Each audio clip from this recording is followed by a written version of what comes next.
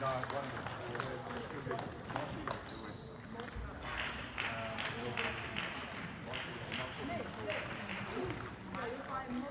Moshi or Joyce.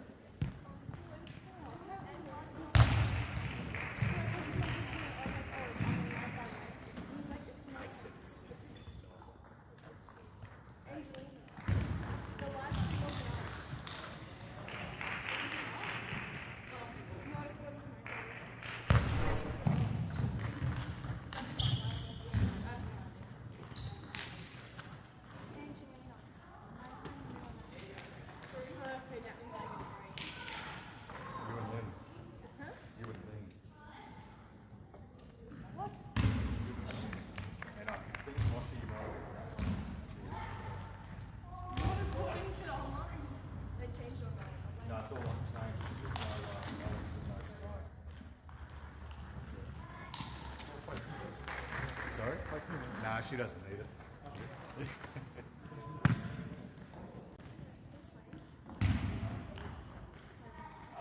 Joyce and Angela. Did you play the first one? That's unusual.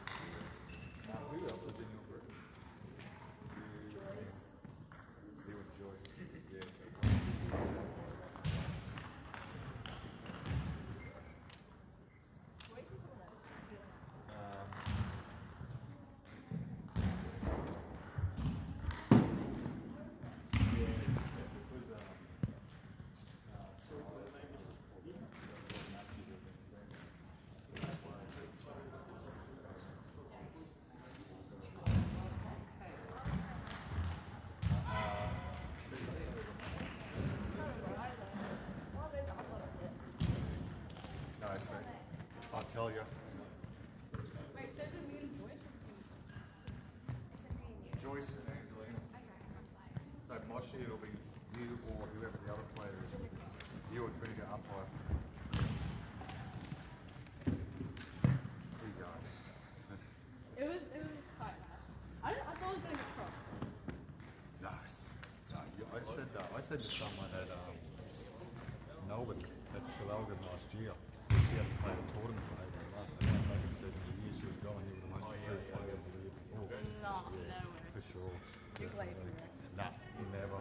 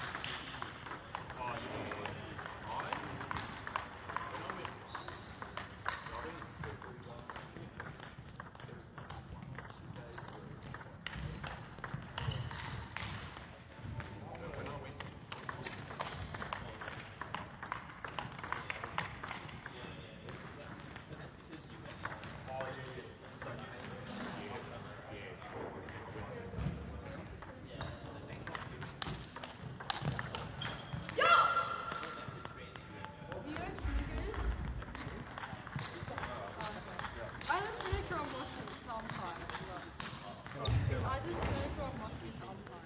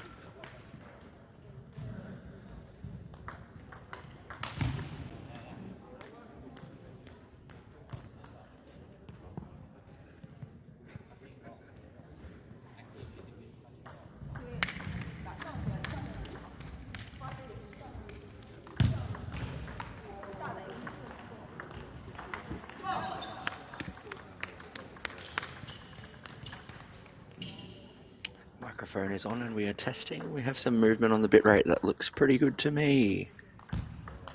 Let me know if you have any issues.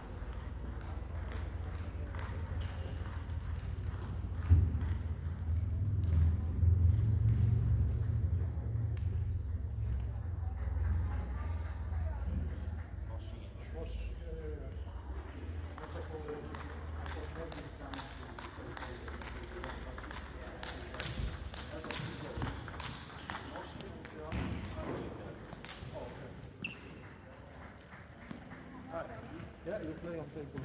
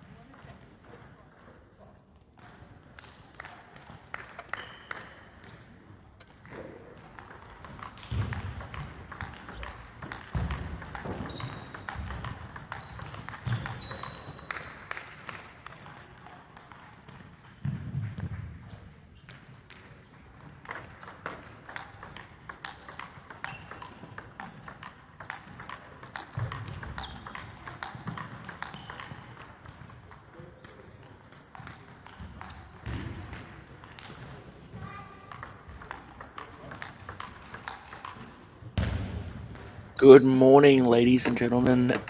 Welcome to the TTA tour here in Shire of Mundaring. Pleased to be bringing you the under 21 girls or women's singles here this morning on this beautiful Sunday morning. We've had a couple of fantastic games previously to this one. Everyone up bright and early over in Perth, of course. Starting at 8:30 in the morning and just enjoying the weather that they've got at this early hour. Coming up for you for this match here, it appears that we have, from what I can see, let's just wait and see for these names to come through. But it looks like we've got Shranika Hari Prasad up against Moshi Hao here. They've played 2 matches prior to this one and working their way through their singles group.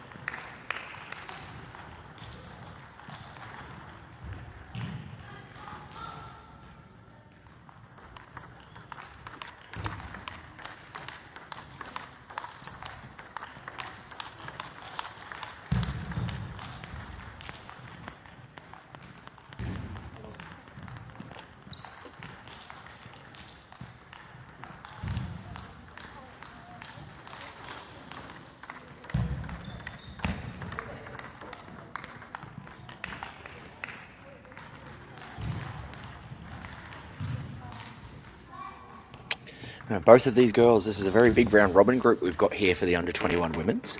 Shranika Hari Prasad has played 3 matches with 2 wins and 1 loss, and Moshi Hao 2 wins and no losses. Obviously, it's going to be pretty interesting as they work their way through this group. Interesting to note, however, the group has shrunk with our 2 top seeds, Alice Shah and Sonali Hasali Buddhadasa, withdrawing from the event. So that's leaving Talisha Gator, Linzu, Shranika Hari Prasad, Angelina Padmadan, Moshi Hao, and Joyce Ho as our remaining players. So that's certainly going to make things interesting here with the top 2 seeds dropping out.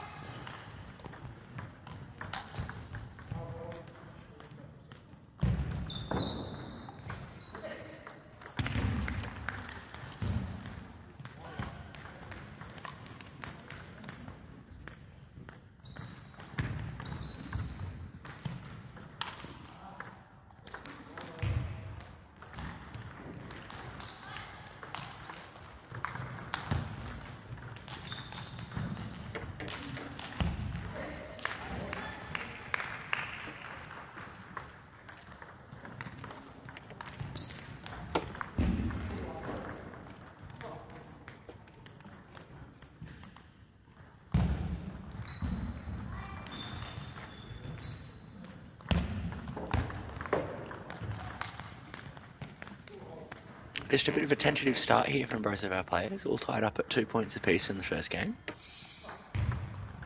Of course, every win here counts.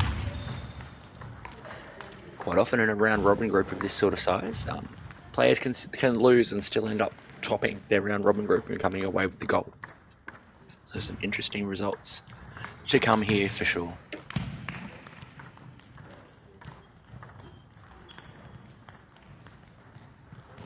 Popping that push right up and sending it off the end of the table there, just needing to be careful there. Prasad, I believe, using pimples on her red side.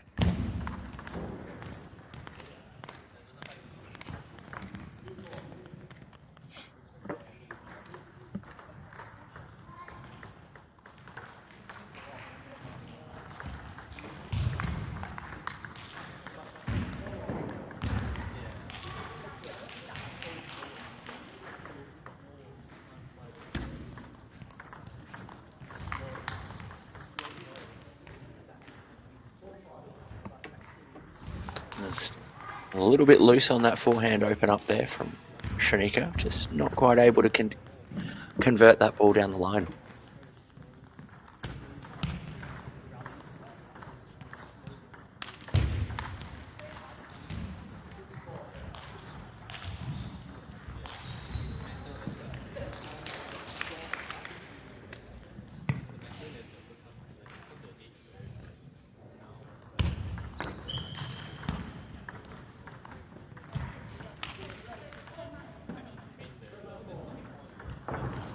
Quick to swing there from the middle there, Shanika, just unable to convert, just not getting the whole body into the shot.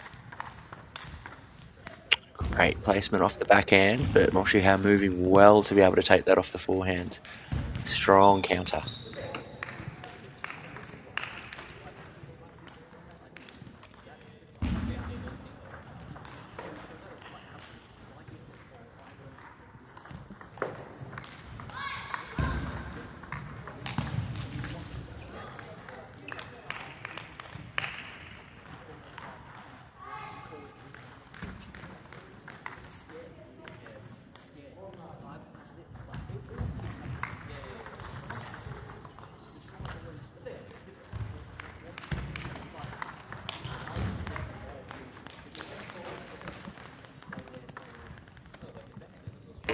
Moshiha running away with it with his last few points in a row here, just converting on the forehand over and over, just taking control of those higher balls.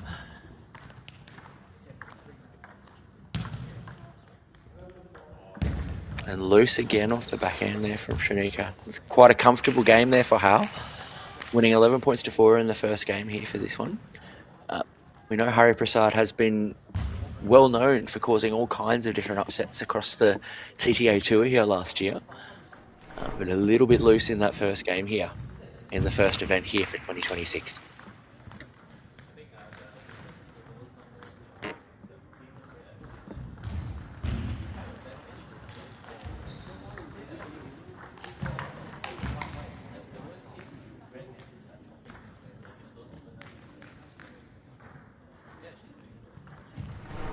You can see that anticipatory movement there from Howard, just really able to control the pace of the rally, getting in position early to take that forehand.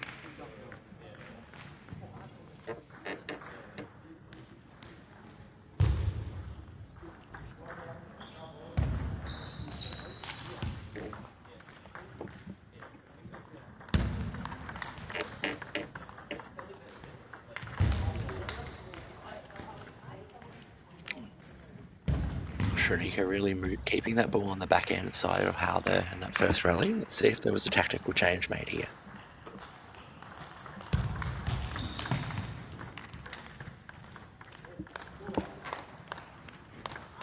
And again, creating that extra pressure there. Strong start here.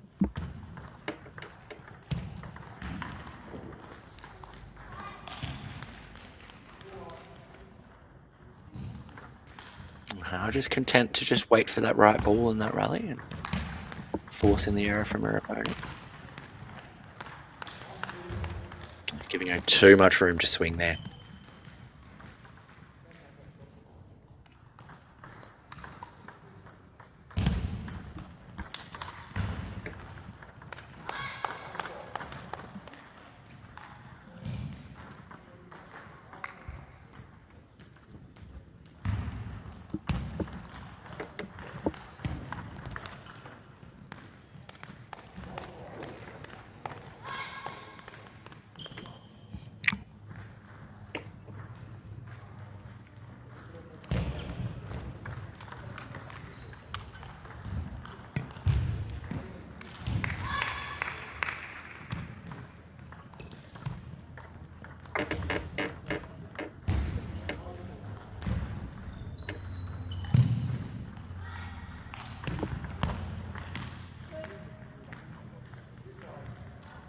There's a couple of loose shots there from Shrenika. She's been doing well early in this game with a strong lead at 5 points to 1. Trying to keep that pressure on Howe's back end and away from where she's been swinging so well today.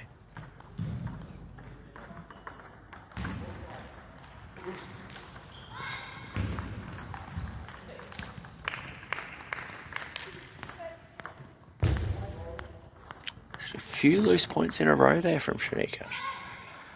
From 5-1 to 5-all, needing to get mentally back in the game here.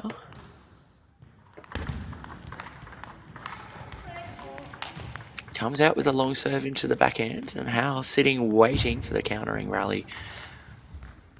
Handling the backhand well and forcing the error.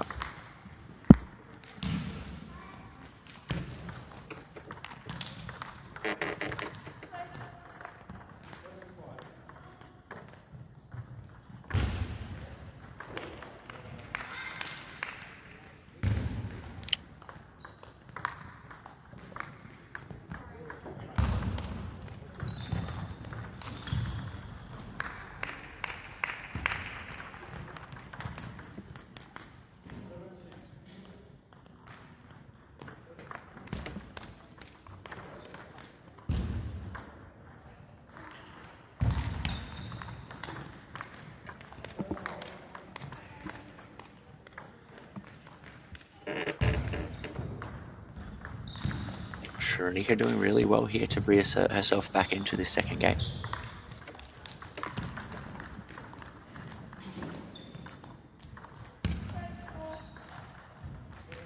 You can see she's trying to place that ball as deep as she can into the backhand there of Howe. Just forcing those errors on herself here.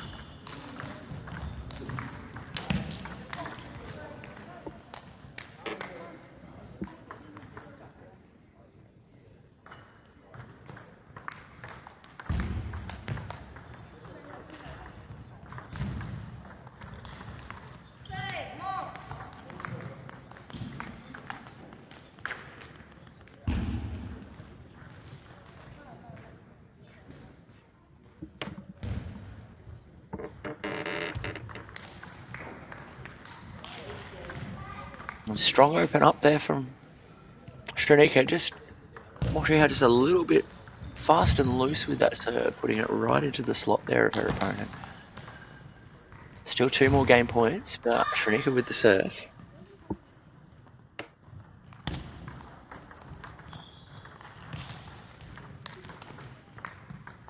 And off the net, forcing the error on the forehand there of Howe.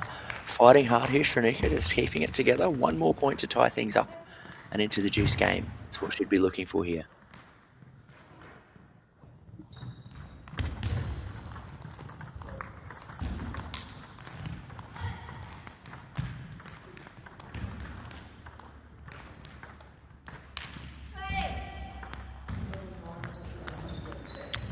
Just a little bit too flat off that forehand there on the final shot there from Shanika. Too far back with the ball dropping. Unable to be able to get that to dip onto the court. And 2 games to love lead here for Moshi Howe in the second game of the under-21 singles. She's won both of her matches so leading up into this, so looking quite strong here. Able to get her 3rd win, hopefully.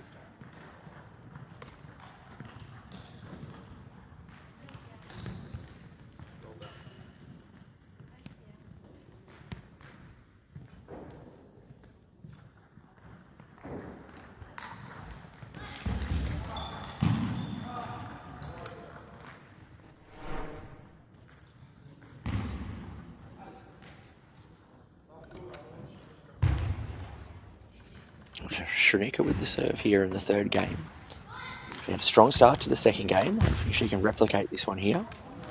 A great block into the body there of Howe for the first point. The sort of thing we're looking for in the 3rd game.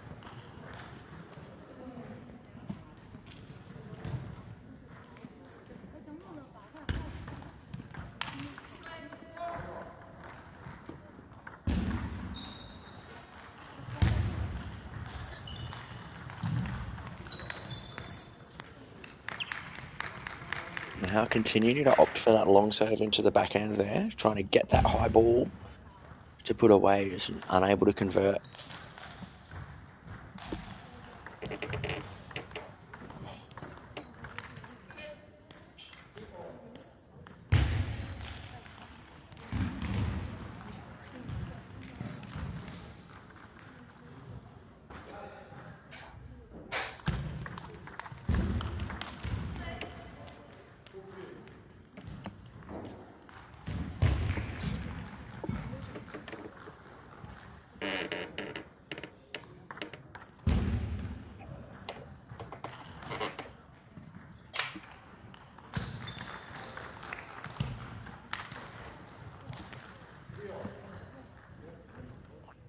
Another strong forehand there from Shanika, a little bit more assertive here in this game. Things all tied up here at 3 points apiece. Crucial moment in the game here. Moshi Howe with the 2 serves.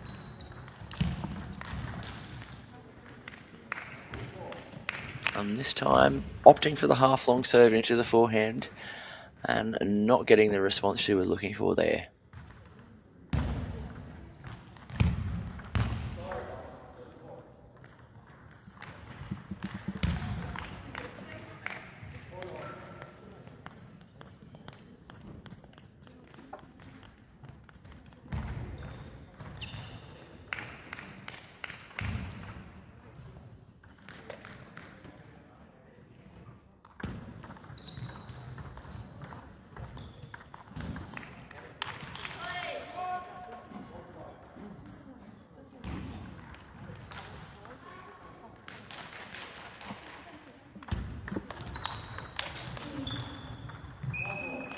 Great ball placement into the hip of her opponent there from Shanika again to keep her in this game.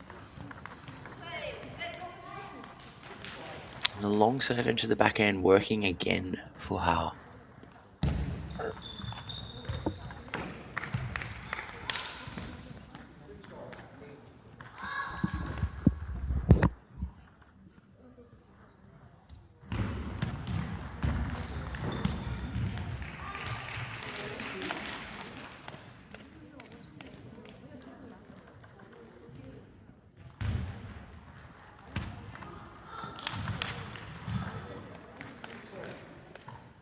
Just a couple of loose shots there from Howe off the back of Shanika's serve.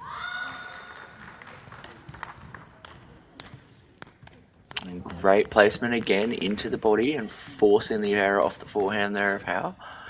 3 points on the trot here for Shanika.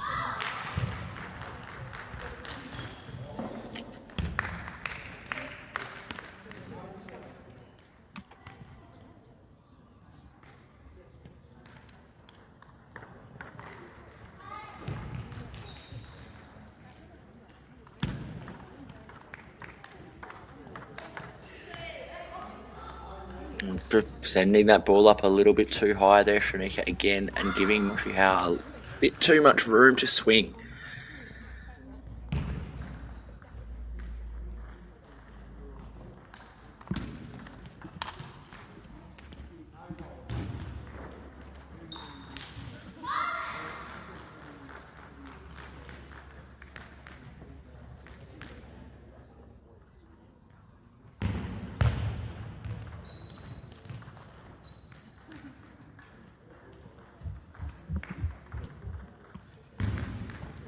points apiece here in the third game.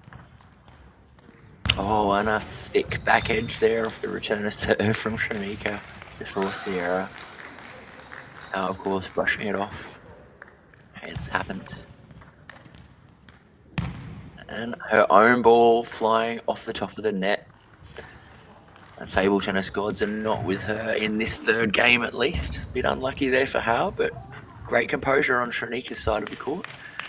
Keeping herself in this match, 1 game to her for 11 points to 9 versus 2 games for Moshi Howe in the under-21 singles here at the TTA Tour in the Shire of Mundaring.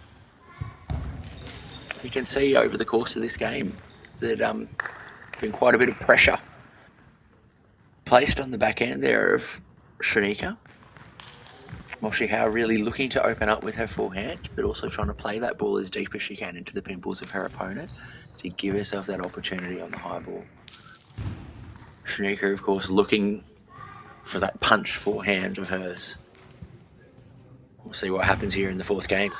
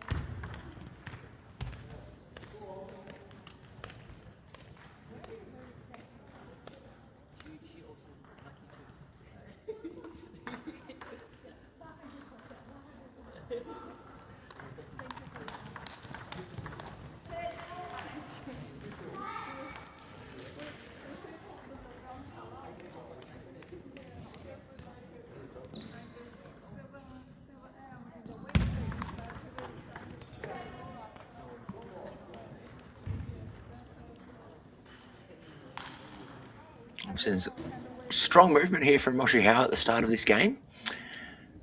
She's really trying to assert herself in the fourth game and make sure that she can close this out in 4. Absolutely her preference. And just a loose error again off that backhand side from the deep ball.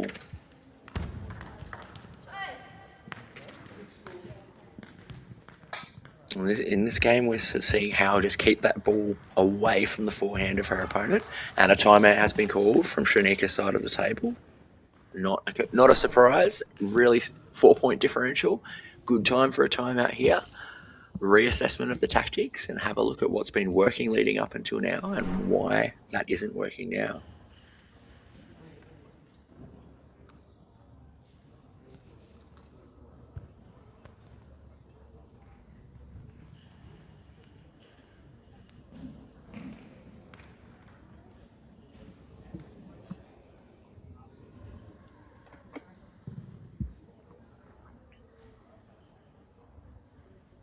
Of course, a big difference here in the fourth game is the way that Moshi Howe has come out. And she's come out far more aggressive with her forehand, really moving well, playing quite actively around the table and forcing the error from her opponent. Shanika, of course, as we saw in that first early points, just trying to keep that ball a little bit shorter. With the active play of her opponent, needing to make sure she gets those opportunities and is ready to pivot for the balls that are coming to her middle.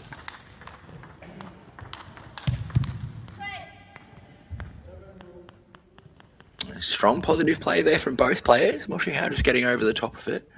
Certainly not something to take away from Shanika's side of the table, though. That was what we were looking for.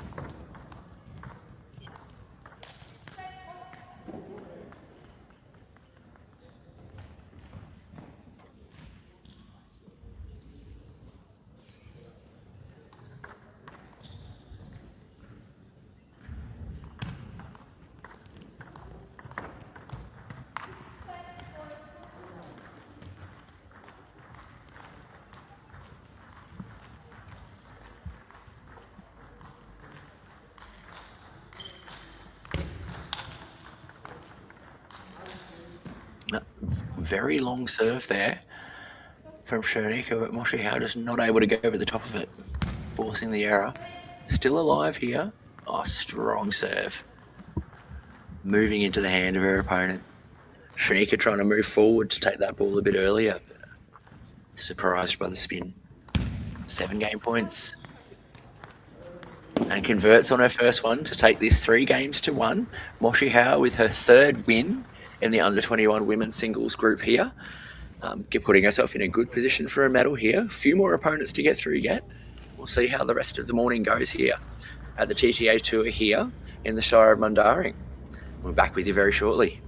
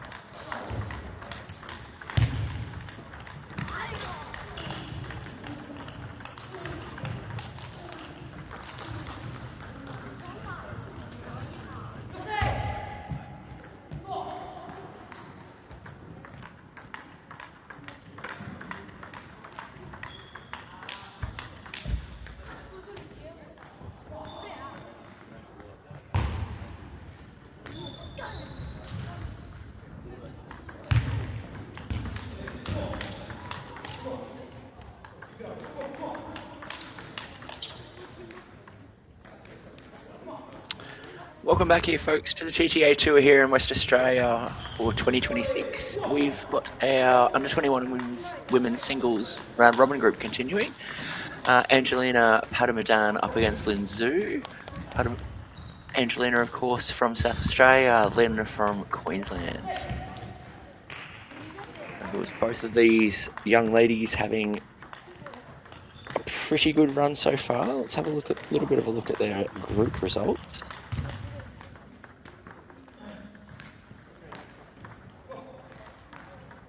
Lin currently with 5 wins on the trot. That includes our walkovers, of course, and 0 losses. Angelina with 3 and 1 loss.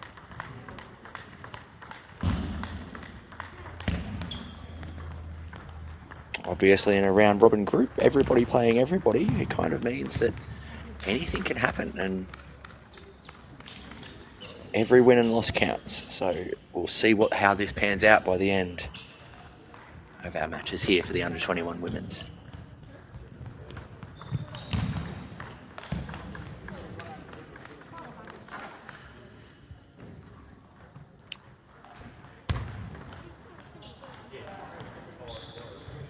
Of course, Lin Zhu, commonly known as one of Australia's very, very best young up-and-coming juniors. I believe she's upgraded finally to the under-13s in terms of her age, but regularly playing in the older age group events to continue to get that experience. And not just playing, but of course, getting some strong results there as well. Under-21 women's quite often does see a large junior contingent of players just trying to look for that extra experience against older players, older women players, without going all the way through into open, of course.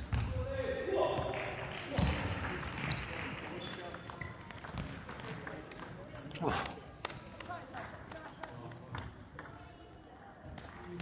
Bit of a funny one there. I hope Lin's okay after that shot.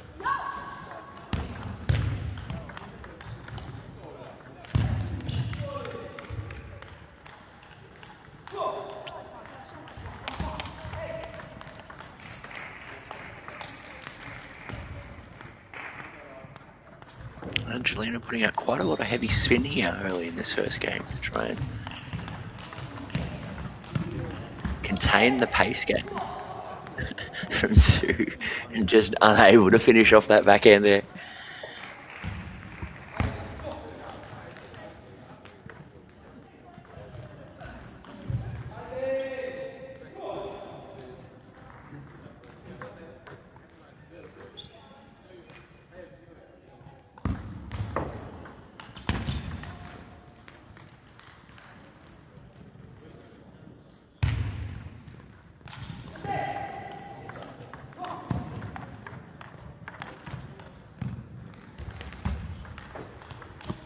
And just clipping the edge on the way through, a little bit tentative with the previous forehand, forcing an extra shot there. Be careful with those sort of ones. And great control off the backhand return to serve there from Lin. Couple of points on the trot here, 10 points to 5.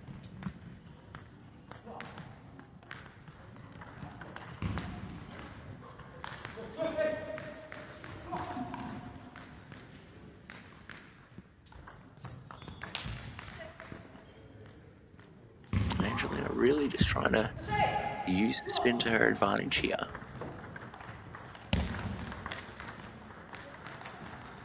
Forcing that higher spinnier ball, but Lin taking it early, cutting it off, and forcing the error from her opponent to take that first game, 11 points to 6.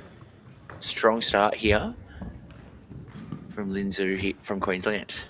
Really controlling the points with her repertoire of serves. Of course, she's got her pendulum and her reverse pendulum, her backhand serve. She comes through.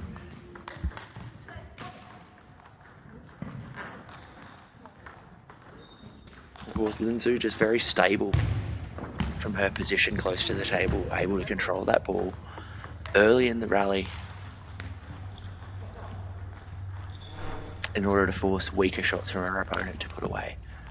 Lin's not afraid to play a few points in a row in order to force that weaker shot. Tries to keep the pace of the rally going.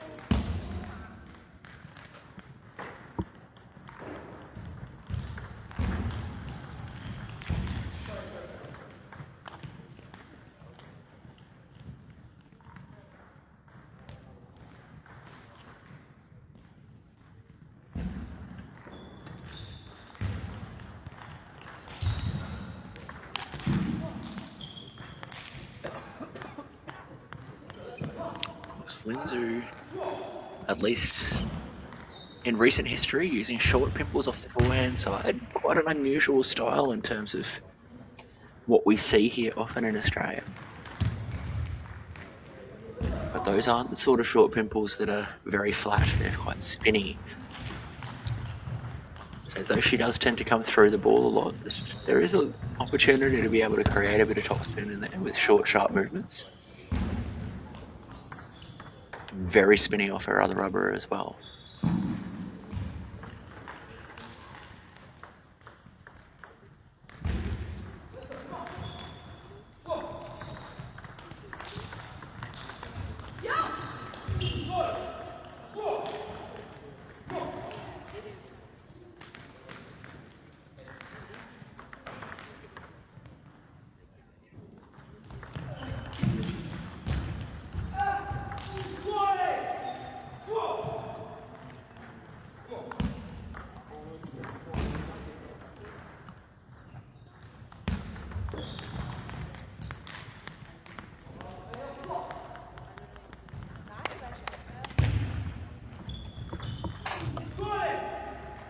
See, Lynn got to that ball very early and just swung. Not quite in position, however.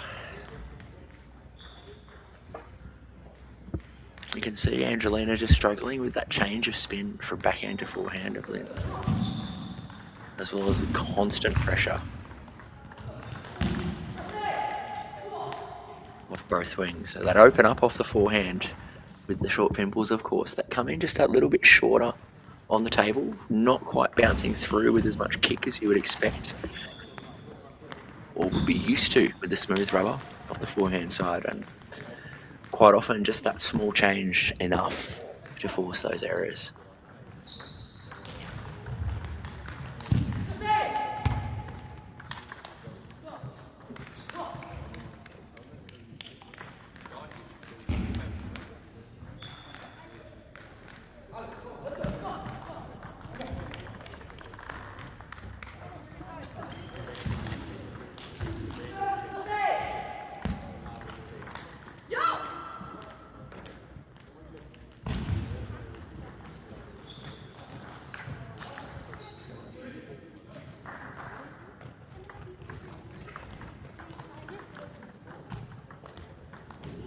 Backhand serve there of Sue's is surprisingly deceptive with the amount of backspin that it gets based on that motion. Seen a few errors there from Angelina's side. And again, just that little bit too high into the forehand, into the short pimples there of Linzu. Needing to be very careful with those higher balls. Consistent games here, 11-6, 11-6. Linzu against Angelina Padmadan from South Australia. So Angelina keeping in this game, particularly over the first half of the points.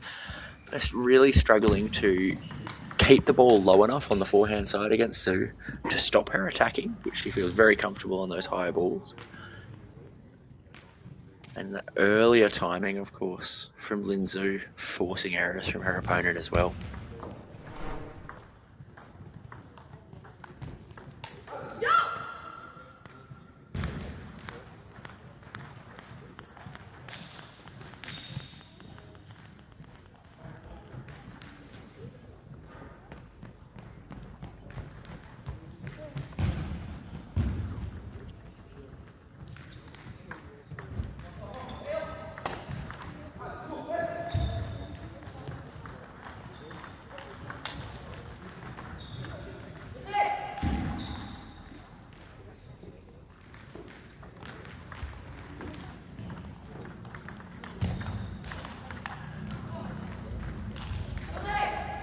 A well-constructed point there from Angelina, forcing movement from her opponent in order to get that error off the backhand side out wide.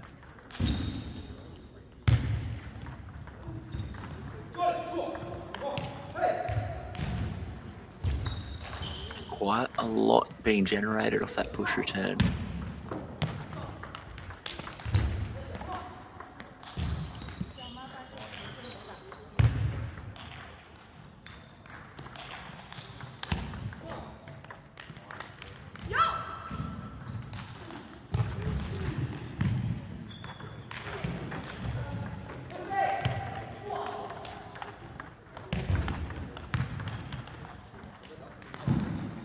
And strong backhand finisher there from Zhu. Just moving forward close into the table to be able to take that one and cut the ball off.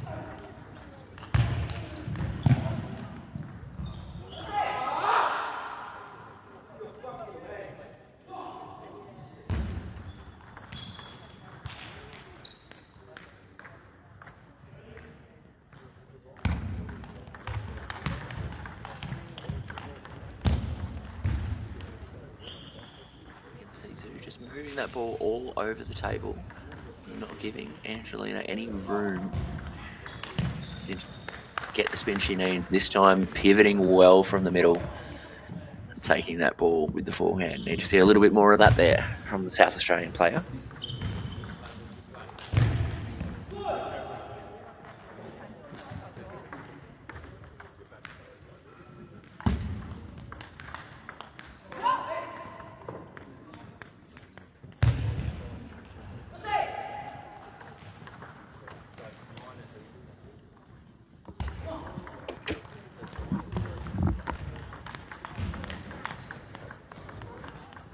Just again, that little bit of extra pressure around the middle of the table there from Lin Zhu, forcing those errors.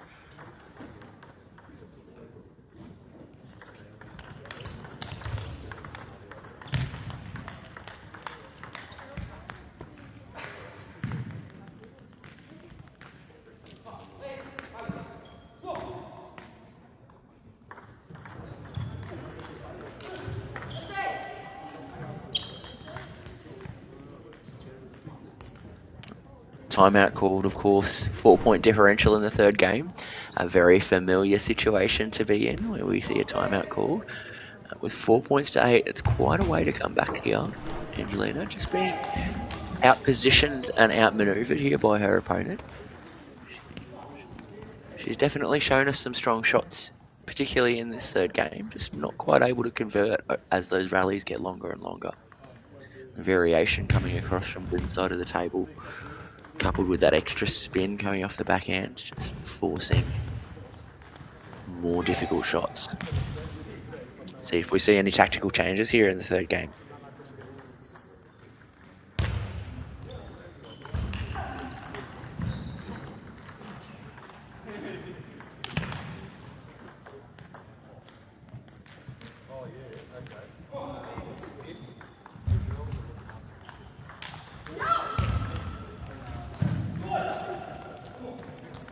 That ball moved really far out wide into the backhand there of Zhu to force the error. Great placement there from Angelina.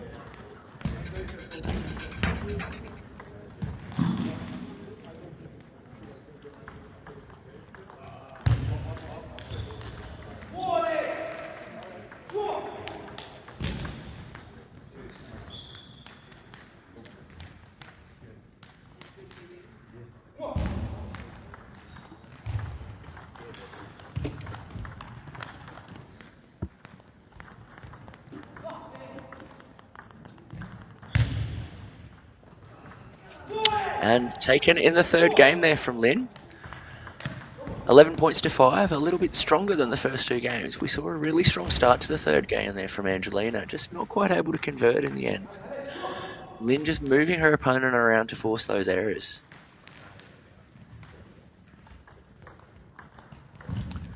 Lin Zhu with her fourth win in her round of robin group now, consolidating her position and getting her into a really good spot here for a medal in the under-21 women's singles. It's pretty impressive for an under-13 player.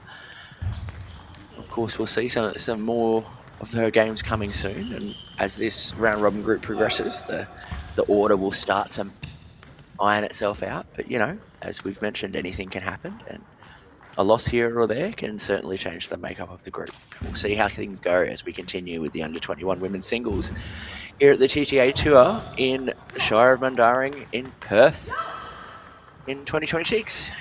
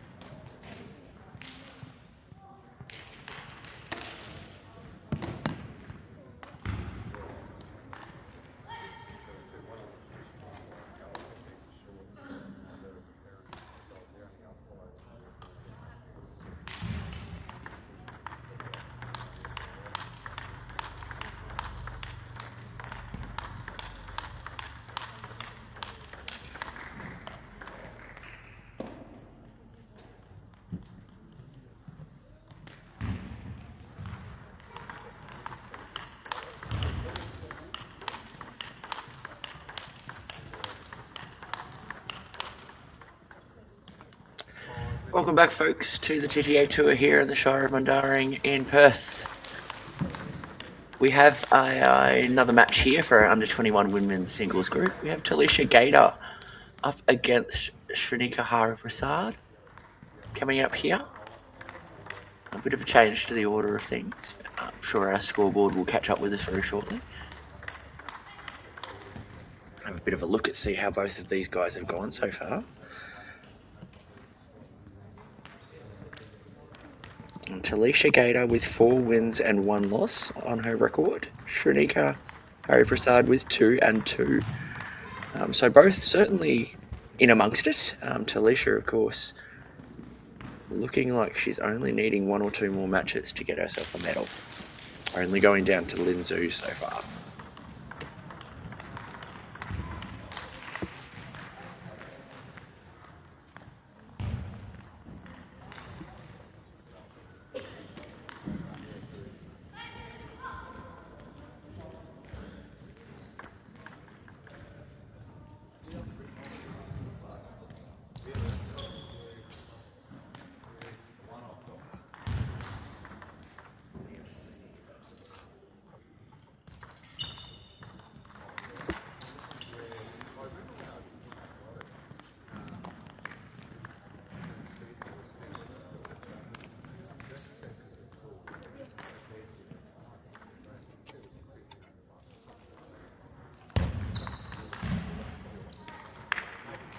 Caused a little bit of a contrast of styles here.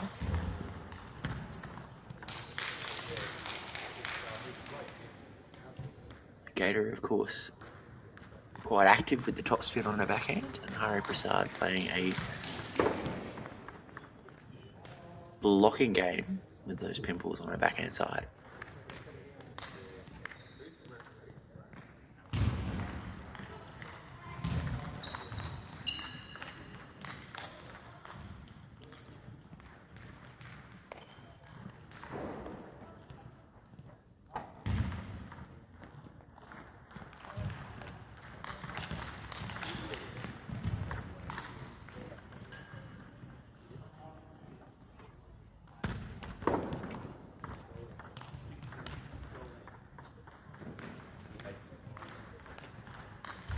Shrinika really forcing the error from Talisha's backhand so far.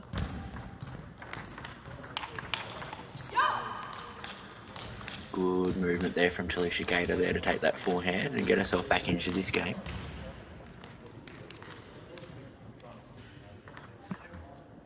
Bit of a tentative start, but starting to find her feet here. A quick return off the serve there from Shrinika to force the error.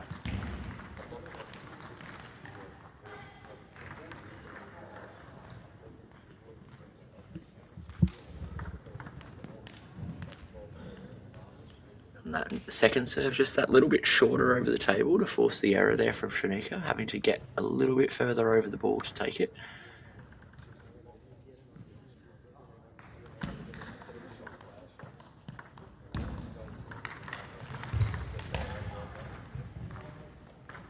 That ball to the middle off the pimples of Shrinika, just forcing the error again from Gator, just coming off the top edge of the racket. A little bit of an anticipation error here.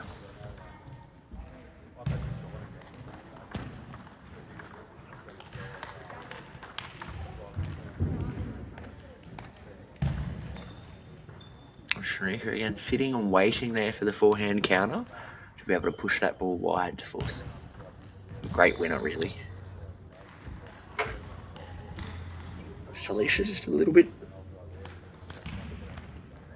loose in the first game and just needing to start playing her own game here. Ooh, well-placed return. Very, very wide ball, clipping the net on the way through there from Talisha. A bit of a lucky one.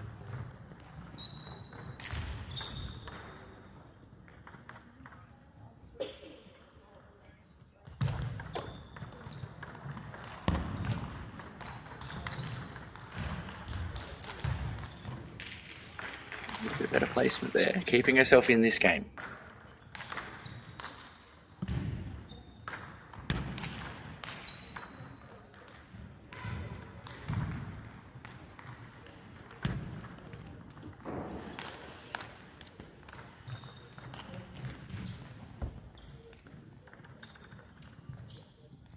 Gator just swinging at that ball from a slightly uncomfortable position there. Not quite able to get a hold of it. And this time placing the ball into the hip of her opponent to force the error. Just staying in arm's reach here in the first game here. Again, a little bit too high and long on that serve into the middle of the table there from Gator. That serve, when it was quite short, was working okay for her, but if Shrenika is able to reach that ball, she can punch that in either direction. And that time just a little bit, again, longer, either very short or very long. That middle area of the table, quite dangerous.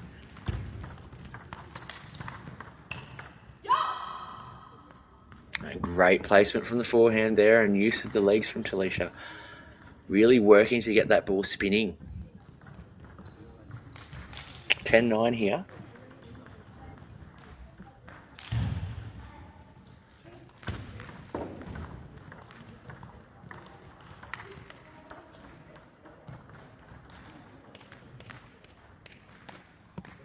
And forcing the error there with the slightly wider ball. For the first time this match, Talisha's been able to tie things up. 10-all in the first game. And that slightly slower ball out wide to the forehand to force the error. I'm not sure it was intended, but it was enough.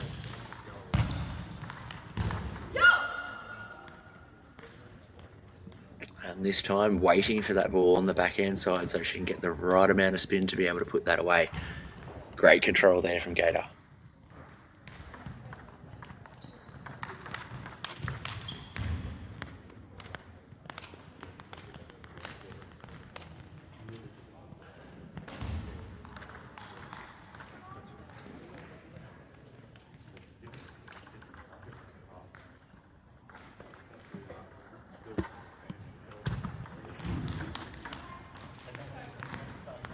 Oh, and a very thick edge to save herself there in that game there.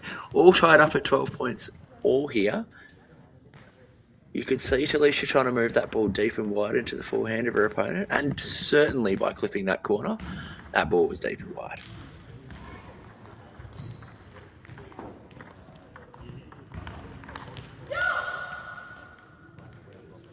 And again, that spinning ball just a little bit deeper on the table in order to force the error there from Shrenika.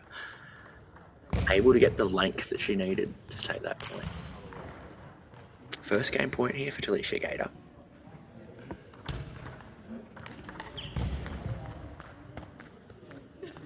Unable to convert and tied up at 13 points apiece here. It's turning out to be a bit of a battle here in the first game. Of course, winning this first one's going to be a sort of a mental victory as well.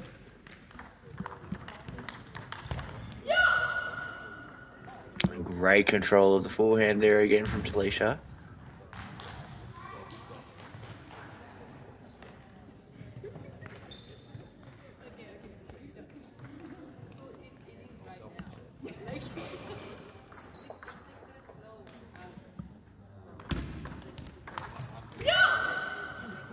And she closes it out 15 points to 13 on her second game point. Talisha Gator with a great comeback. She was behind for that entire game. 5-love down and then 2 points behind for a very large majority of that game. And fights her way back into it, not giving up. It was a great display of resilience there from Talisha Gator and the Queenslander up against Shrenika Hari Prasad, who again was fighting well. It wasn't due to errors from her side of the table in particular. It was just the ball movement and placement of Talisha Gator and that ability of hers to continue to topspin those difficult shots and really engage that movement so that she can get into the right position to keep that topspin going. Great comeback in the first game here from Talisha Gator. 1 game to love in the under-21 women's singles here.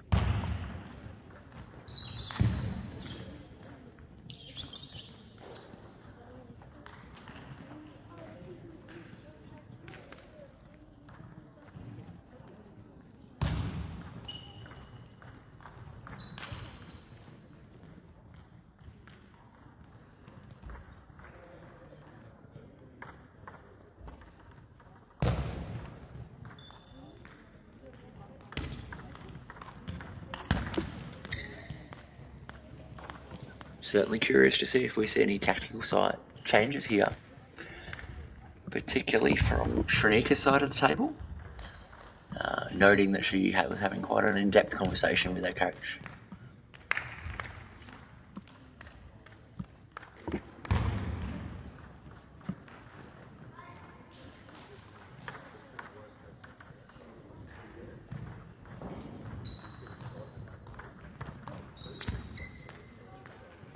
And stepping over to the forehand to take the backhand on the return. Trying to use those pimples to her advantage by changing the spin. But just not quite able to close it out there.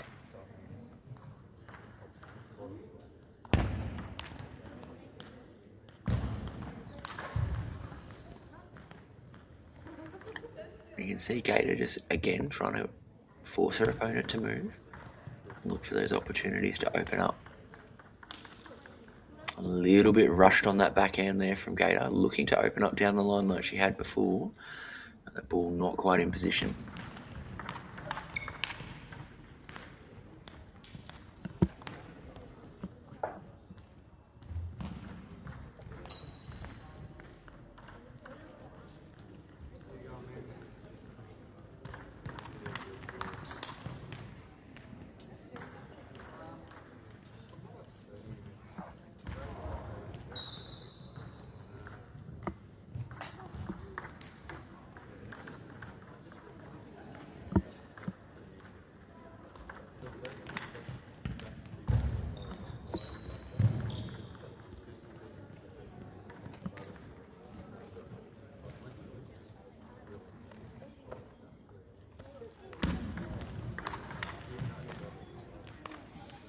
Great control over the table here in this second game from Shrenika.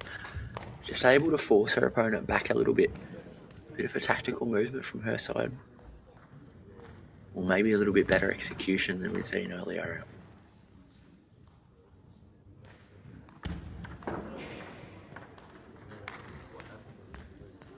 You can see just the shots and choices she's making, trying to keep pressure on her opponent and keep her back and away from the table.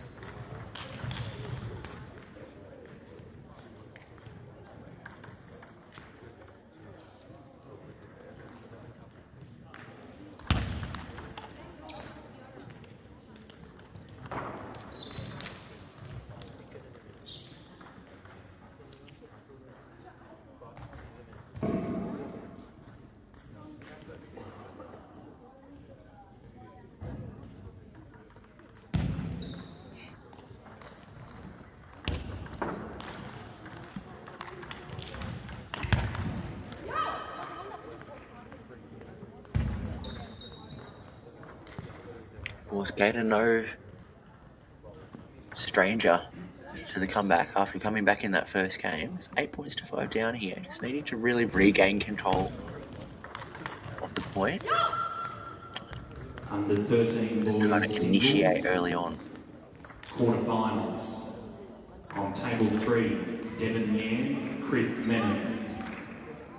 On table 5, Rishad Bhaskara, Aryan Batar. On table 6, Daniel Min, Ivan Chan. And on table 7, Owen Chung, Wesley Lee.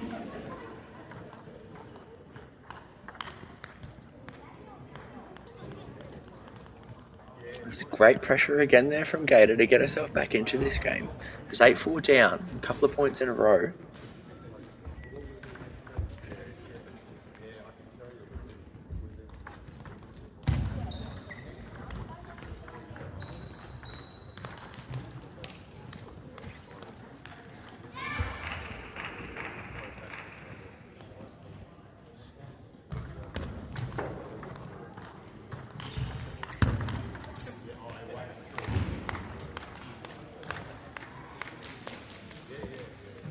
Three game points here for Shrenika though in the second game. She's just sticking to her tactics throughout this game of being able to control over the top of the table.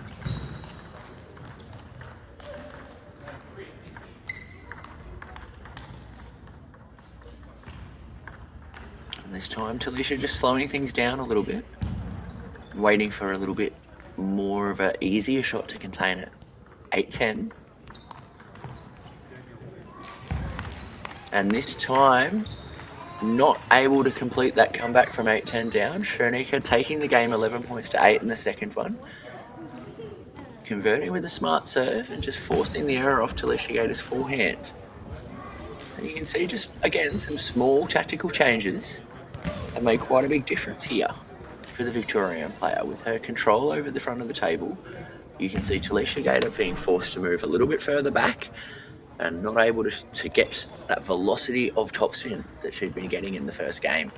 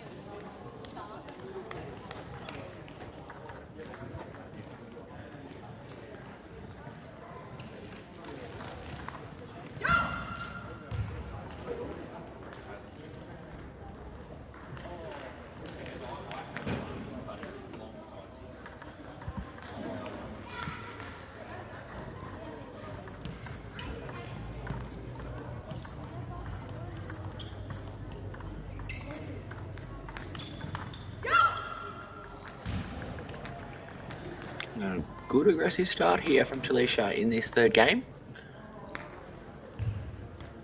Taking it to her opponent.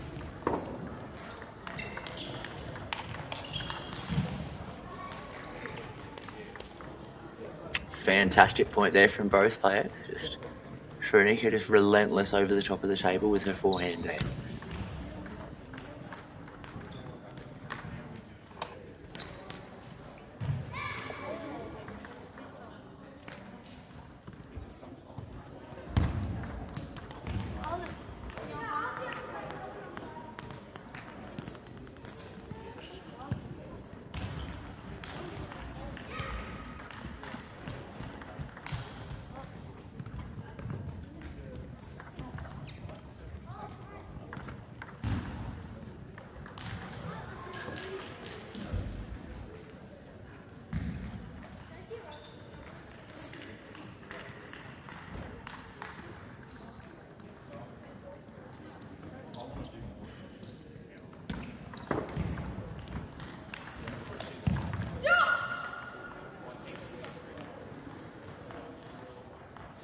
Gator is doing really well here to keep that pressure up against her opponent. And this time, great anticipation from Shrenika's side of the table to get that forehand counter away.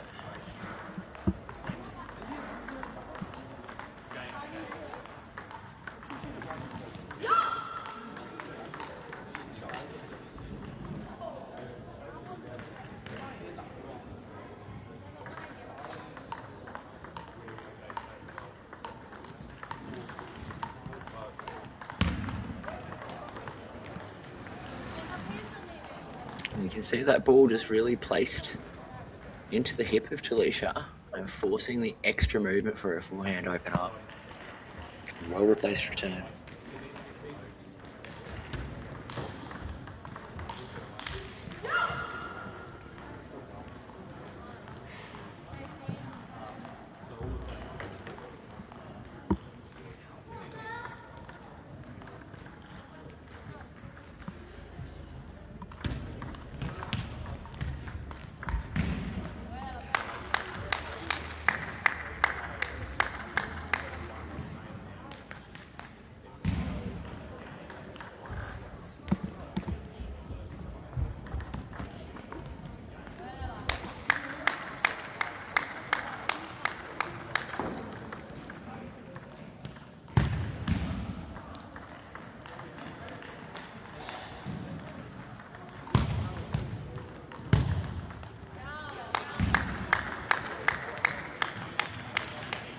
A little bit rushed off the back end there from Talisha Gator, trying to look for that early winning shot. Not quite able to take the edge, but comfortable in this third game. And considerably more aggressive in terms of her play and positioning.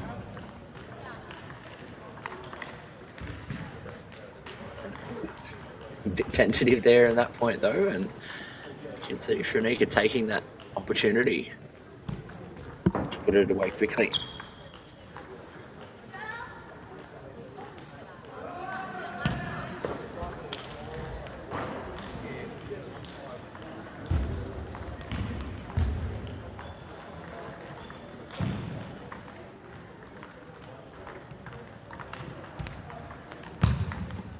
Just coming off the top edge of the racket there. Not quite in position for that pivot position again to Talisha, but good to see she's looking for it and moving as early as she can here. Second game point. And great backhand counter attack there from Shrenika. 10 points to 8 here. Talisha's still in with the chance. I would predict, however, that if Shrenika wins this point, we may see a timeout come out. Let's see what happens. And Talisha's able to close it out, 11 points to 8 in the third game. And getting ahead now, 2 games to 1. Playing a considerably more aggressive game in that third game and really trying to take it to her opponent a little bit earlier in the point. Relentless with her topspin and forcing those errors from Shrenika. Shrenika, of course, not backing down herself. Her game is situated close to the table, does take the ball relatively early and tries to force those errors from her opponent to give her that high ball to put away. Not quite getting as many opportunities as she had in the second game. We'll see what goes on from here though.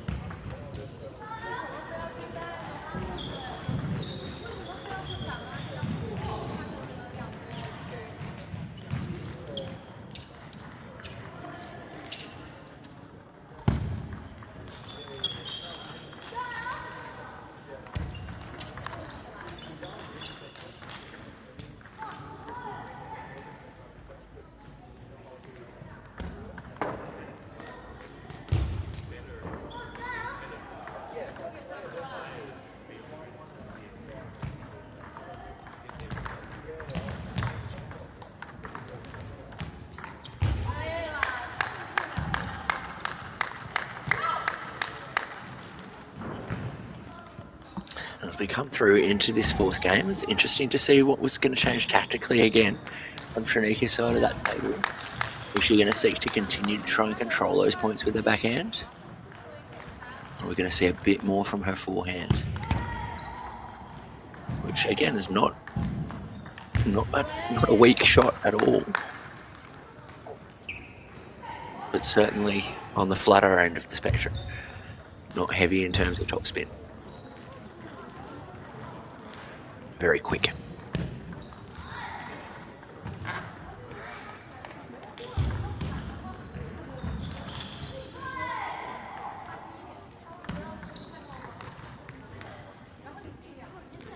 That shorter ball again. Shrenika just not quite coming forward with her whole body, sticking the arm out to try and punch it through.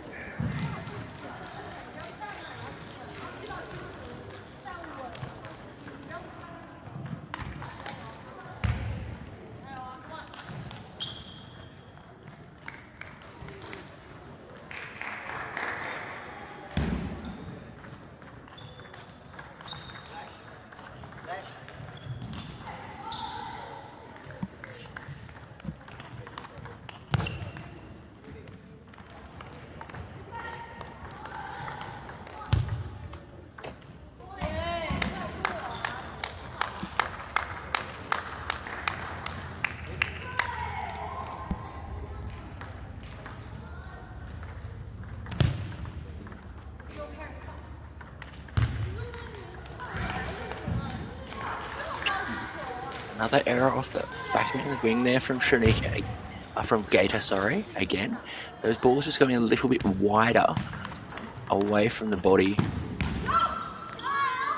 Try and force those errors, but once it starts going forehand to forehand, we're seeing Gator winning a majority of those points.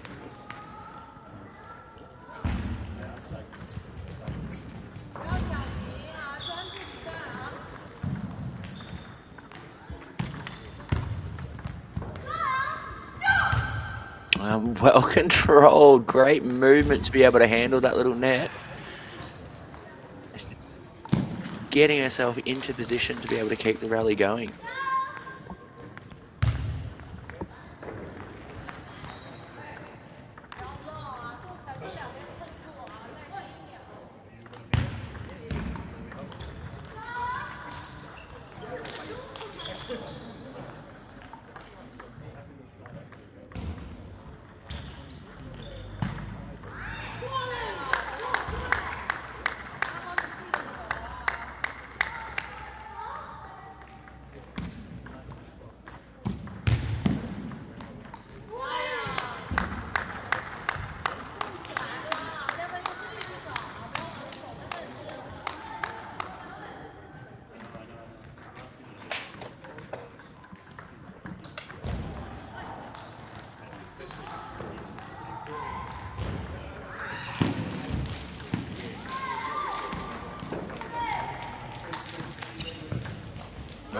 Great timing off the backhand there from Shanika. Fantastic punch. Sort of aggression we're looking to see here in the fourth game.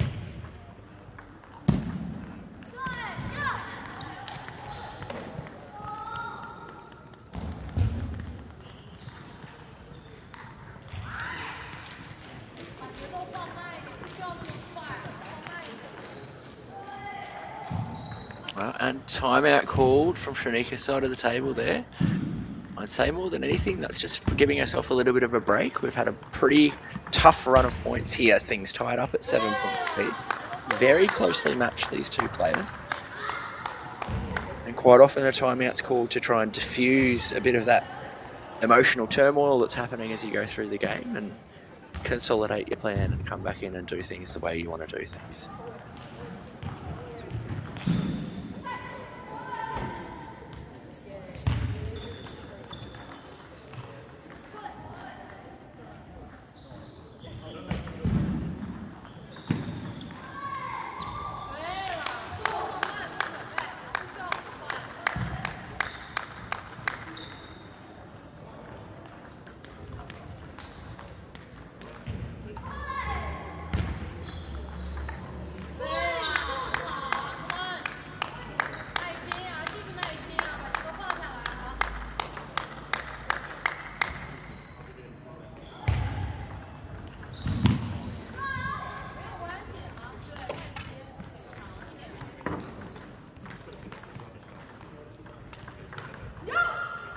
Great movement on the pivot there from Talisha Gator. That was the sort of shot and trajectory she'd been looking for to force that ball into the net. Those slightly higher ones there, Shanika able to control and take a little bit earlier and put away. That lower, faster ball, harder for her to control.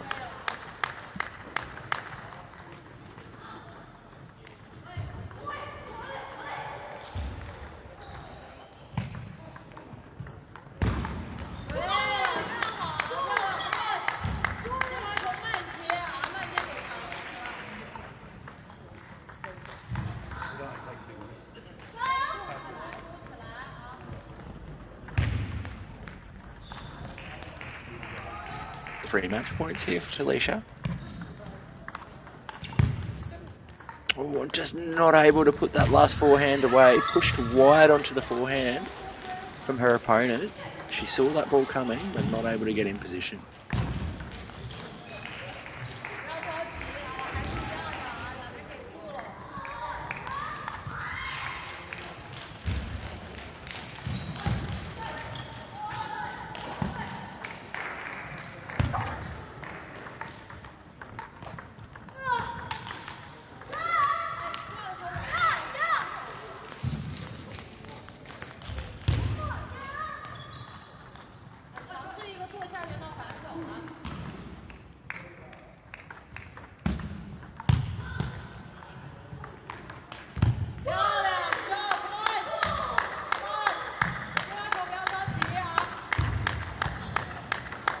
Great comeback here from Shanika in this fourth game. She's really aggressive in these couple of points.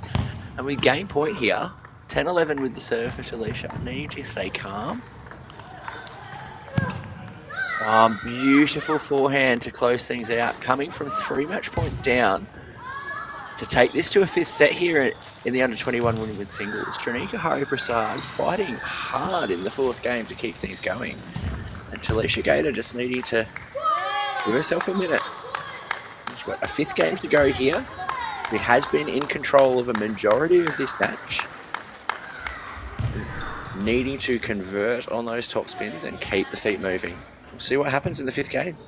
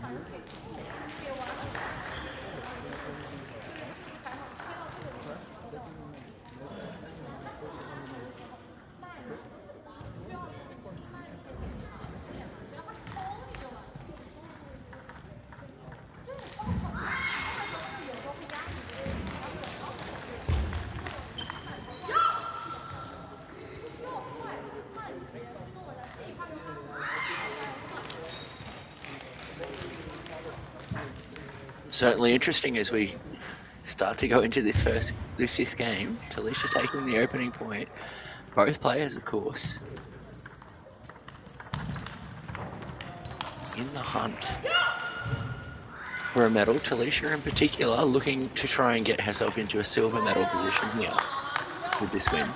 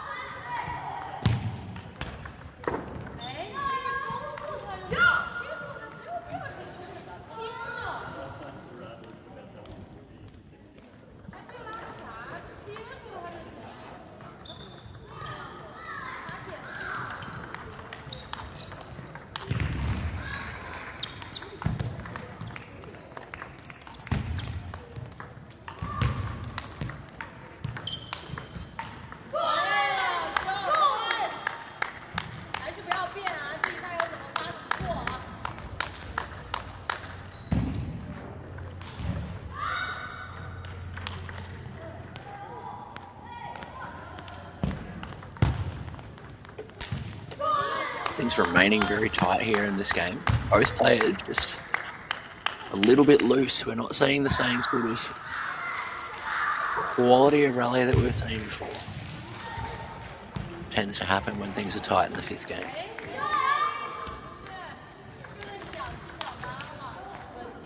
You can see that returner serve from Talisha just going quite high, giving Shanika that opportunity to attack.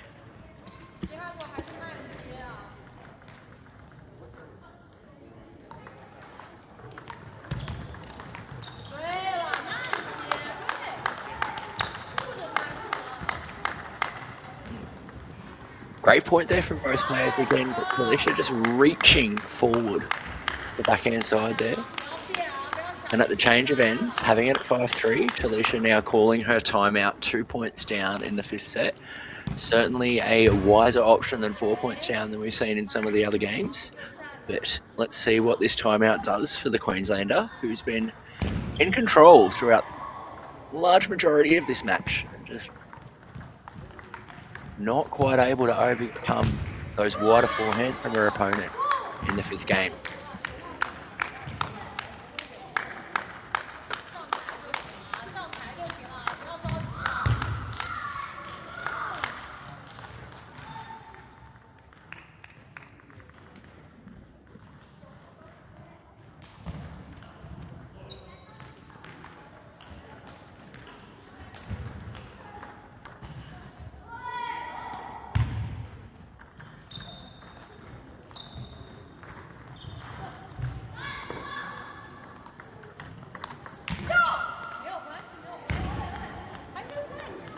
Great first point back there.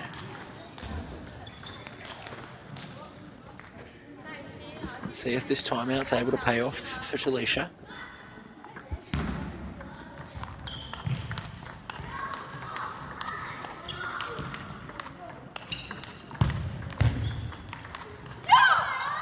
Cracking point from both players. Shanika opting for the forehand flick for the first time that I've seen in a while. And really handling that higher, shorter ball. Strong counter rally there from both players.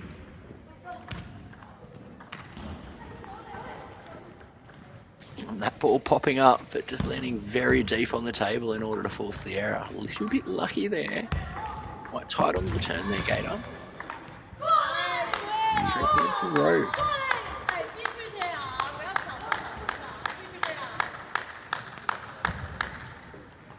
And just like we've seen throughout most of this game, all tied up here at 6 points apiece.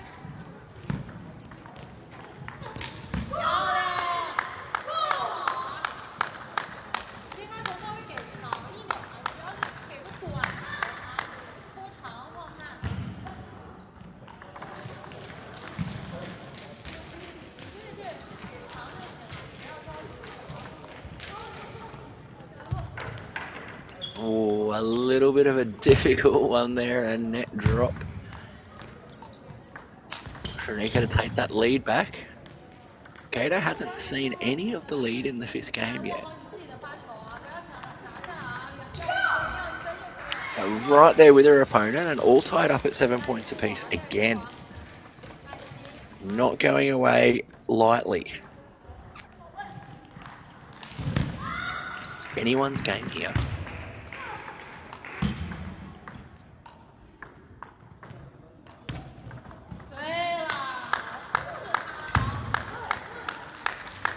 Pushing that ball a little bit too wide there. Alicia having the opportunity for a forehand topspin, but trying a little bit too much to move her opponent out of position and just going slightly off the side of the table.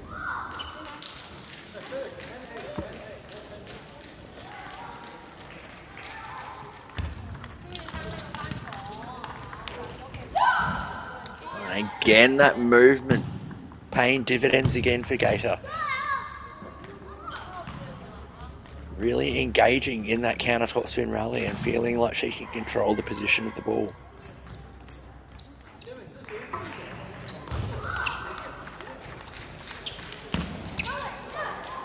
And the forehand flick again, starting a topspin rally.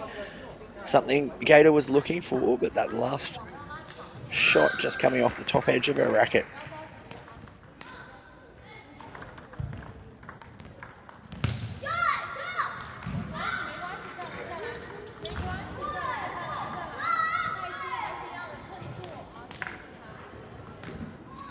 That last one barely missing the back end of the table. Very, very tight on the return. You can see definitely would be a little bit nervous at 9-all in the 5th year at a TTA Tour national event. It's pretty serious stuff. But Shanika's done this before with the serve. 9-all in the 5th set.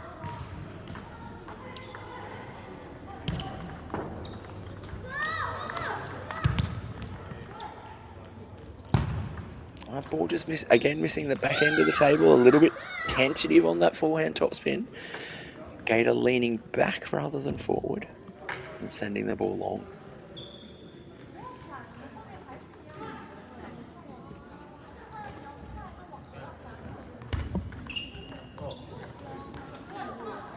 I'm trying to go too short 2 times in a row and sending that push into the net.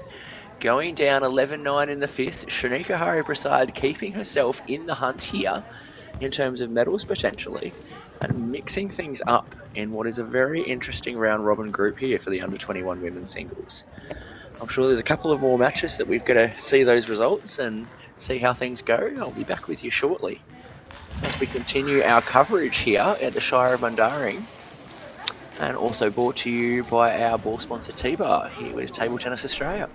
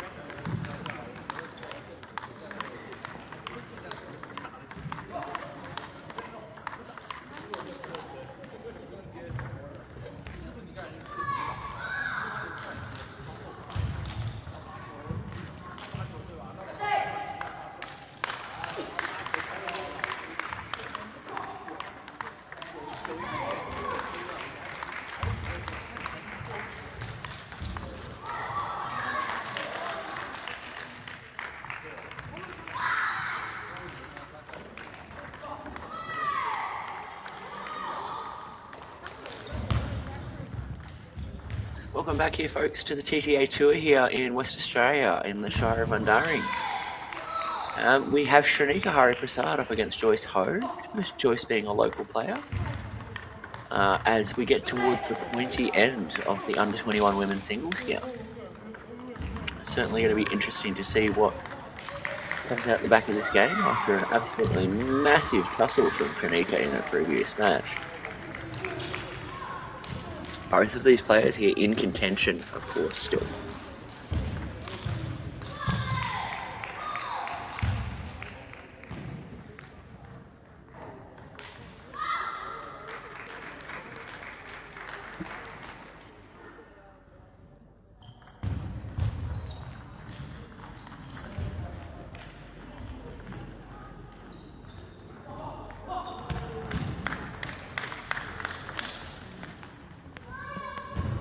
Crucial game for both players, obviously keen for the win.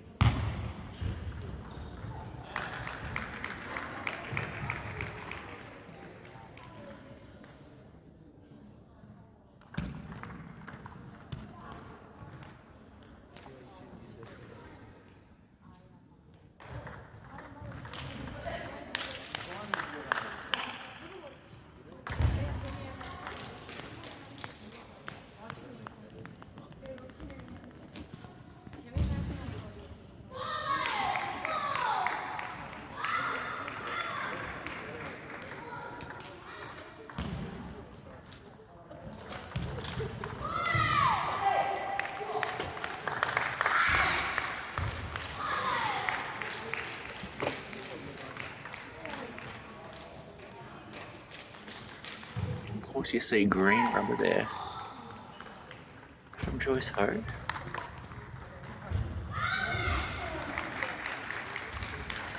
Okay, we'll allow it. We should get a good look and see what that green rubber does to things.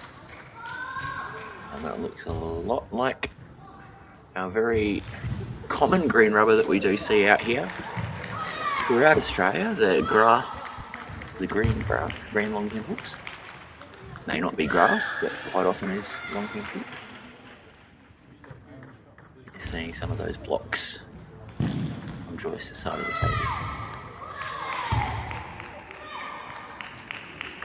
Well, Shanika, I believe, using some kind of more aggressive pimple on her red side. It's going to keep things a little bit interesting. Quite often when you get players with a mixed range of different surfaces, you get a pretty mixed range of rallies. You'll get some absolutely cracking rallies and some pretty funky ones like we've seen so far.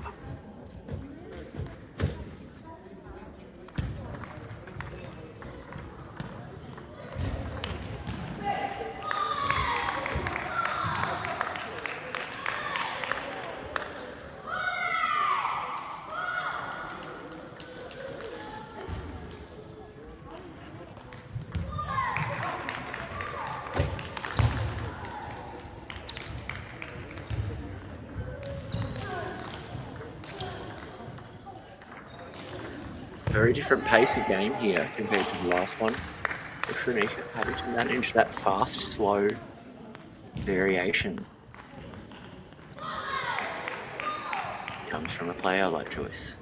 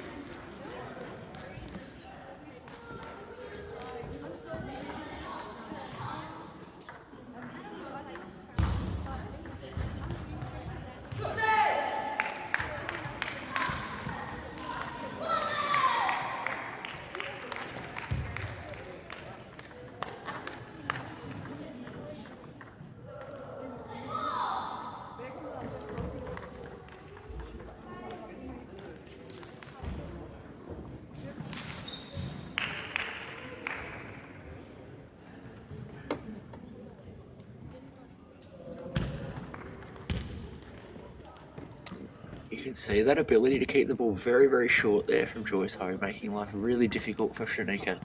Can't get under that ball with her backhand. She'll be able to send it with that velocity. But of course, there is the danger with long pimples of the ball popping up, as we just saw.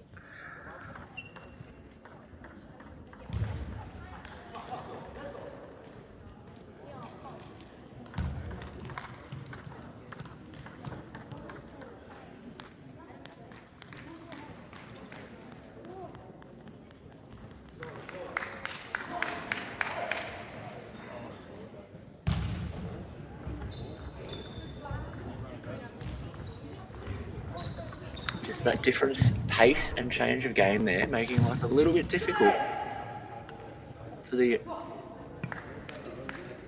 younger player. Joyce Ho just controlling the ball with her long pimples and really just accelerating, of course, a couple of times off the forehand, but mostly using her backhand to keep the ball short and take away any space that Shanika needed or had to be able to put that ball away. Strong opening game here from Joyce Ho.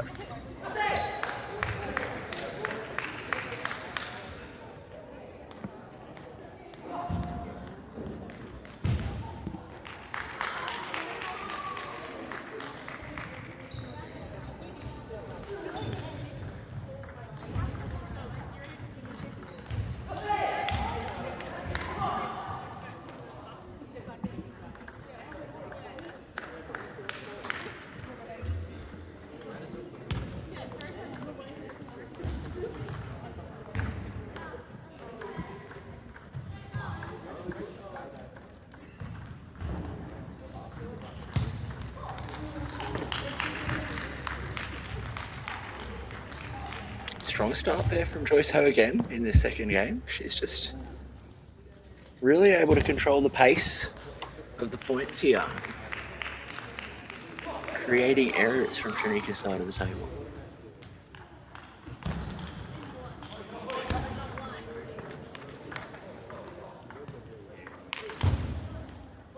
A much better constructed point there from Shanika, getting those higher balls that she wants to be able to put it away. Wanting to use her spin to be able to get that ball to pop up a bit more. To control the pace of the game.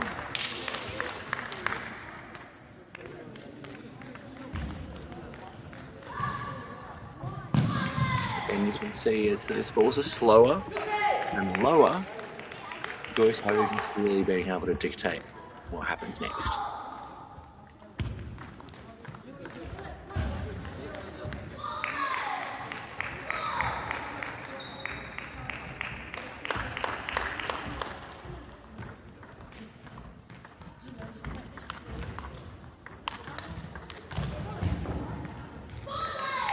Well-constructed point again there from Shanika to be able to open up that area and space on her backhand side and put it away.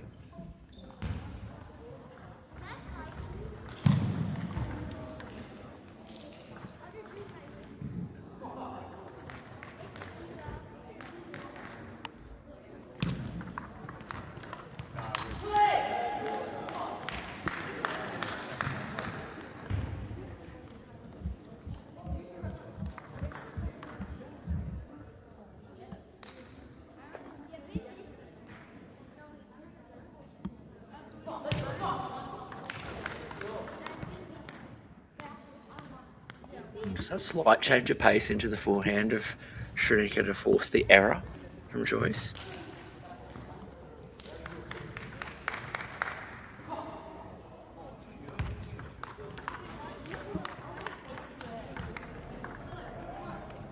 Too far away from the table to be able to block in that fashion. That ball just making it to the bottom of the net.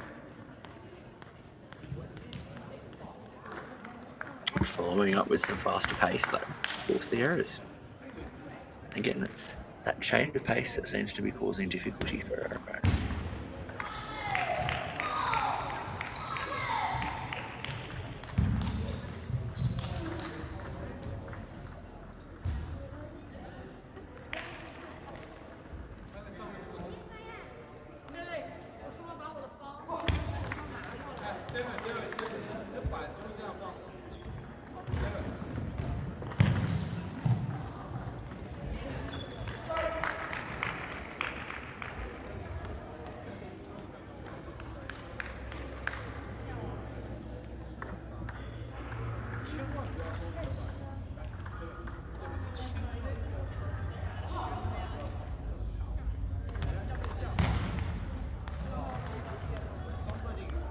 great ball positioning there to force the error from Joyce Ho. She's just consistently making life difficult for her opponent and making her feel uncomfortable in playing her game. You can see now Shanika's trying to get the ball onto the forehand of Joyce Ho, feeling that frustration off the green rubber of her opponent.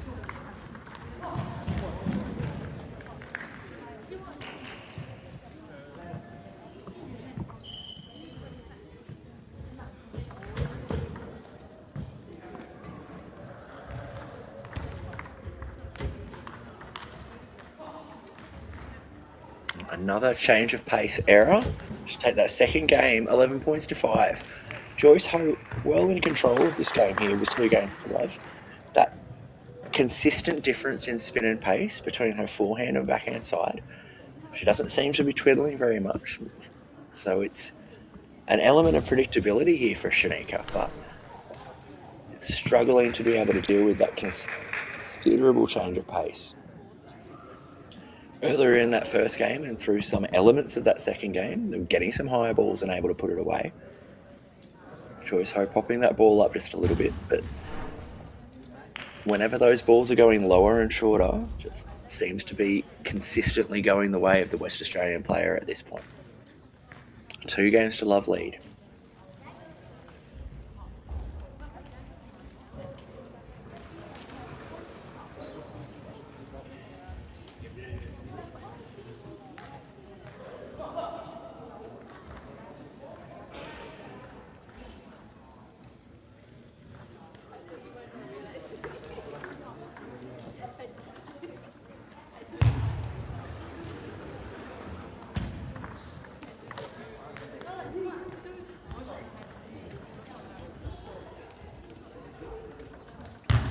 Great pace off that opening forehand there.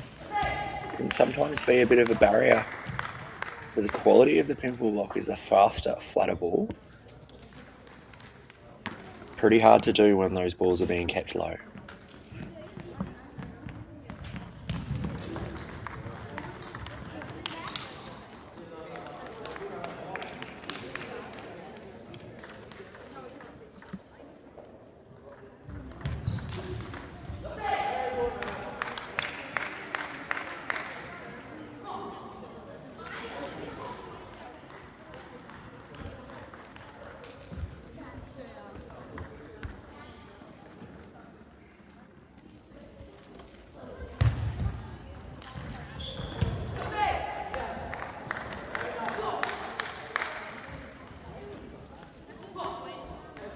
Much more considered start to the game here, though, from Shanika's side of the table.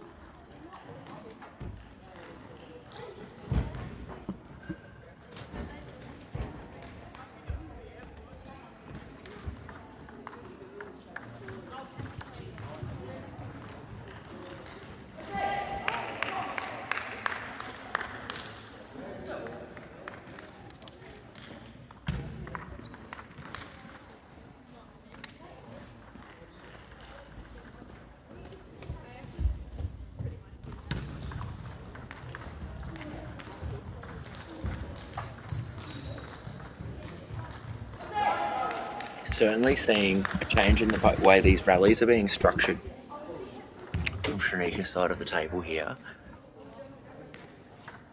Aside from, the occasional loose error we just saw. In general, a little bit slower, a little bit more ball movement. A little bit unlucky on those last 2 points though. Joyce Ho now with the lead for the first time properly in this third game. Placing that wide and deep, skidding into the forehand. Shanika then calling the timeout at 3 points down. Good point to do it. Not 4 points, 3 points. This is the way. Just trying to reconsolidate that plan. Things have been all tied up at 5 points apiece and 3 points in a row. They're doing very well in this third game by slowing things down and moving it around a little bit more and being prepared for that higher ball to come through.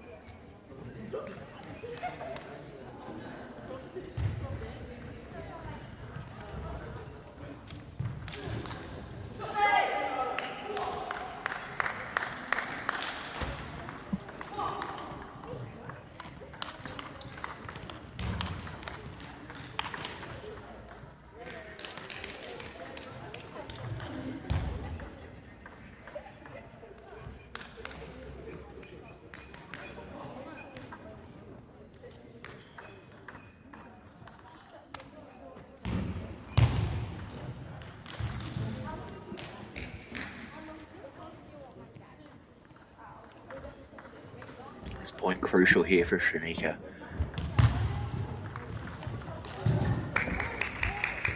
Ball just again placed deep into the backhand corner. So gain the error. Those long pimples doing all of the work.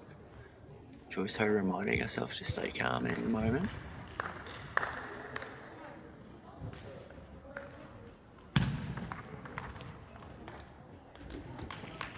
Just cutting that ball off early with the long pimples to reverse the spin.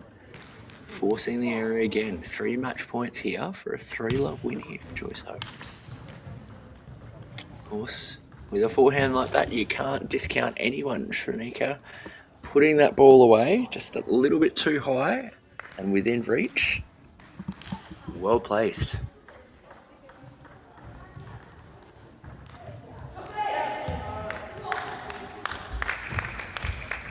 And not quite able to do it, converting on her second match point. Joyce Ho taking the win. Really crucial win here, and I think that's going to get her into a pretty tight battle now with, I believe, the bronze medal playoffs or the bronze medal matches yet to come.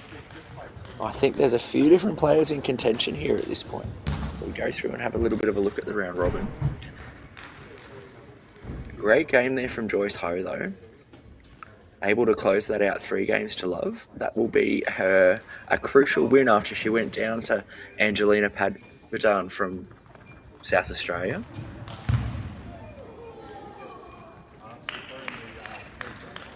Of course, Shanika not having played against her yet.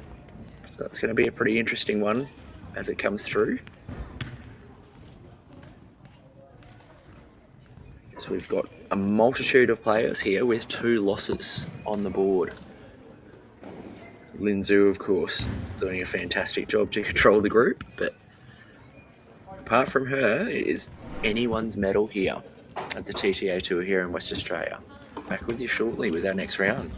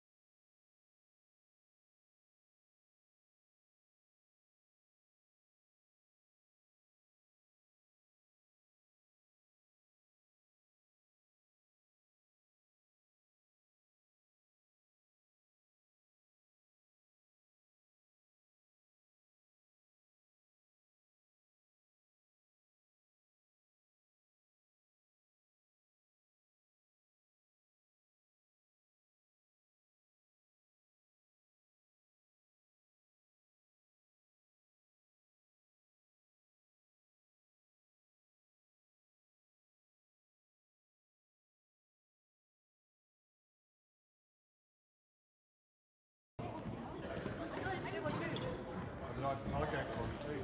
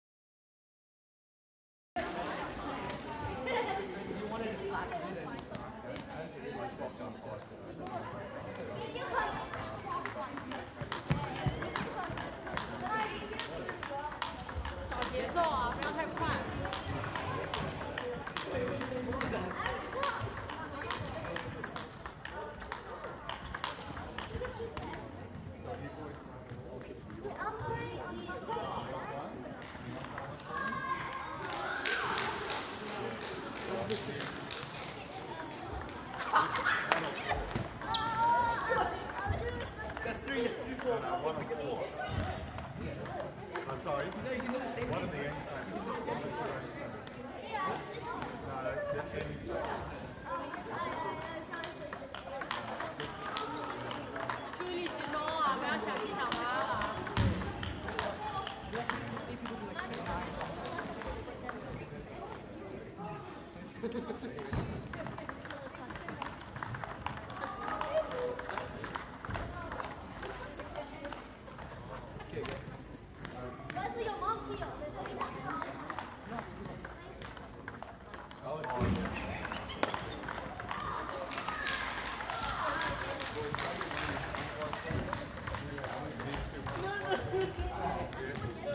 That's right, yeah. You'll be right.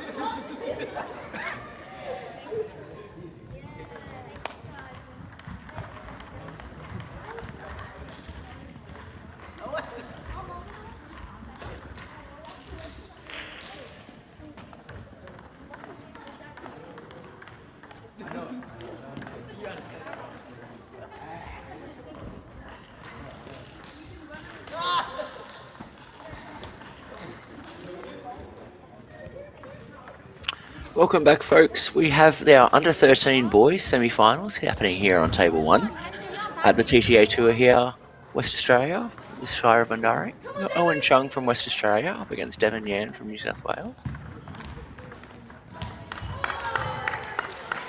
With, looking forward to seeing Owen playing. He has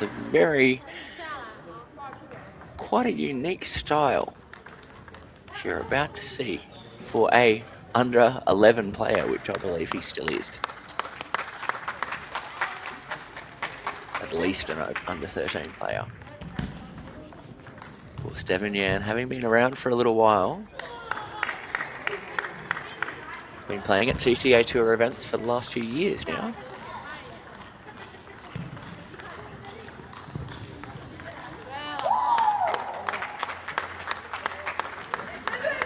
That's right, quite unusual. Owen is a chopper. Certainly not a regularly embraced style, but fantastic to see at a junior level here at the under 13s here at TTA Tour.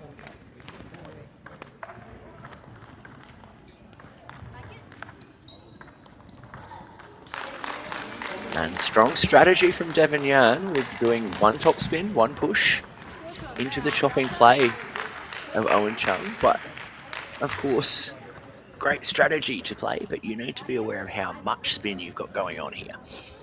And that last one, very heavy. Needing some soft hands to send that one back. Push.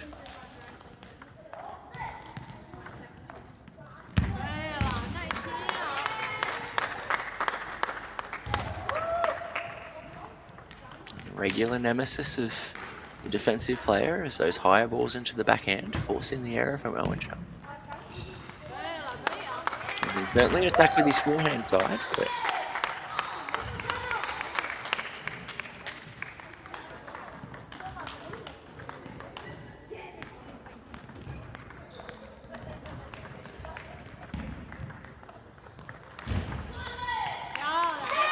great considered play there from Devon, working his way back into this game and being a little bit more patient.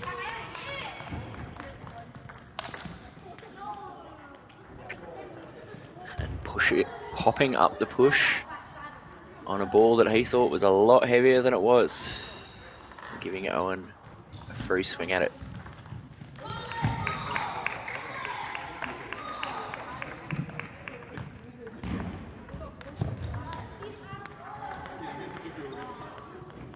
Of course, these gentlemen have their potential next round opponent in the final and bronze medal match on the court next to them, so they, whilst it's very important to be keeping an eye on your own game, I'm sure they're acutely aware of things that are happening on the court next to them. Very strategic game required here. Some young players, though. It's going to be tricky to keep it together over the course of a 5-set match.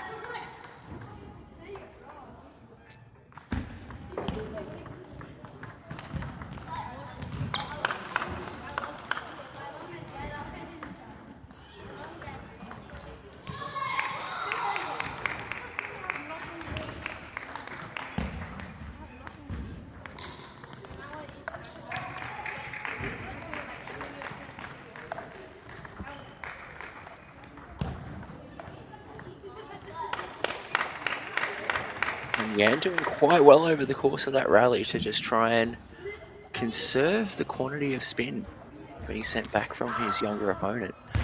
Owen Chung just forcing the error off the forehand wing.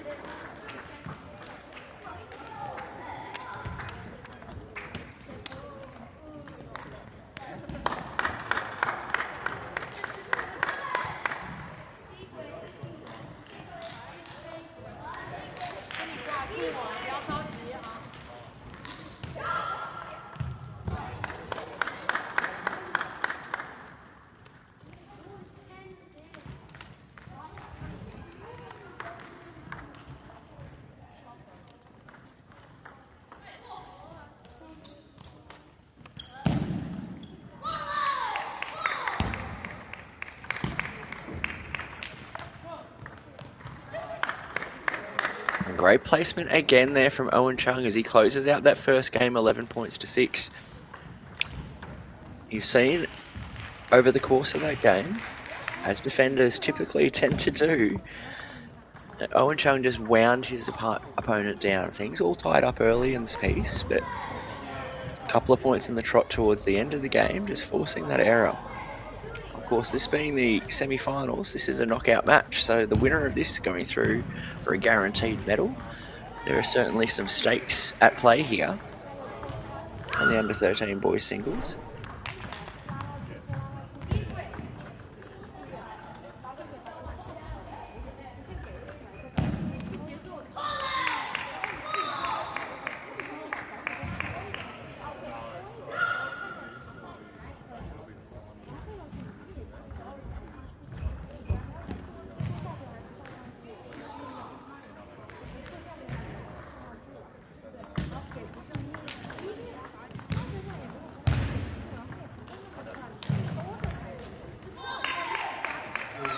Interestingly, Devin Yan doing really well to get himself through here. He was in a tough group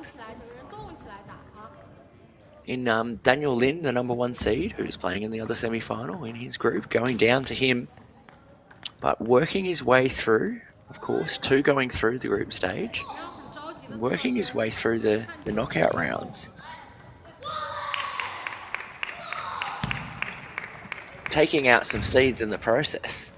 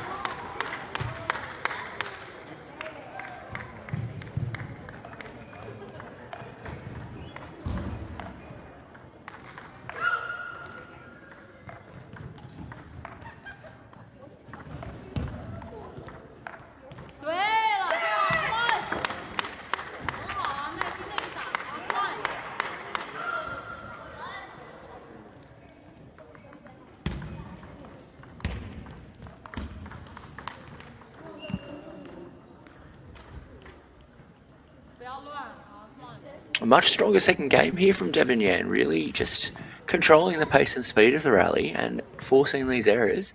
Must have got some great advice over in the corner after going down in the first game.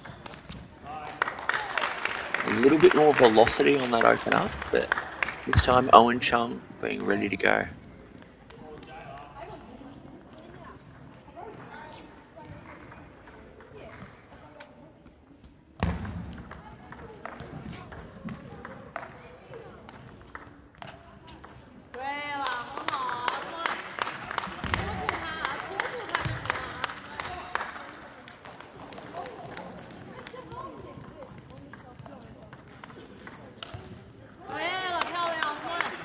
You can see Devin Yan just putting quite a bit more spin on his forehands and forcing the errors off the forehand wing of Owen Chung yet again. Recognising that the difficulty was going backhand to backhand and just being prepared to play these points out. Strong game here from Devin Yan.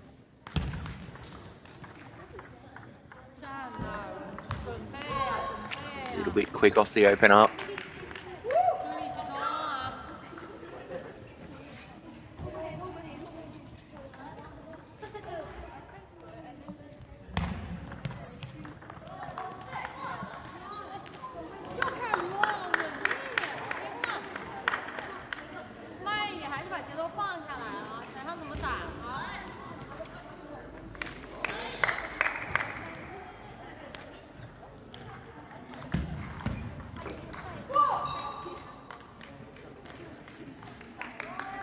Owen Chung can get a little bit of momentum like he has in these last few points.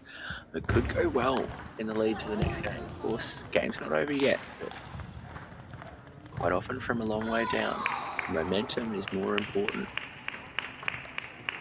early in the game piece like this. But Devon Yan just keeping it together and taking that game 11 points to 5. A far more considered game from his side of the table. A little bit more lift and spin off his forehand wing. And trying to avoid going backhand to backhands with Owen Chung. Just Owen able to cause a little bit too much danger with his backhand wing and his control of spin. Playing a chopper is always more difficult, particularly for the younger players, knowing that trying to play against someone with a very different style than what you're used to quite often requires experience, and these guys just aren't old enough to say that they have that level of experience. They're literally under only 13. Coach playing a very important role here for both players. Owen Chung, of course, in his development as a defensive player. Fantastic for Australia to have players like this at this age. But also for Devon to try and work out, how do I play people like this when I come up against them? They're pretty unusual.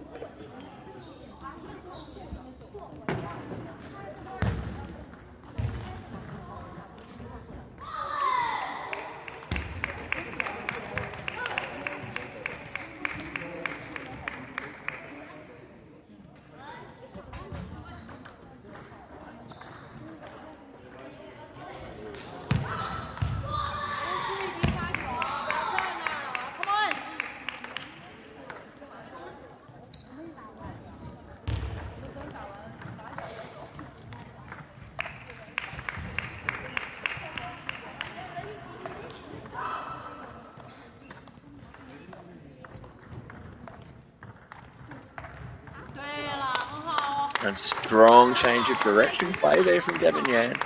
Very patient point. Being light on his pushes so as not to compound that spin.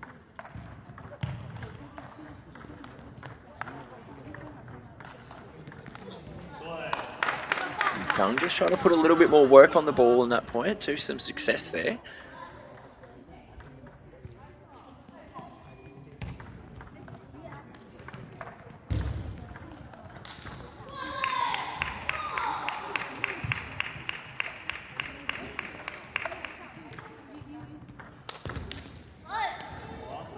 That ball just sitting up a little bit too high, and Owen Chung coming in for the counter attack.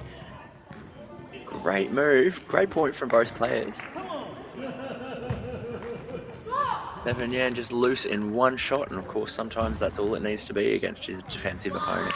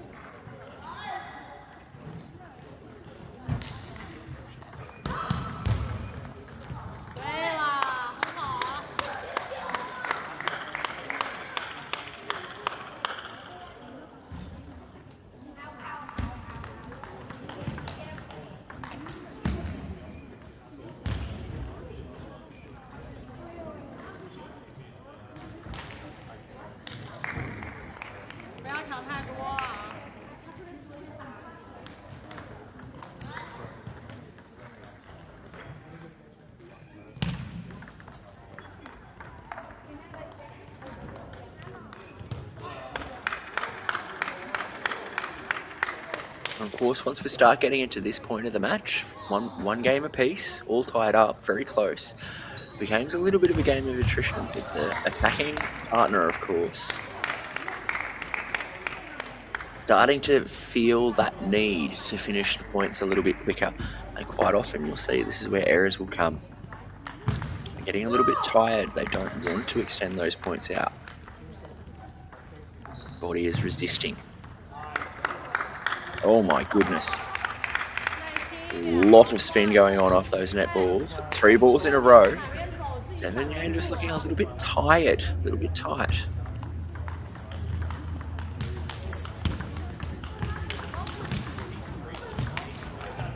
And a misread off the returner serve. Again, these are one of those tired moments.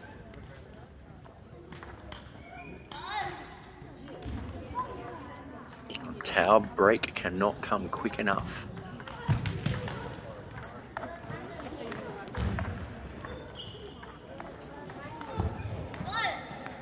And just strong placement again, wide and out of range for Devin Yan on the forehand side. He doesn't quite have the room to be able to generate the top spin to get that ball back down on the table. Owen Chung in control here in the third game. A little bit softer into the middle there. And a well-earned towel break for both of these players. Pretty quick coming back on the table, Yan, but I would be absolutely milking every second I had over there with the towel if I was him.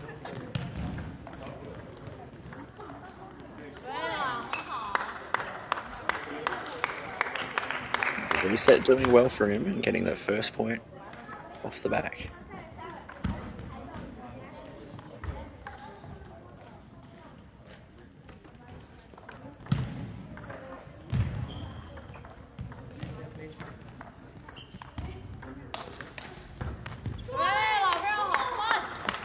Great counter-attack on the forehand side. This time, Devin Yan committing to his footwork to keep him in this game. The crucial point, that one.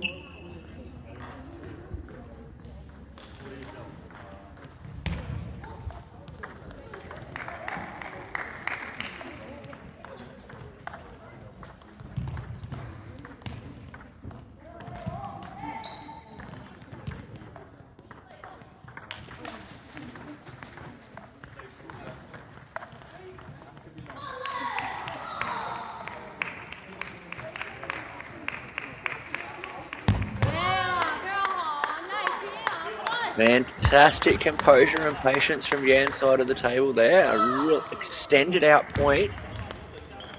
Both of these boys quite tired on court and just that little bit of patience and smarter play there to force a couple of errors from Owen Chung and get himself back into this game. 5 points in a row here, Devin Yan.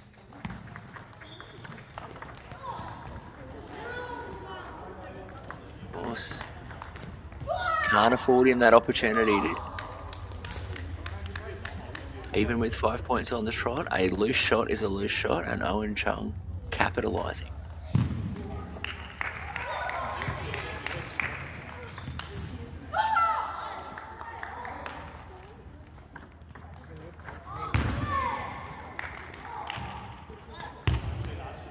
And that punch off the backhand wing, forcing the pop up. 8 points to 10 with the serve. Again, now a good moment for these players to take a deep breath. Owen Chung absolutely making the most of his time.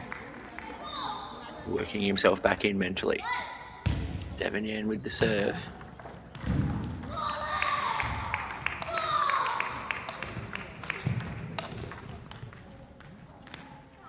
And super high quality forehand counter topspin rally from both players there. Ball spinning all over the place. It's the sort of rally that you usually see in a lot of the older range of players. And that's the sort of thing we're going to look forward to as these boys get older. Well contested from Owen Chung. Devin Yan fighting back to 8-all, but unable to finish off that game. 2 games to 1 for Owen Chung, the chopper from West Australia, as we go into the 4th game. Again, both players probably needing to make the most of the time they have over with their coaches and get a bit of rest in, maybe have a little bit of a banana, get the energy in and get those legs ready to work.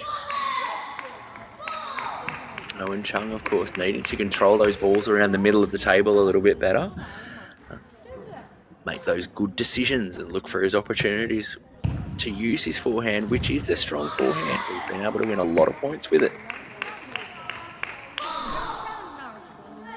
Devin Yan doing well on the back end of that game, just keeping that ball short and not giving Owen Chung that room to swing.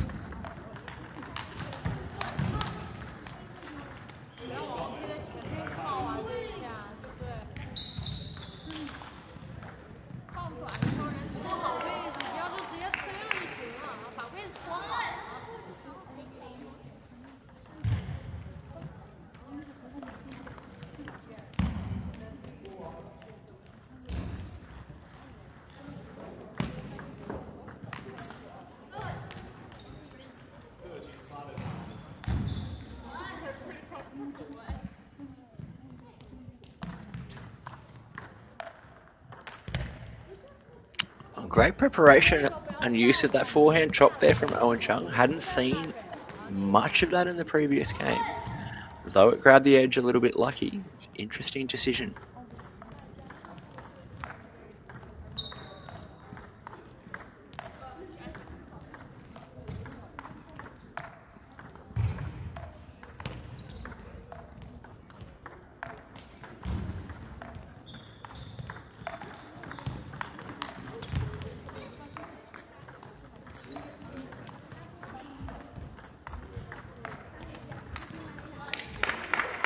A high quality rally there from both players.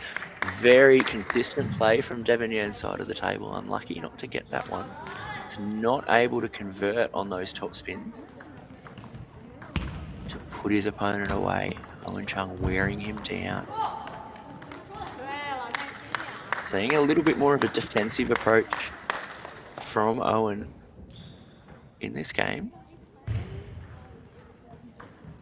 He's taking a little bit more time and slowing things down a little bit more and forcing those couple of extra shots before he attacks from Devon Yan. So really just putting that energy to work.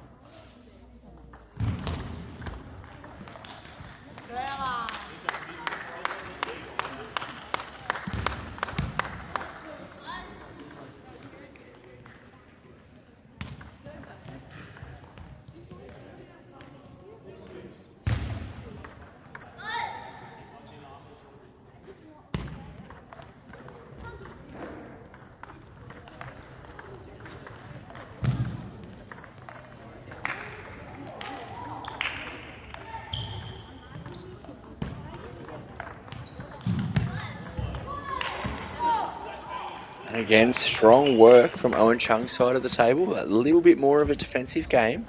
And we've seen now the timeout from Devon Yan's side of the table. We've had a few extended rallies over the course of this game. I've definitely seen a lot less in terms of counter-attack from Owen's side of the table.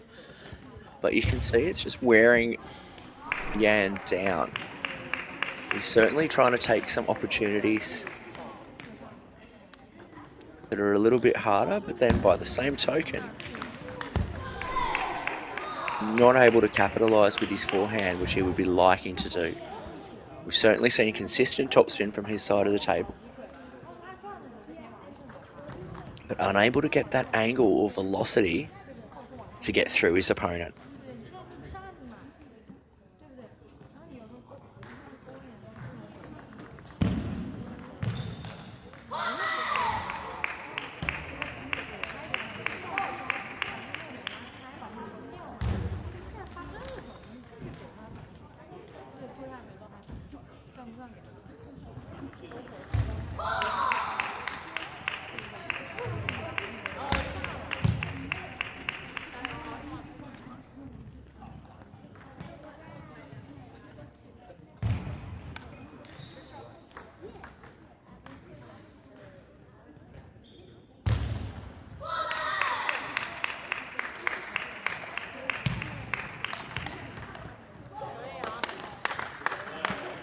And great work getting back there. You can see he maximised his time at his time out there to give himself a little bit more energy.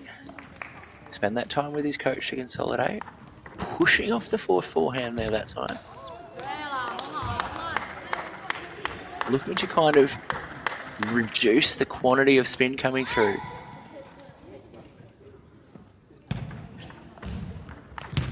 Rather than continually top spinning and having that ball just keep working up. Also, great opportunity taken early there as well.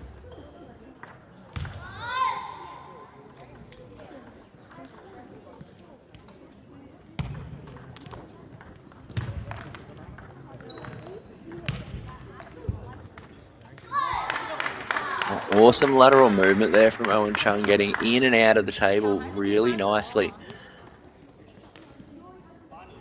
Forcing the error from his opponent.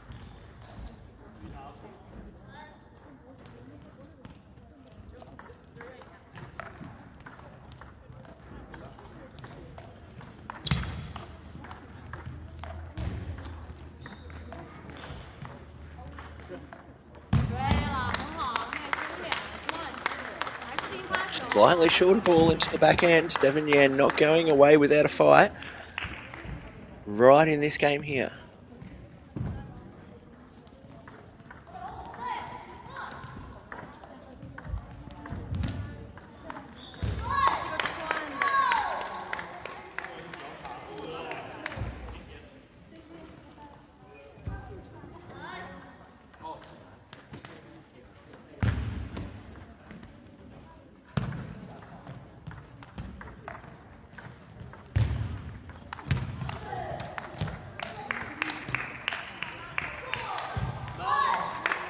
Incredible retrieval skills there from young Owen Chung.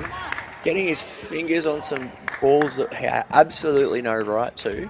And getting himself 3 match points here. 7-10 off the serve. And that ball coming off the top of the net and going away. Owen Chung with the win here. 3 games to 1.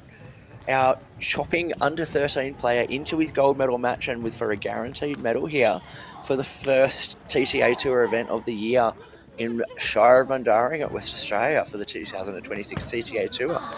Certainly looking forward to see who he plays in the final for the under 13 boys, which will be coming up very soon.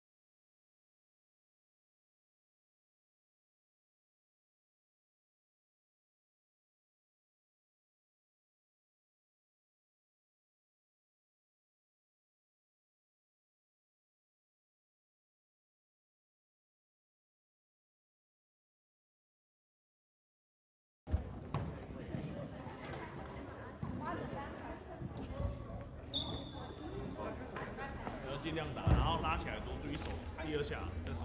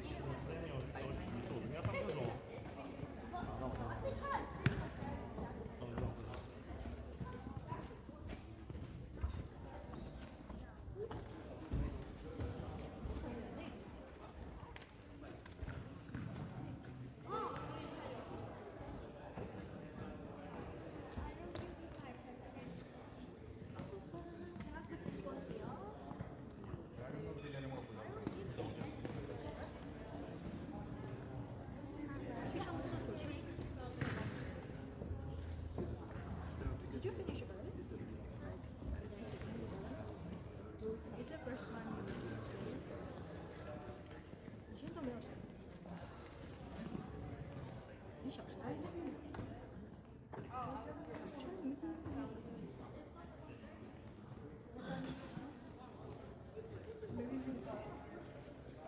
干吗？那你是不是歇一会儿吗？啊？你坐一会儿吧，坐一会儿，坐一会儿，坐一会儿，坐一会儿。我跟裁判讲，休息5分钟，再坐一会儿。对，他也刚打完呀，多辛苦啊！我的天哪！你们下午还要裁判呢？后在。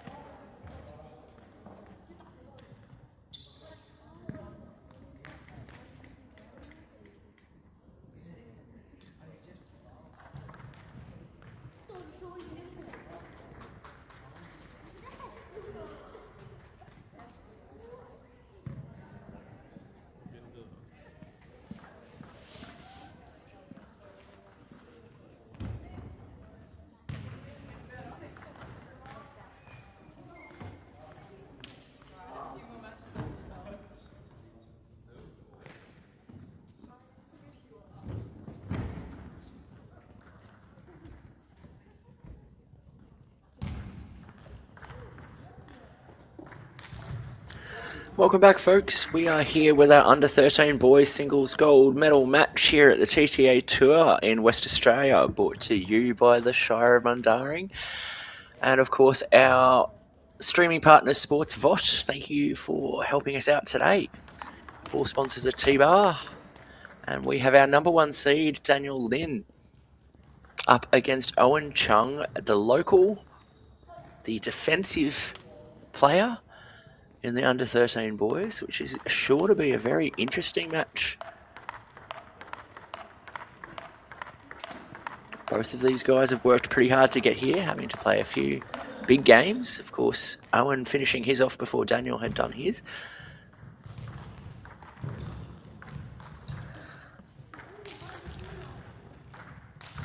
Both players are very keen to, of course, start the year off at the first TTA Tour event with a win.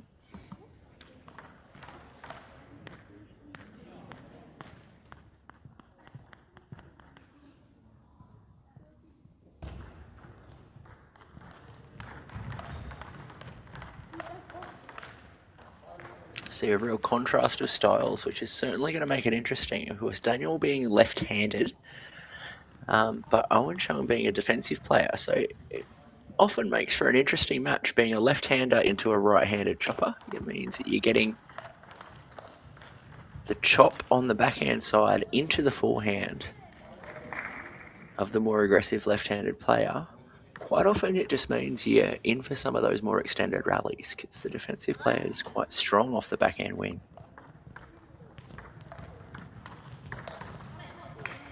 See what that looks like strategically for both of these boys here. Of course, Daniel very confident in both the velocity and consistency of his forehand. And that ball just slipping off the back edge there.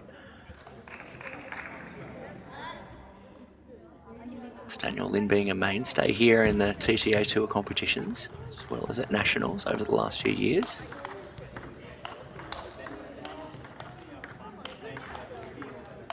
Competing regularly and playing in lots of events. Earning his opportunity to represent Queensland in Australia at Hope's Challenges.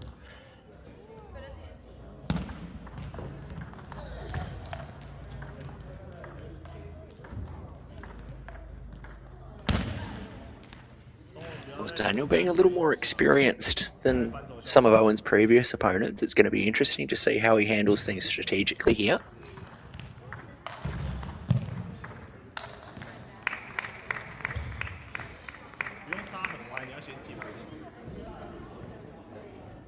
Of course, doesn't matter how experienced you are, defenders are never an easy prospect in table tennis. Knowing that you have to work for every point a little bit harder.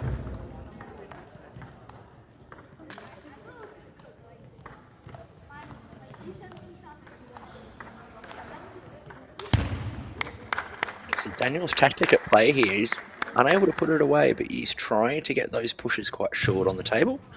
Trying to get that ball to come up for his forehand so that he can hit through rather than just spin it back on. Of course, Owen looking for those spin-on balls for him to chop and work through.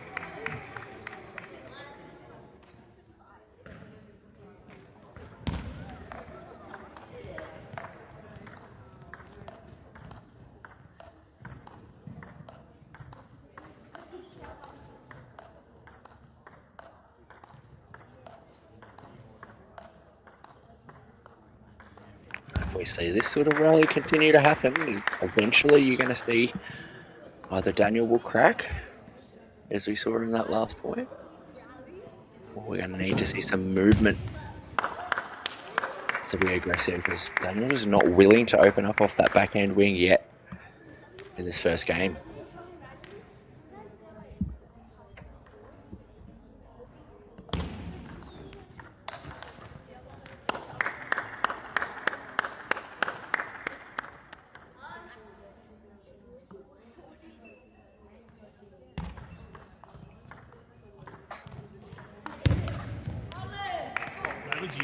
Great placement of the open up there.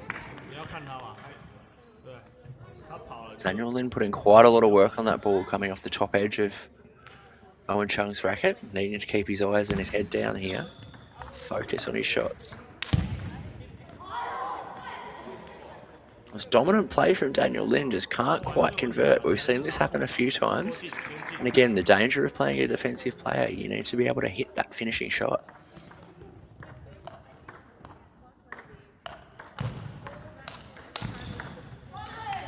And great control of the counter on the backhand. What really wide into the forehand of Owen Chung. He's keeping himself alive here. He's under pressure, but not far off.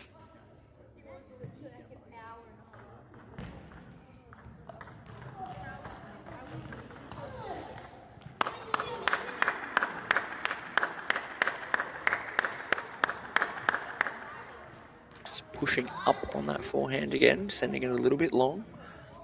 See, rocking back onto his heels and not able to contain it.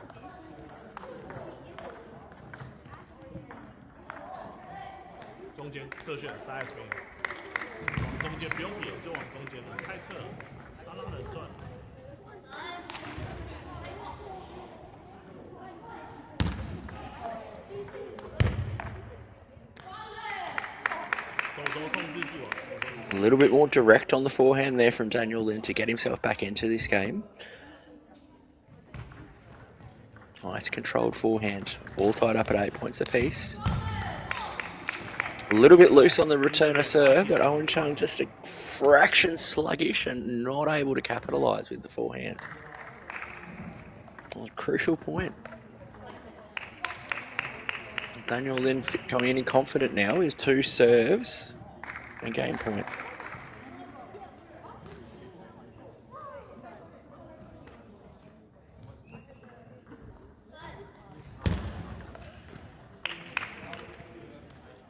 On that heavy serve short into the forehand, again paying dividends for Daniel Lin.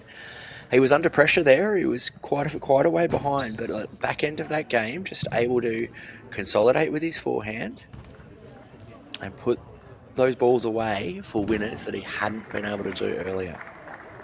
You saw as that game went on, he was trying to work things out about what the right options were to do. Getting a little bit into those push rallies, but those weren't working very well for him. And changing his tactic, moving his feet, getting in position and attacking early. We'll see what changes from Owen Chung's side of the table here in terms of where did he place it on the table to force those errors from his left-handed opponent.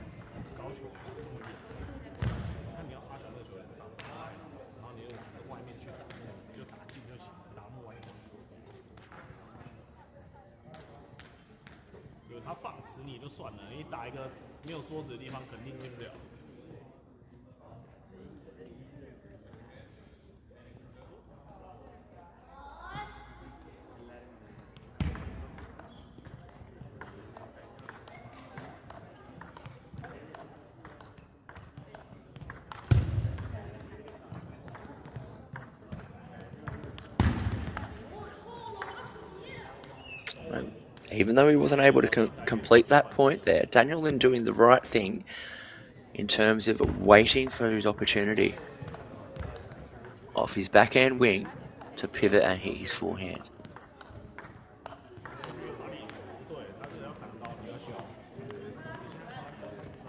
But Owen just changing that last one over to topspin, and Daniel Lin being in the rhythm of hitting softly was just trying to paddle those balls back.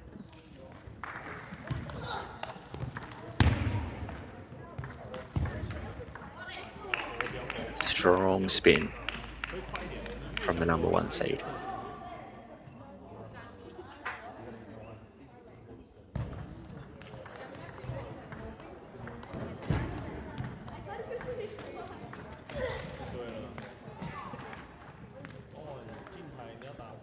Owen Chung using his topspin in this game to a little bit more of an advantage, changing his tactic. Is that going to be over the course of the whole game? We'll see. Yeah.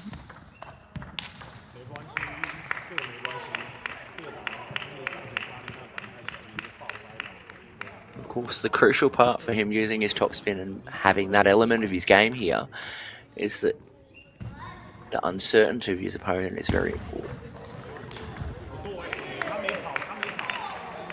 Daniel Lin very comfortable with playing a counter topspin game when he's there and when he knows it's coming.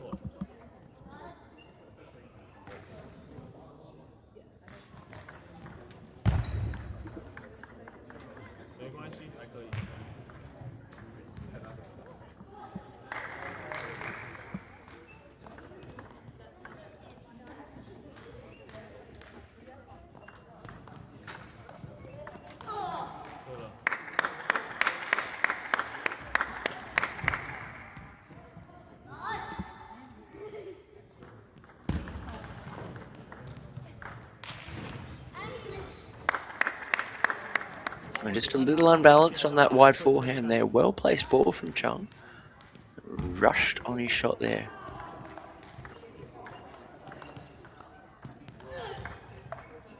Again, pushed out of position on the forehand, but great recovery there from Daniel Lin, getting himself back in the point as quickly as he could.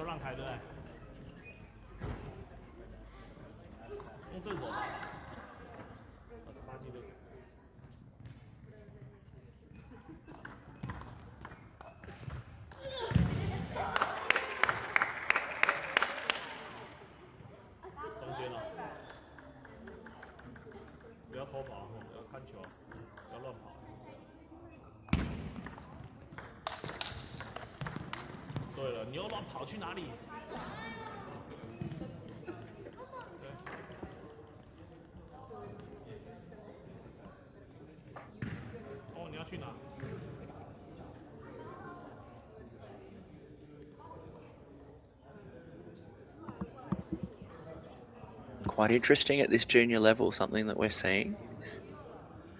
Both players in particular very coach reliant. So with the rule change, of course, being implemented that coaches can speak between points.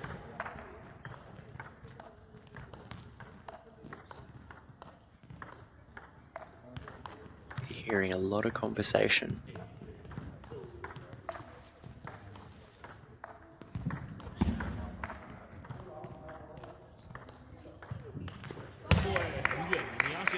Daniel is placing that ball short. Again, both coaches very much engaging with their players.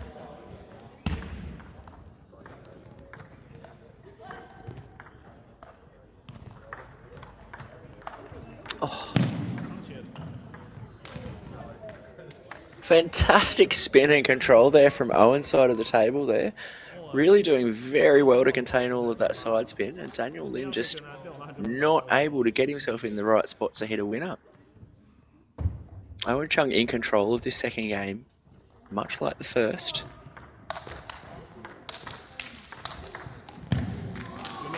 Oh, a little bit lucky there, hitting the inside of top edge of his paddle, but 3-point differential though, pretty crucial.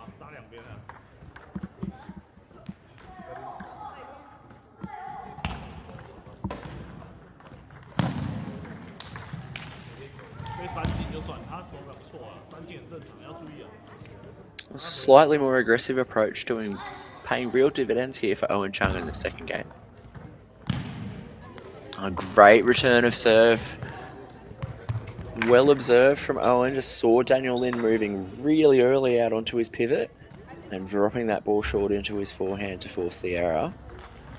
That's the sort of error that Daniel Lin doesn't want to happen at this point of a game. It's a little bit of a loose one, down to slightly lazy footwork, trying to move earlier than before his opponents hit the ball.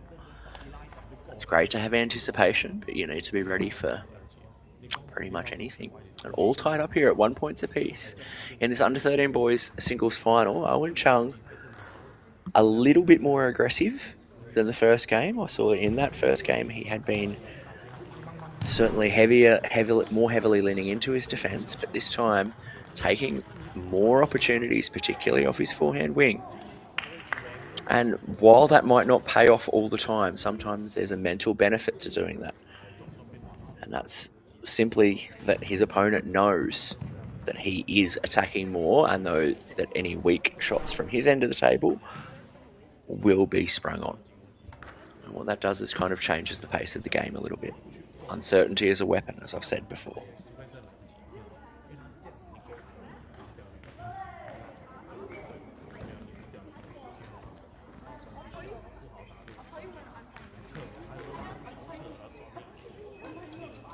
Certainly a very extended change of ends here. Hopefully they're back on the table shortly.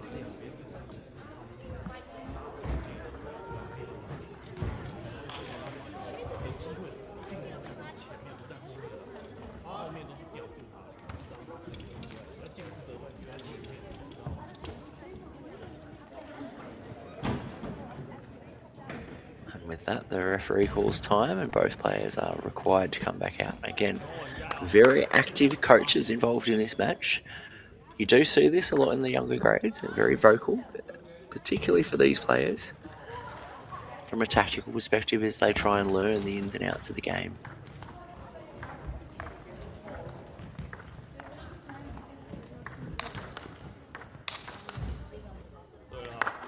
Much like we'd seen in the previous game, Chung just a little more aggressive off his forehand wing to get involved early in the point. Pressure is building on Daniel Lin, of course, as he continues to do that.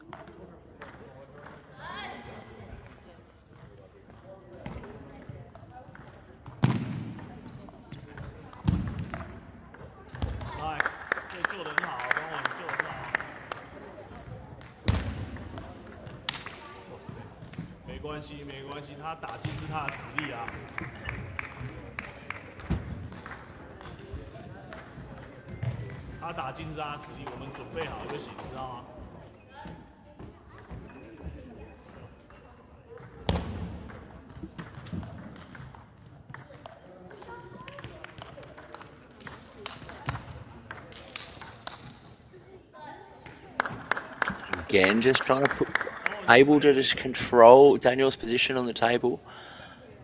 I saw a little bit more of the in and out movement early in the point there from Daniel Lin, but Chung anticipating those inward movements and just able to capitalise on the loose shot.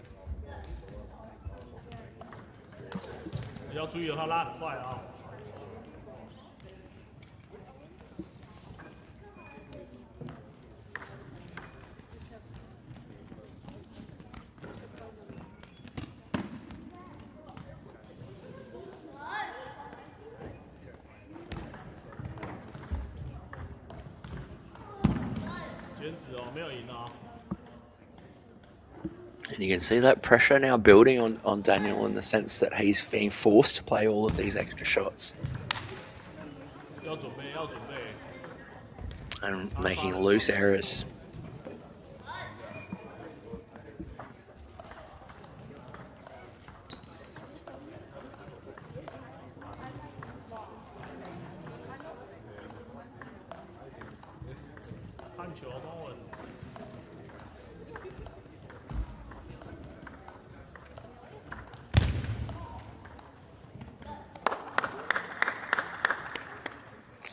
And again, it's just a bit of a game of attrition where Chung just grinding down Daniel Lin again. Daniel unable to keep pushing for as long as he was required to. But a great open up off the forehand, something a little bit more automatic. And more along the lines of the sort of thing Daniel needs to do. 9-2 is a long way back, but we are still in our third game and there's still plenty of opportunity after this.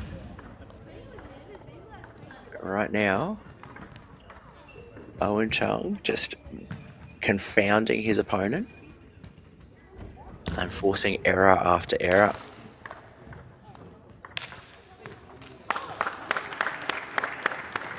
Particularly his ability to take those forehands. As you've seen, The more aggressive play from this second game onwards has seen Owen Chung not allow Daniel Lin to play the game he's comfortable with and not allow to generate the quantity of spin that he'd been so helpful to build up until now. Daniel Lin under constant pressure around the middle of the table and finding himself getting stuck in these push battles. Not what we want to see. We need to get aggressive, control it with his forehand, be patient, but move his opponent around. Right now, all of his shots are playing into the hands of his opponent, and Owen Chung has the momentum with him with a 2-game-1 lead.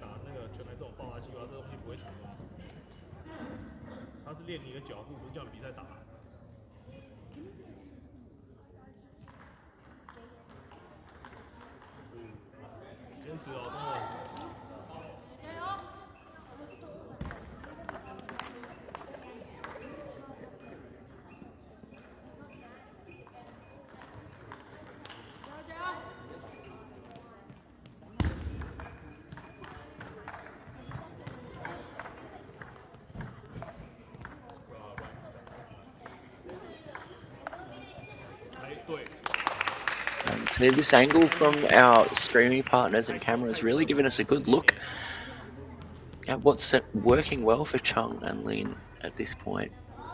And you can see that the forehand topspin from Daniel Lin has that little bit of a curve. That lefty spin, we call it, as he goes around the outside of the ball. That ball curves wider. And just that little bit of a curve, it gives Owen Chung a little bit of extra space on his backhand to hit. Good spin.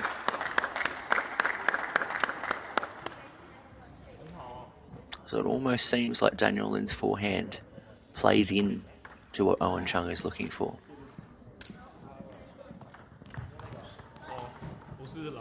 And went for the pivot on the forehand for that serve, but just a little bit heavier than he anticipated. All tied up.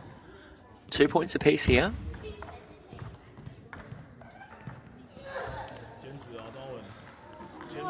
Smart play there from Daniel Lin, just well placed on that really short ball there from Owen Chung, hitting it back just as short.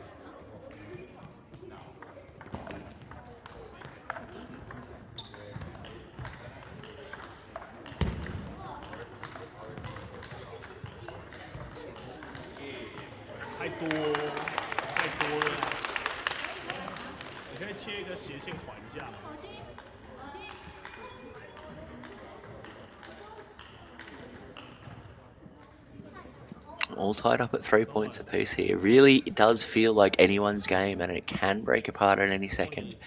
Daniel Lin has certainly come out in this fourth game a lot more composed.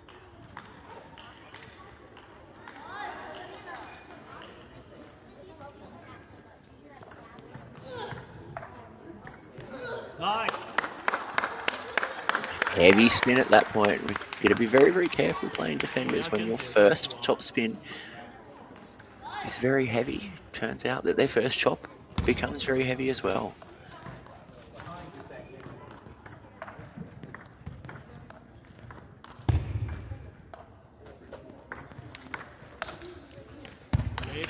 A strong control from the back of the court there from Chung, just not able to complete it.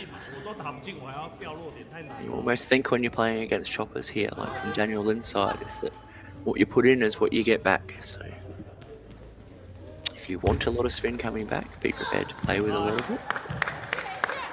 If you want pace coming back, try and play with pace.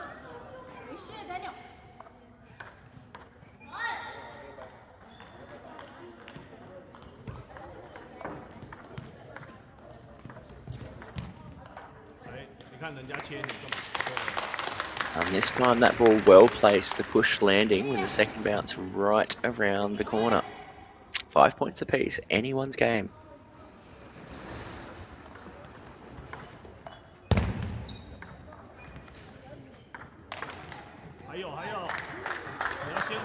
Daniel just opening up the face of his racket a little bit more on his top spins there. Reduces the spin. Chung well prepared.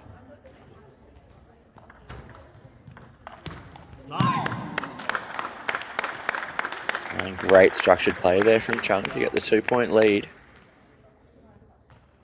At the tower break here. This is the first time these boys have been able to be separated in this game.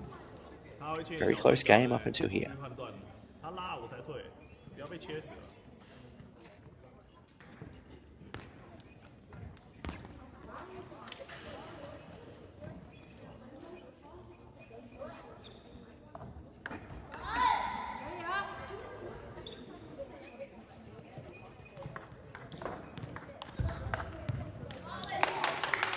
And great position of that top spin there from Daniel Lin. There's a well-placed ball there to put Chung under extra pressure and keep himself alive.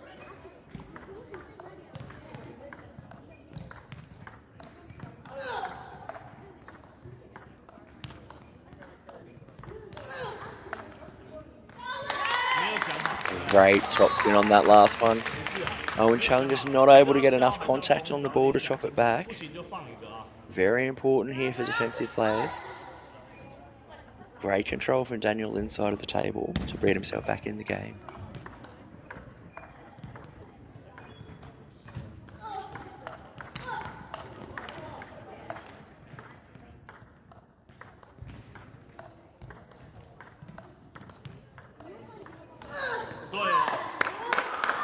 Absolutely crucial point with the game resting on a nice edge.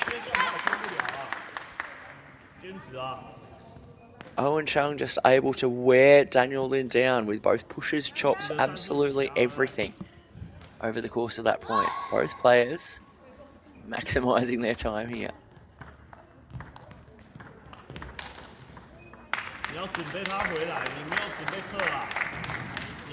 Chung here with a 2-point lead. Daniel Lin with the serve. And he calls his timeout at an absolutely crucial moment from his side of the table. Very smart timeout called from him. He has the serve, even though he's 2 points down. He was able to get his 2 serves last time and get himself back into this game. But right now, just being forced to play too many shots by Chung. Chung just playing an extremely smart defensive game, moving his opponent around all over the table and causing all kinds of frustration.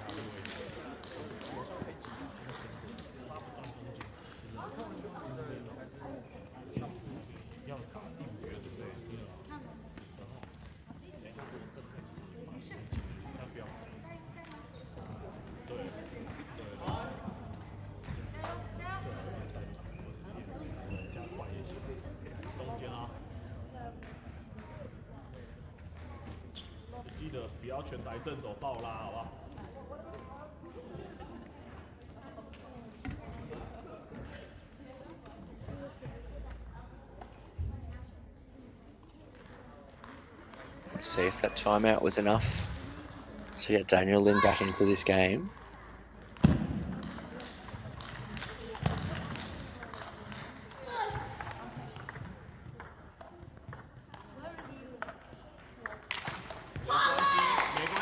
Big forehand there, probably one of the strongest ones we've seen from his side of the table in a long time, and putting it away.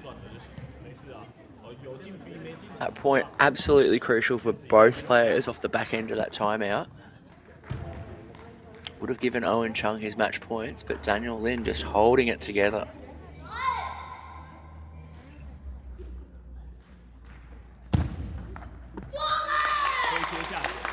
And all tied up here at 9 points apiece.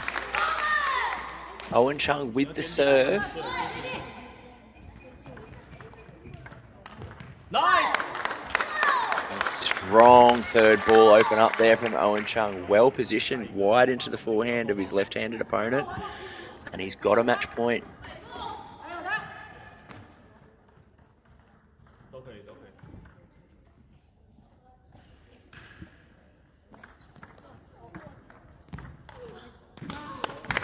And a loose forehand from Daniel Lin, and Owen Chung takes it.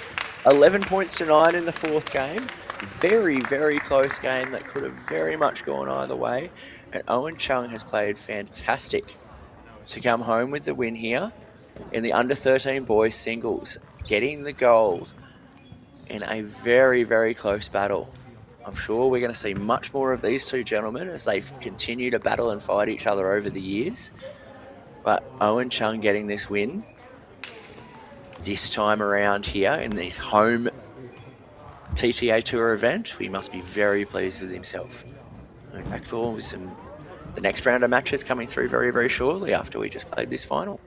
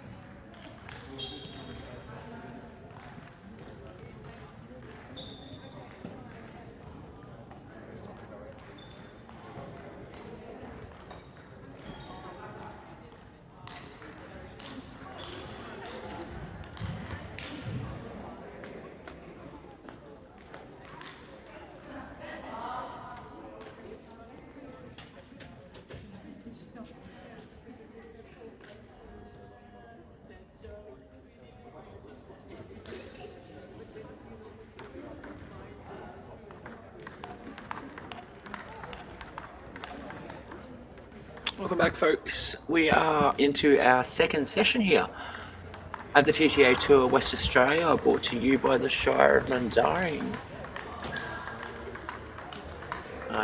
First TTA Tour of the year has been full of big matches and surprises all over the place, and we're now starting up with our under-17 girls, which has a group playing here on table 1. I'm certainly looking forward to commentating as we go forward. It looks to be that we have a single round robin group for our under-17 girls, and we've got, out of our 8 players, 7 of them are still active, so we've had one player pull out. But at this point, all of our top seeded players are still here. Of course, we saw Shanika Prasad playing earlier, and Lisha, our other opponent, I did not see in our under-21s. Looks to be from a younger age group. Let's see how she goes here today against a more experienced opponent. Hari Prasad being our number 1 seed for this group.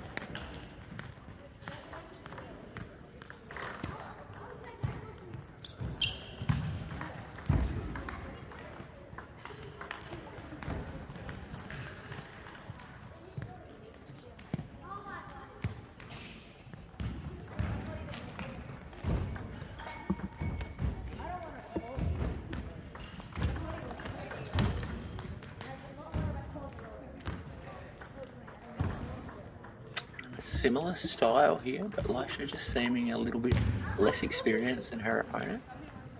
Sending those balls a little bit high early in this first game. And giving Shanika a little bit of extra room to swing. That's the first error we've seen from Shanika's side of the table.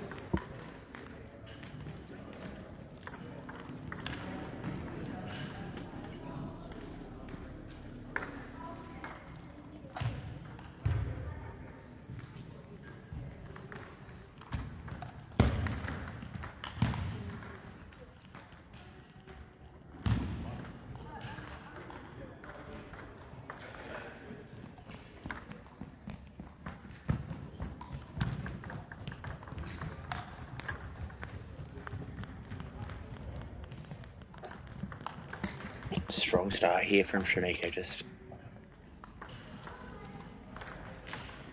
Lisha just not able to keep that ball low enough to trouble her opponent early on in this first game.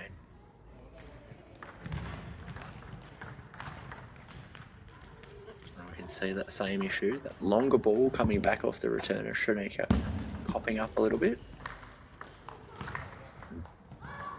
Shanika plenty of room to swing.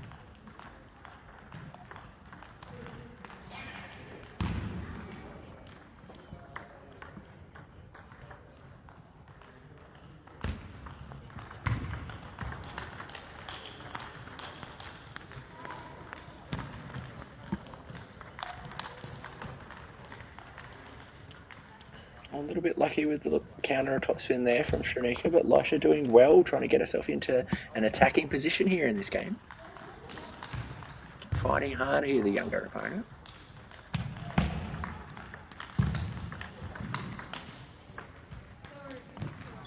You can see that ball just popping up off the backhand. Probably looks like pimples there for Lisha as well.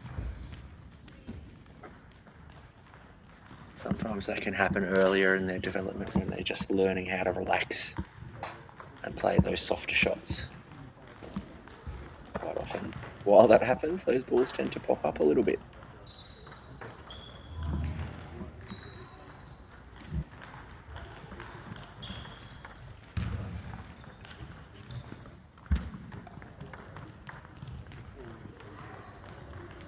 And that higher ball just giving Shanika a little bit too much room to swing here early in this first game, taking it 11 points to 4. Not really looking troubled from an early point on here. Elisha's going to go head over to her coach and for some words of wisdom, potentially talk about trying to contain her opponent's swing and not let her take the initiative like she has done early in this point.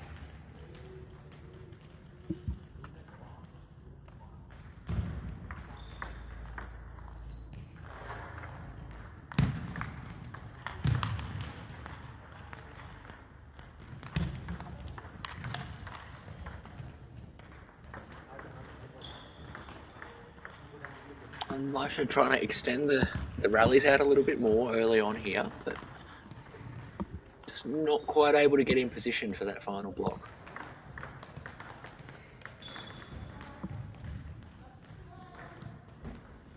Great pressure there from Shanika, forcing the error from her opponent.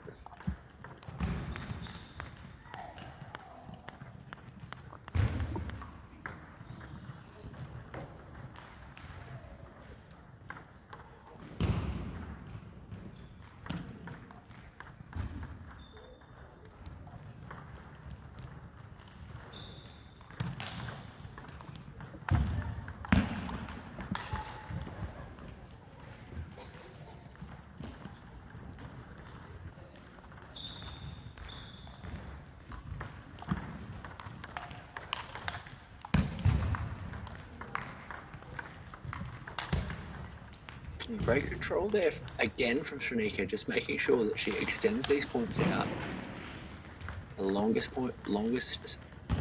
length possible, I guess.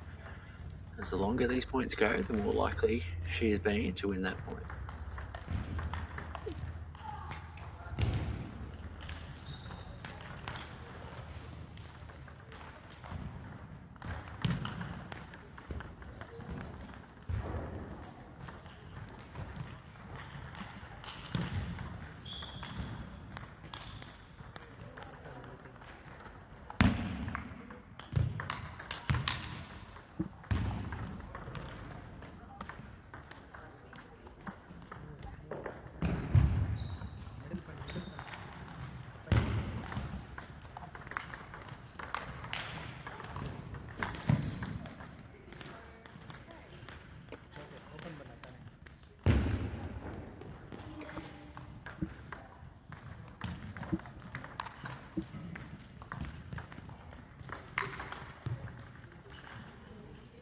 And again, that extra pressure coming from Shanika's side of the table, just forcing error from Lisha. She's not quite able to get her bat in the position she needs to do. Early timing from the other side of the table, meaning she's got a little bit less time than she's comfortable with. 11 points to 3 here for Shanika. in this first round match. 2 games to love, very much in control and putting her younger opponent to a lot of work.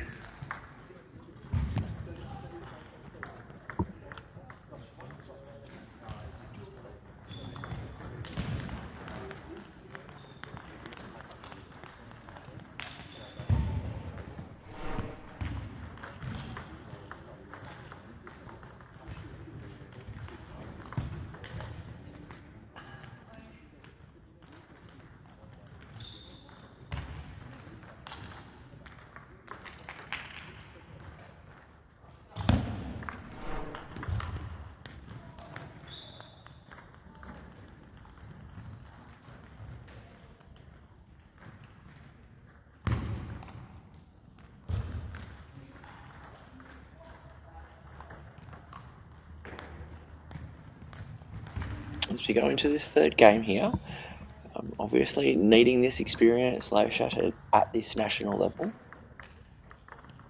What can she do differently in the third game to give herself more opportunities?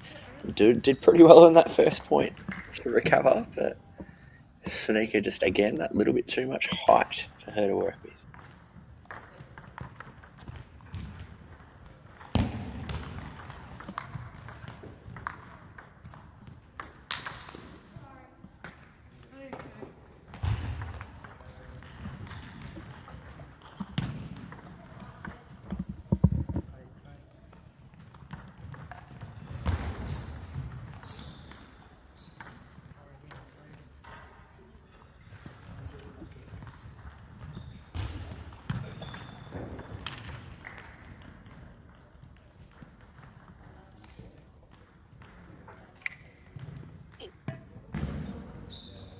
Aisha moving well to handle that return of serve, just not able to keep the ball down in the way that she needs to.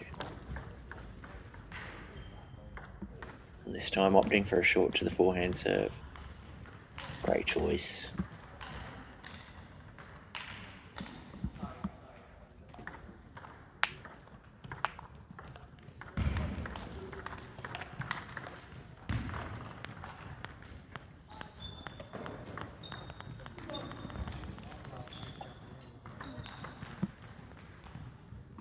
Shanika still very much in control here in the third game, though.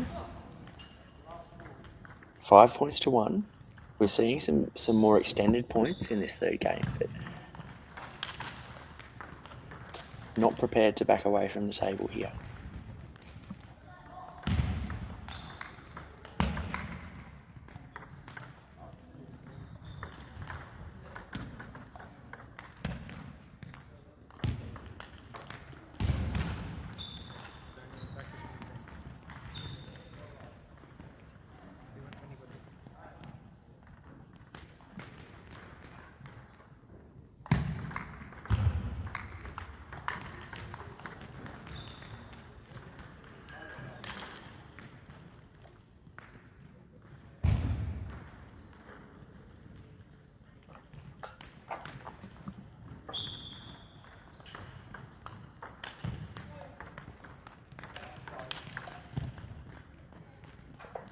Strong counterplay again there from Shanika, just continually to put the pressure on the footwork of her younger opponent, Laisha. Laisha, of course, and a step away with a lot of experience from playing these games and a lot of things that she can take away to work on when she goes back home and sees her coach.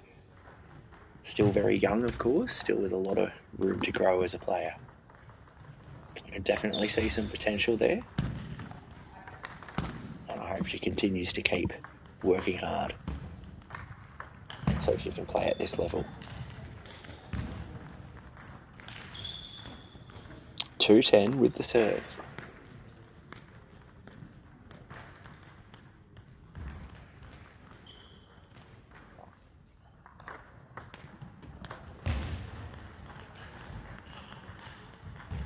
And takes it on her first match point to get it 11 points to 2 in the third game. So that's 3-0 to the number 1 seed in the under-17 girls singles, to Shanika Prasad against Jamal Laisha.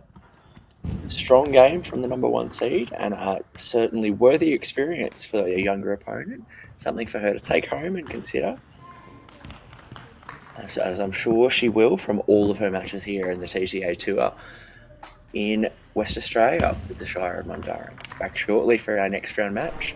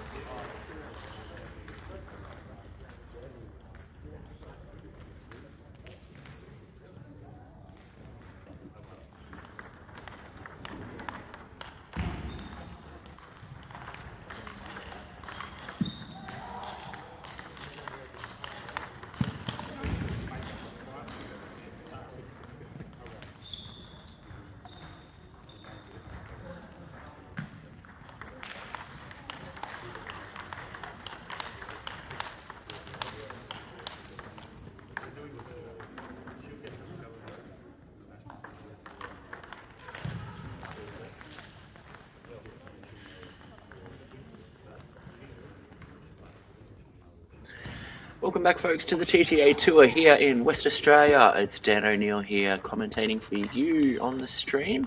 We have Amelia Sun from New South Wales up against Nikita Barum in her home city, playing for West Australia. Nikita, the number 2 seed here in the under-17 girls singles. In for a bit of a battle. Both of these girls, of course, well known in the TTA tour, having played already for a couple of years. Interesting to see how this one goes. Jumping over now to have a little bit of a look at how their first match of the comp went for them. Let's see if we've got those results.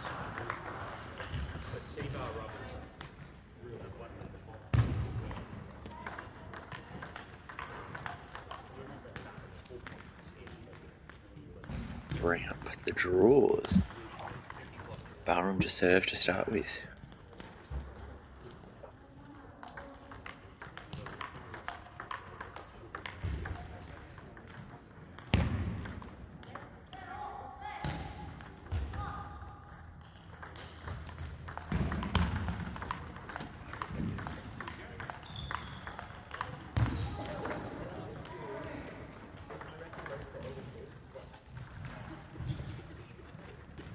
It looks like this is the first game for both of these players now.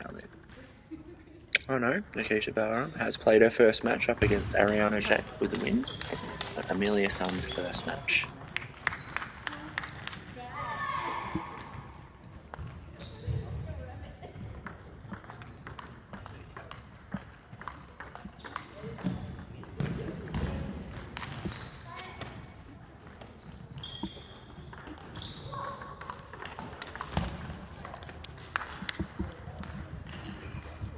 A little bit rushed early on here from Sun.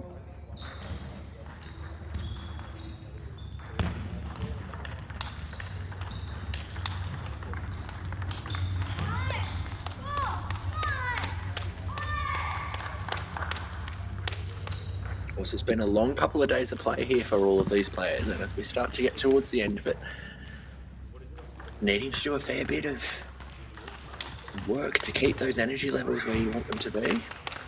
Sometimes that's working on it yourself, as we're seeing here a little bit with Amelia. She's done well in these last few points to get herself focused and fired up.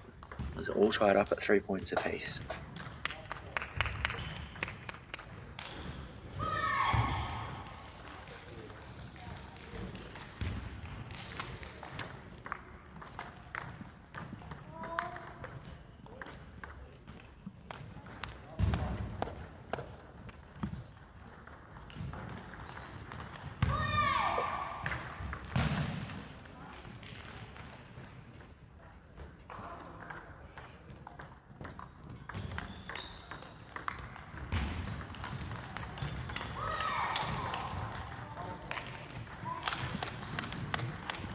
Strong run of points here.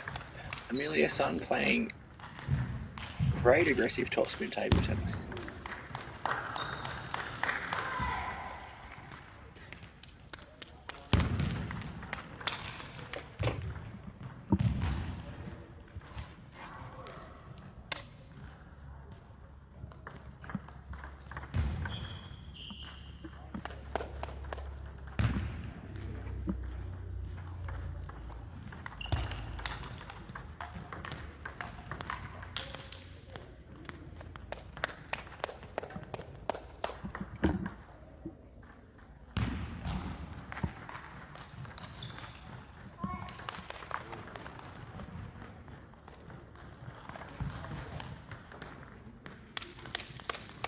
Looks like continued pressure there from Sun, really getting the advantage here in the first game. Forcing errors a couple of times here with Nikita Barum trying to finish that point. And that time softening up, Amelia Sun having an answer on the backhand side, sending it strong and wide. Great counter.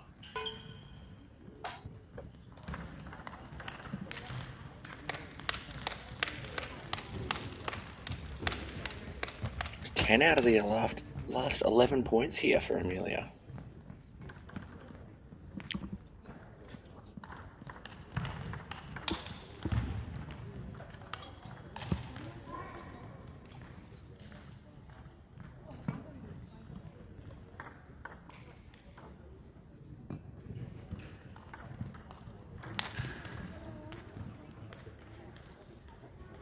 Great composure there from Barum over the last few points to continue to look for the opportunity to win. Very good, strong, aggressive shots. And then another strong forehand there from Barum, 3 in a row to get herself back into this first game.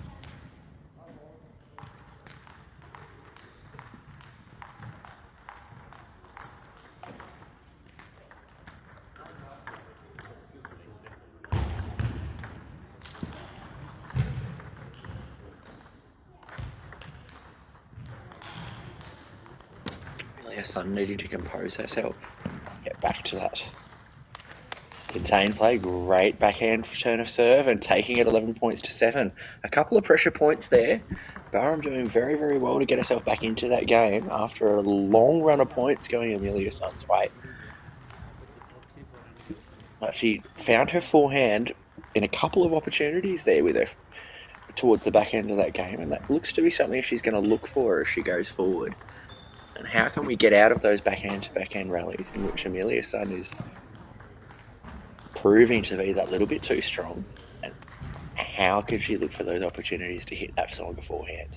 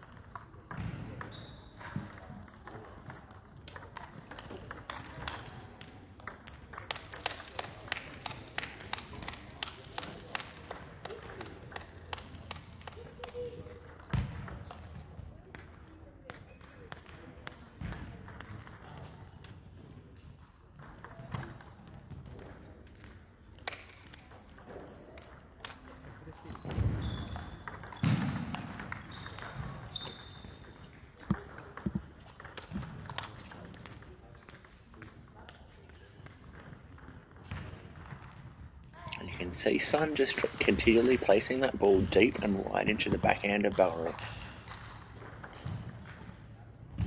Strong strategic play here for the New South Wales player.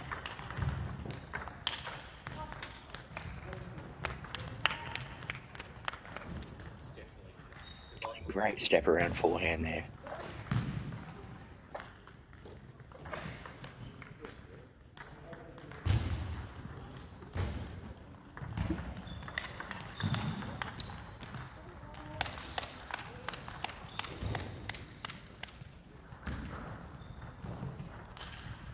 Sun doing really well here early in the second game to control the pace of this game. Really seeming to be the one directing most of the shots. Barum is counter-attacking like we just saw, but Sun really dictating where the ball is going and the direction of the rally.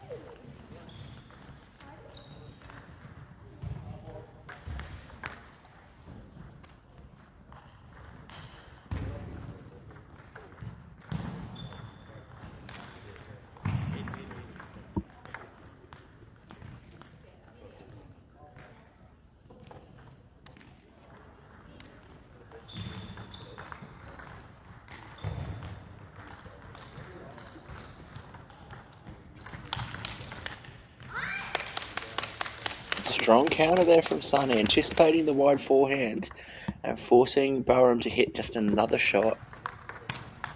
Strong pressure here from the New South Wales player.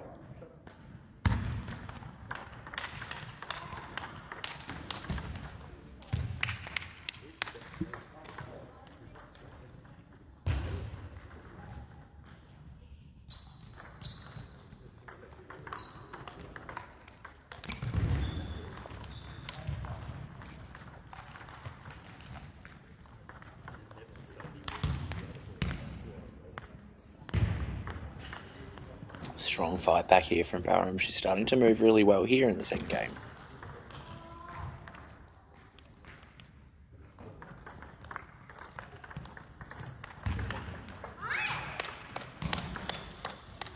Deep into that backhand corner again.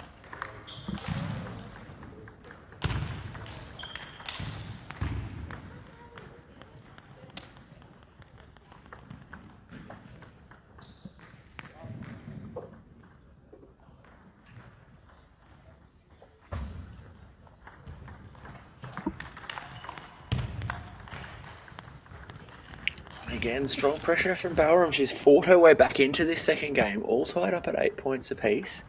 Just really getting these opportunities with her forehand now. She hadn't been able to get a hold of them previously. Of course, that extra pressure creates pressure on Amelia Sun's side of the table.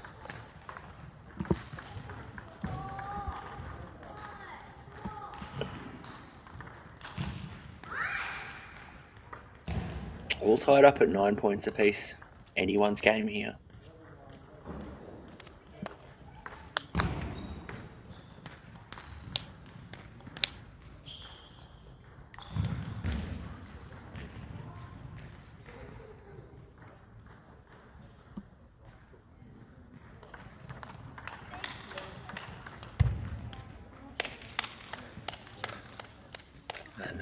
Sun engaging in another one of those backhand rallies that had been doing her so well in that first set, remembering her strategy that had worked so well for her up until now and not letting Barum engage with the forehand. First game point here to the New South Wales player.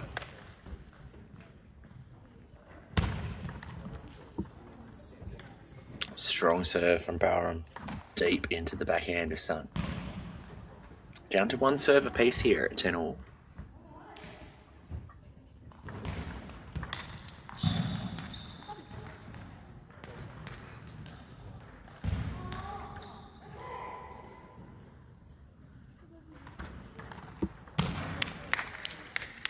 The same serve that we saw, a 10-9 from Barum, sent into the net from Amelia Sun. She's going to head over to the court. She did have a strong lead in the second game as well.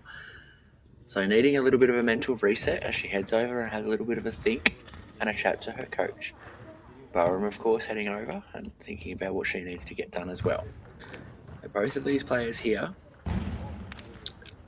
looking at the strategies and the games that they're playing, quite different to each other.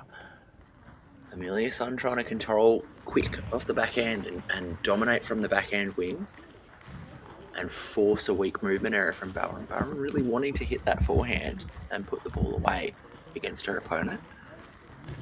Really searching for those opportunities, needing to be the aggressor here.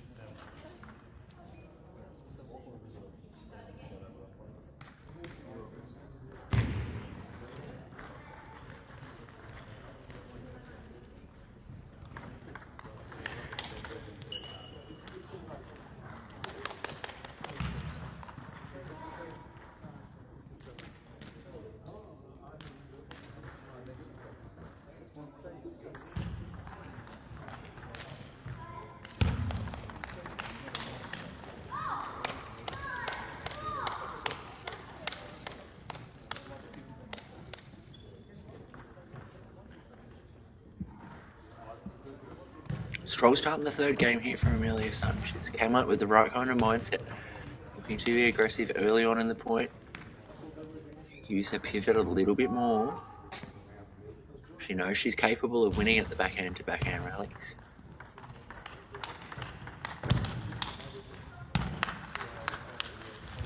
And strong play there. Great ball movement from Barum.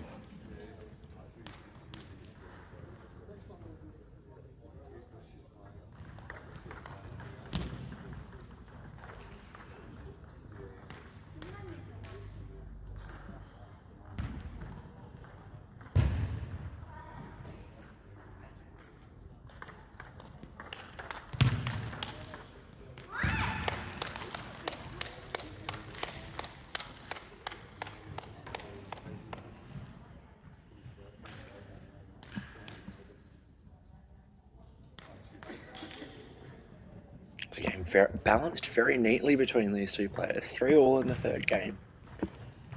Haven't really seen momentum swing either direction here.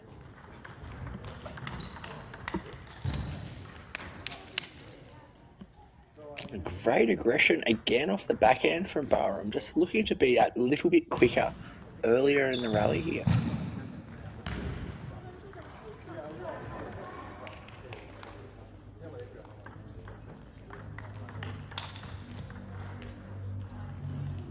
Right idea there from Sun, but a little bit loose on the swing and committing a fraction early to send that ball long.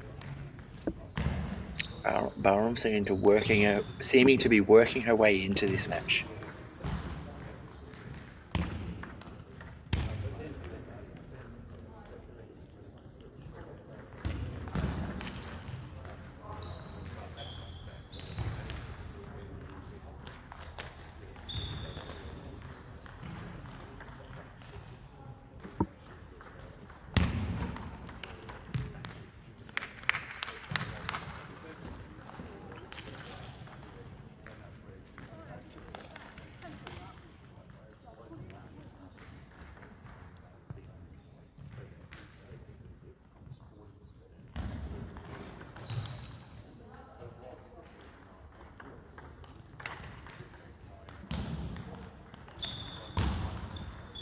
Barum now, as I had spoken, really starting to change the pace of this game and control what's going on the table.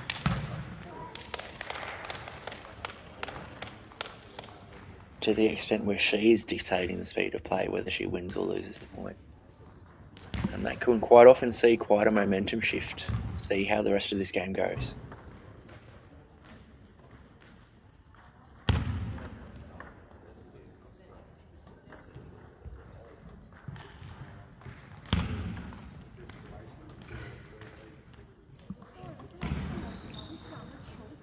Sun just really struggling with the depths off those serves.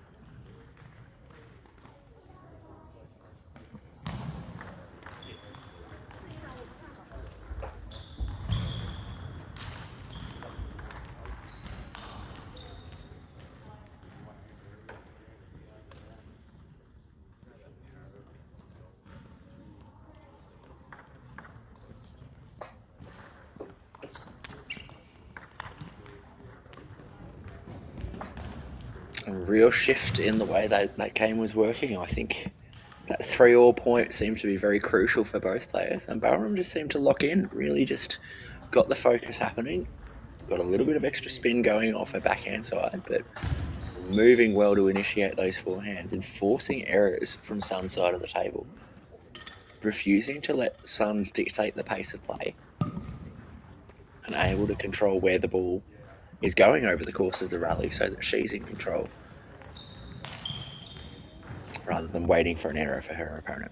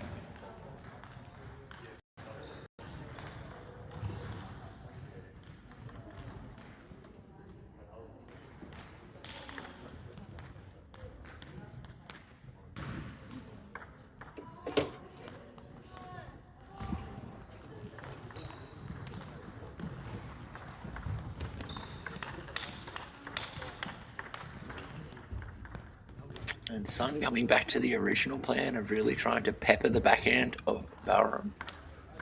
It worked very well for her back in that first game, and that's a good example of the points she needs to play here.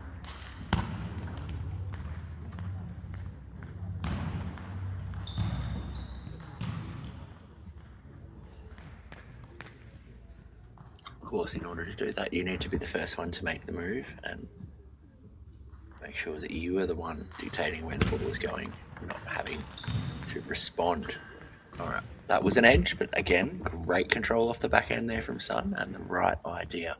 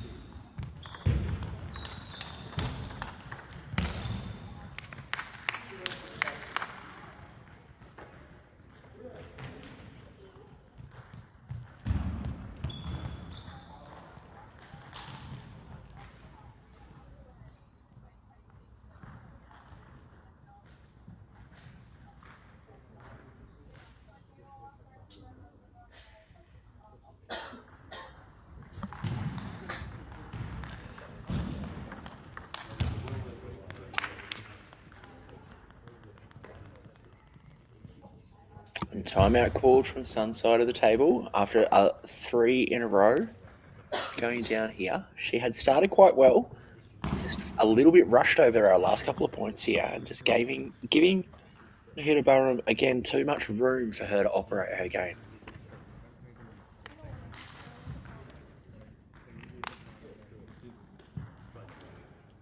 It's absolutely crucial here for Sun to be able to get that placement happening. Get that early swing, early in the rally, get the top spin in first, move it into the backhand of Barum, and don't give her that length on the table to be able to move the ball around. Some of those balls coming to the middle of the table have just been sitting up a little bit too high, and Barum has been swooping on them like you wouldn't believe.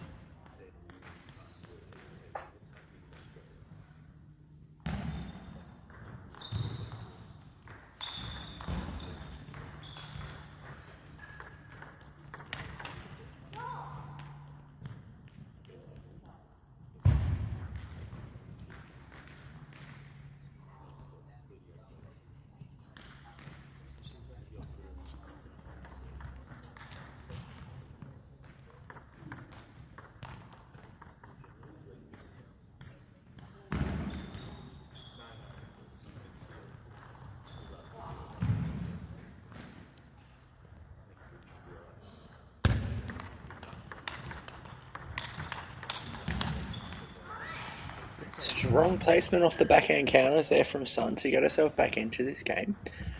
That's a well-judged timeout. A couple of points in a row here. Again, Sun just trying to force the error from Barum's side of the table. Don't give her any room to swing with that forehand.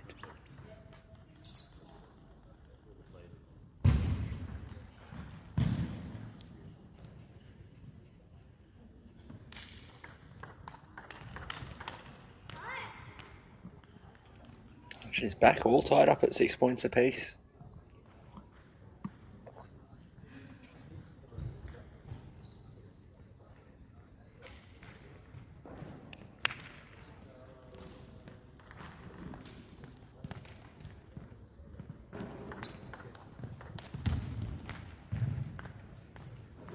A little bit early on the swing there from the forehand from Sun. Just that was an opportunity to open up and just coming off the top edge.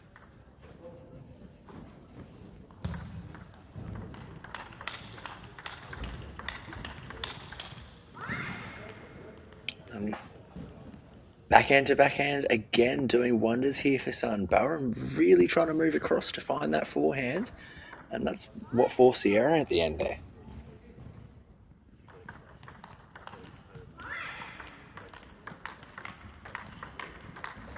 And very well to get herself back into a leading position here, son.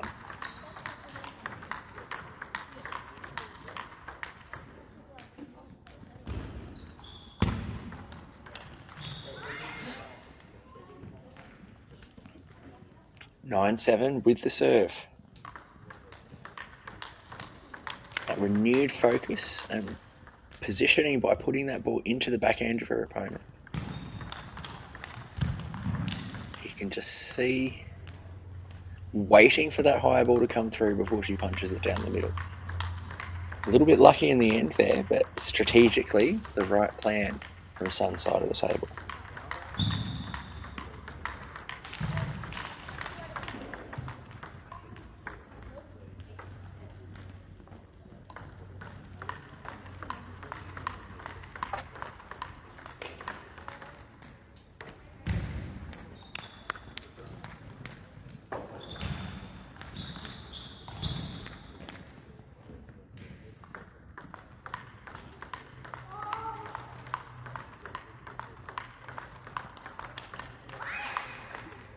And Suns are able to take it 11 points to 8 after being down 6 points to 3.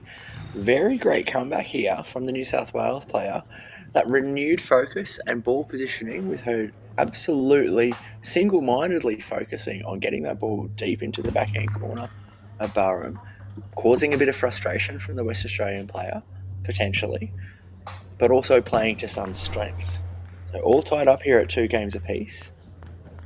And we're heading into the 5th set here for the under-17 girls singles. Should be pretty interesting to see who comes out on top.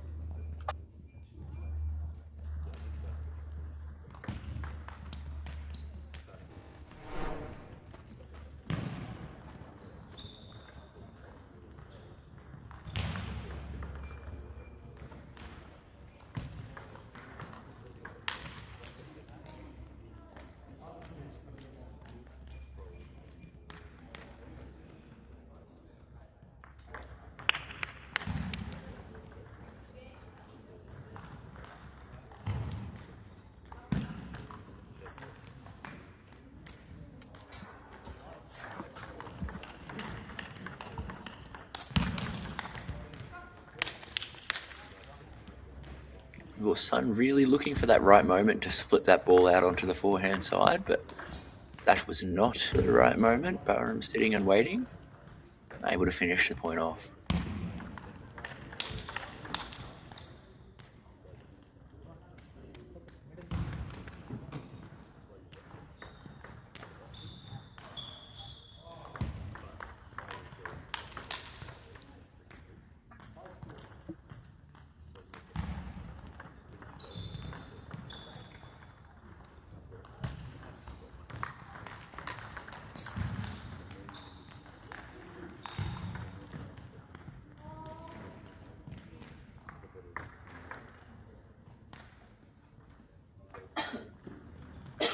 Strong start in this 5th game here from Barum.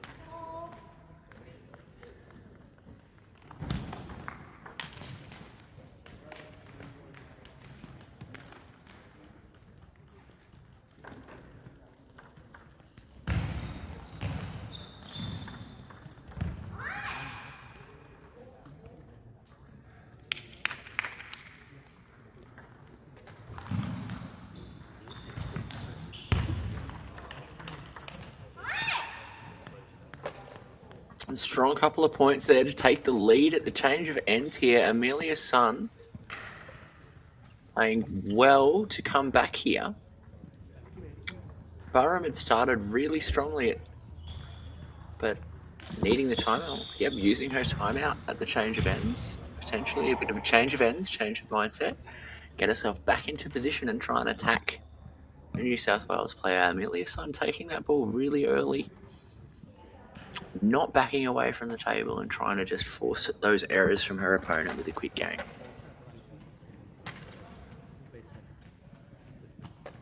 Of course, we saw Sun go a few times and trying to just make the right decision about when to flick that ball across to the forehand side of Barum. Working out a little bit better for her as the game went on. We'll see what happens here.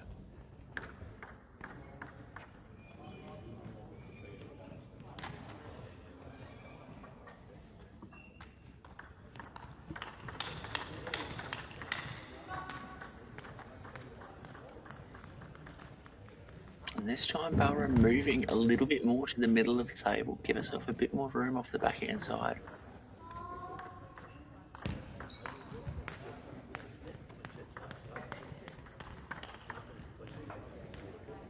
And great counter punch, I should say, out wide to the forehand. Hadn't seen one of those from Barum in a while. It had just been backhand to backhand. So that was a great decision there. Unfortunate time to serve a fault.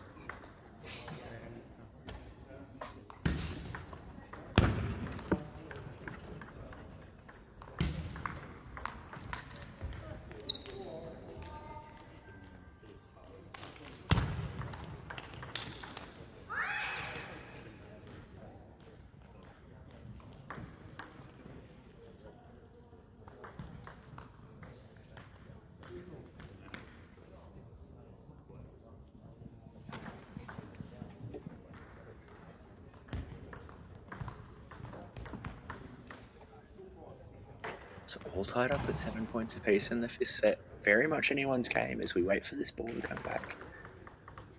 It's just a matter of who can assert themselves over those last few points.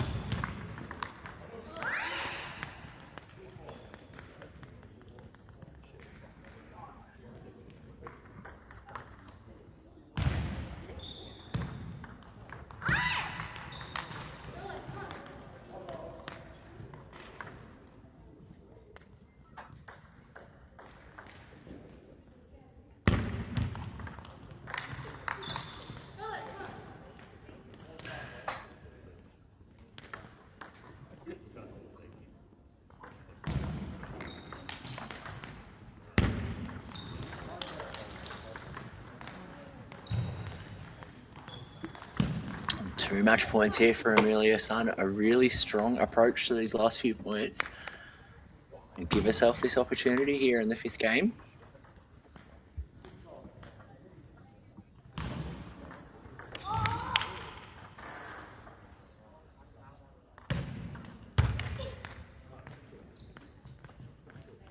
And a little bit of a reach on that backhand punch there from Sun. Out of reach and sending it long. 10-9 here, second match point.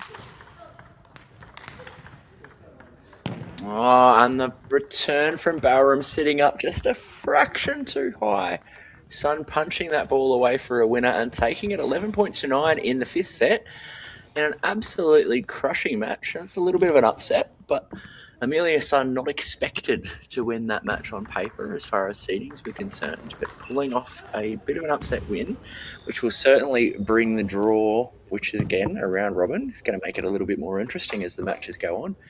That should make the medal hunt a little bit more interesting. Looking forward to our matches as we keep going through and seeing how this pans out.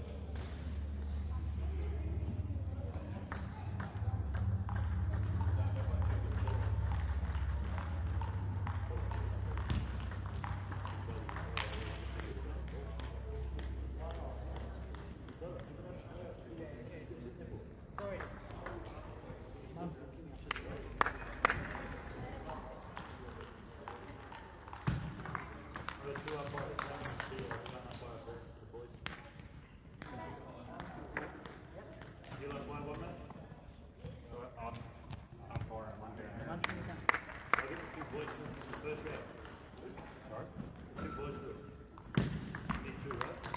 only one straight after this one. Because they changed the order. So you're going to do what?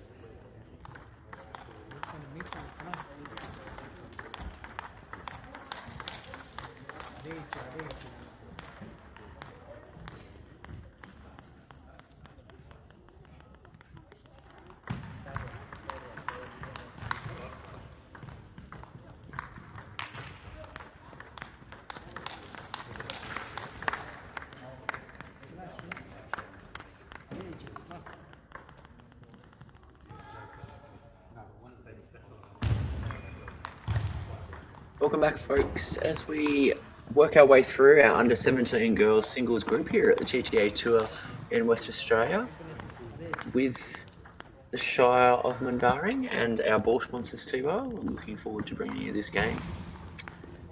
Amelia Sun up against Ariana Zang. Young Ariana, of course, just starting her journey in these TTA Tours, and Amelia Sun just coming off the back of a big five-setter. Coming off of what was a pretty impressive win overall. Putting herself in a great position to get a medal here.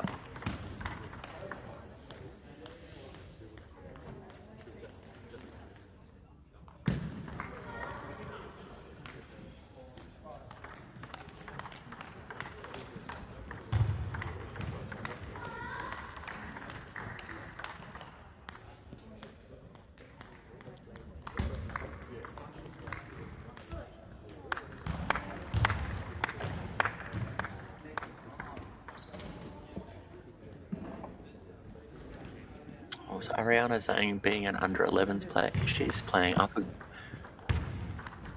a grade or two to give herself that little bit of experience and looking at every opportunity she can to improve and work on her game. Of course, Amelia Sun cannot be complacent, especially with our younger players.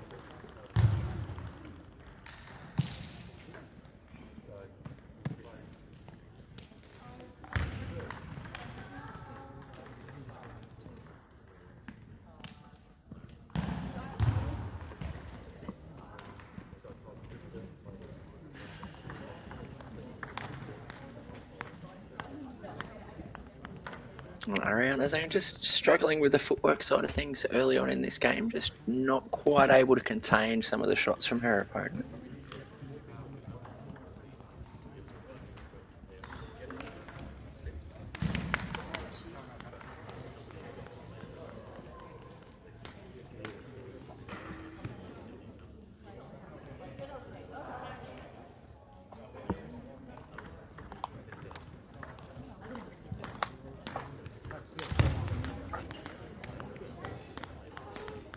A well-constructed point from the younger player, just not quite able to polish it off.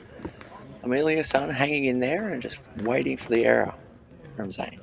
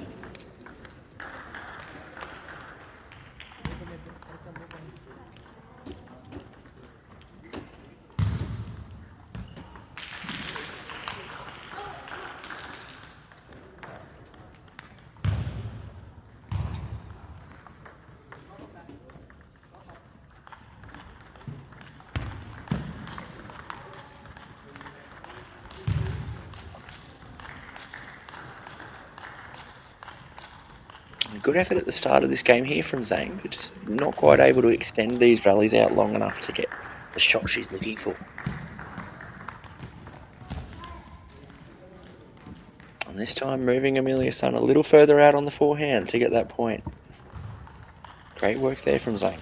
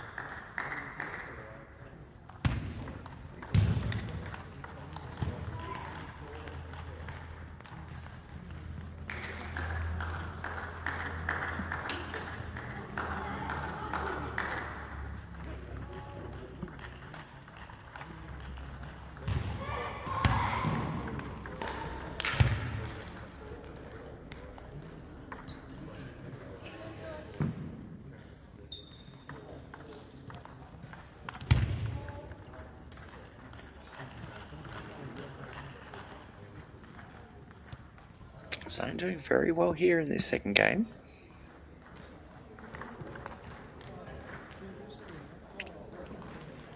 Amelia Sun just sort of a couple of lapses in concentration, allowing Zang to find her way in.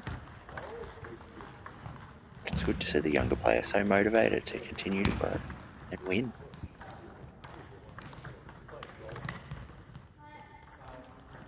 And great forehand open up there from Zang.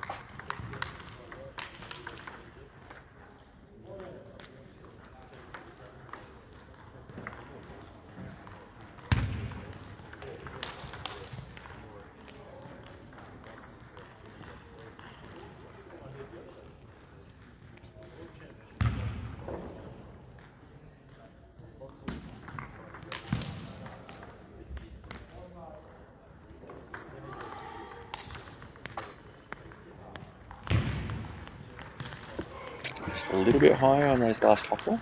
Force the error.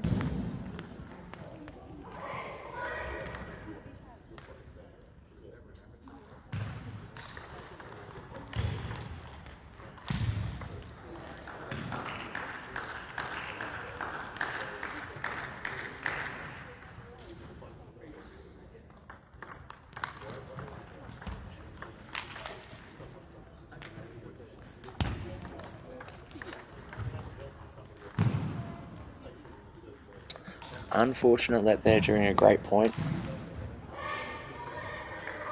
I really see Zang working her way into this second game. She's already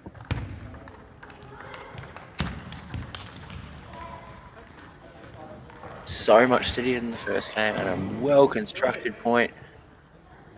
Great ball movement there from Zang.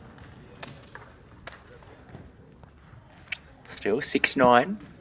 Crucial point.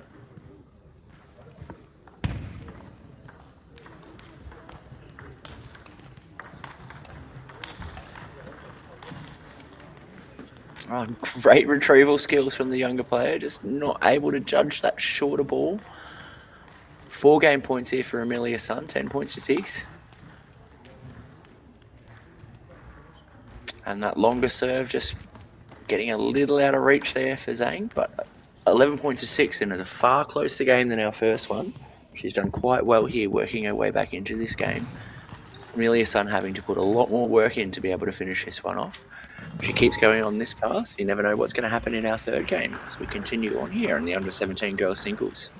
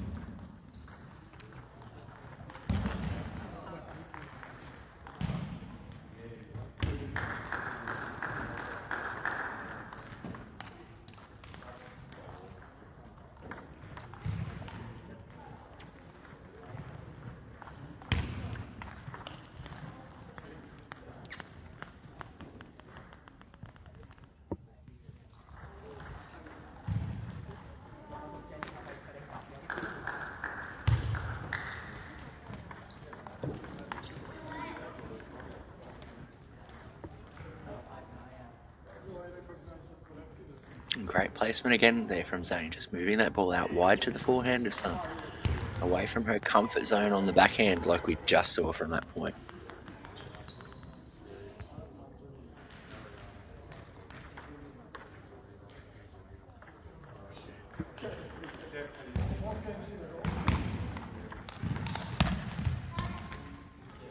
A great movement again from Zang. Just one extra ball coming back from Amelia Sun than she was anticipating happen.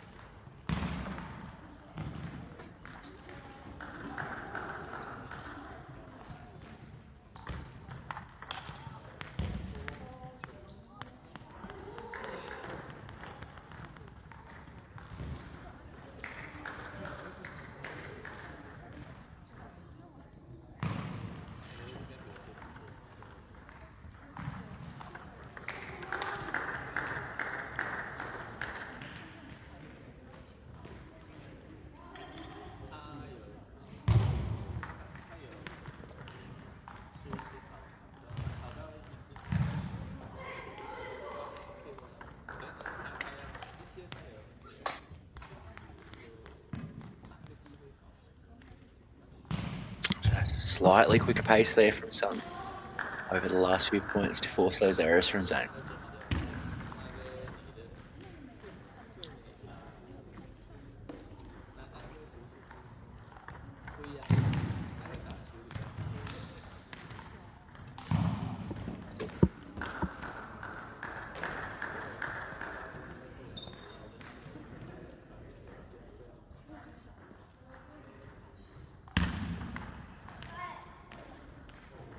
Oh, nice long serve there again from Zang, keeping herself in this third game.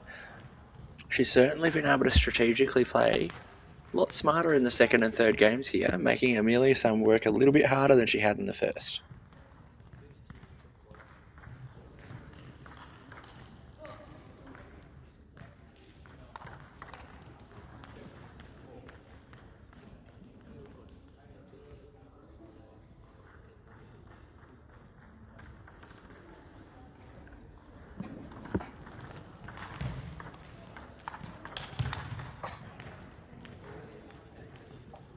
Strong on the first counter, but just opening up that little bit too much room on the backhand side.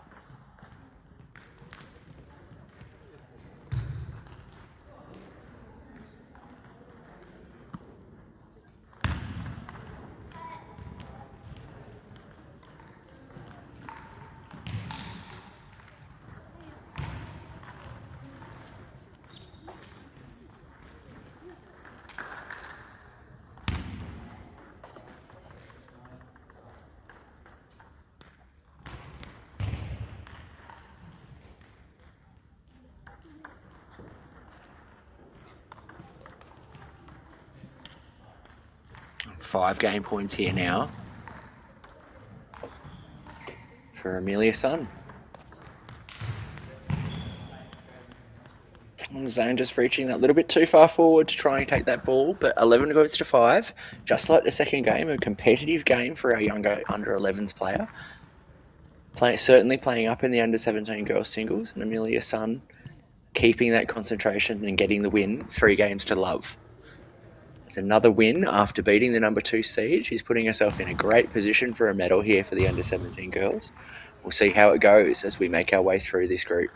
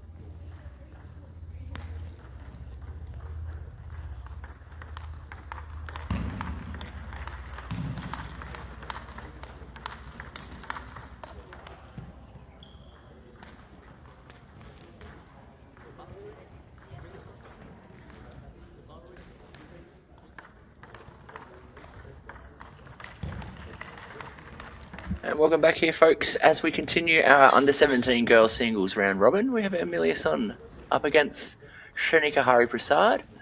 Absolutely cracking game. Both of these girls are undefeated so far in the round robin, so we're certainly keen to see how this one pans out.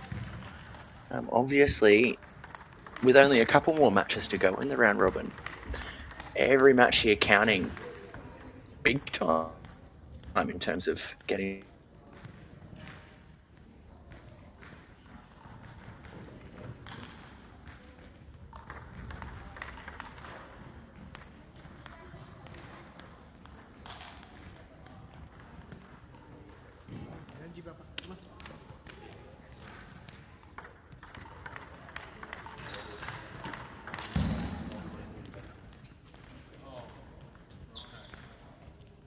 The only thing I refuse to do.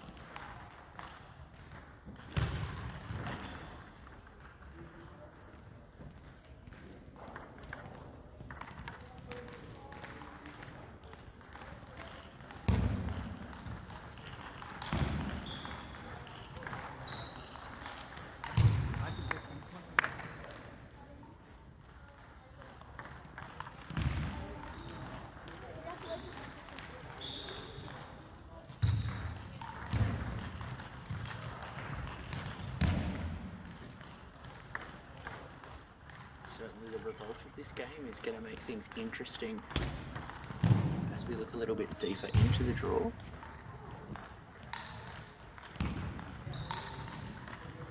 It's only a few more matches left, as mentioned before. Let's see what we've got. Shanika has been able to take, oh no, not undefeated, going down to Joyce Ho in an absolute marathon. So this is absolutely crucial. If Amelia Sun can get the win here, it would go a really long way.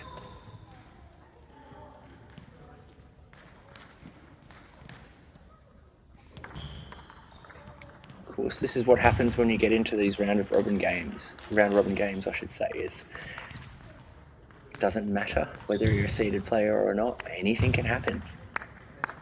And sometimes it ends up being countback that decide the medal positions. We've seen that a few times here at the TTA Tour, particularly this time around here in West Australia. It's made things very interesting.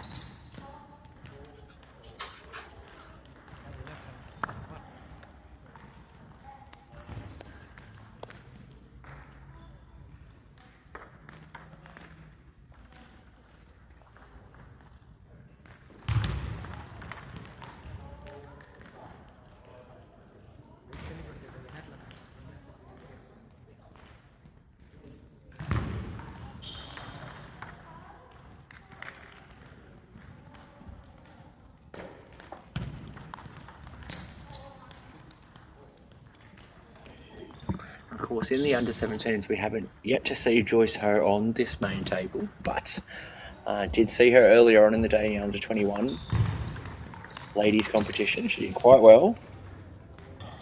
Caused a few upsets there as well. Plays with long pimples on her backhand side, the green grass. Also made famous by, of course, Australian player Chung Ni. A little bit fast and loose there, Shanika, with that forehand. Amelia Sun just taking that point there with the loose error. Really trying to create pressure here against her opponent. After that match, then he can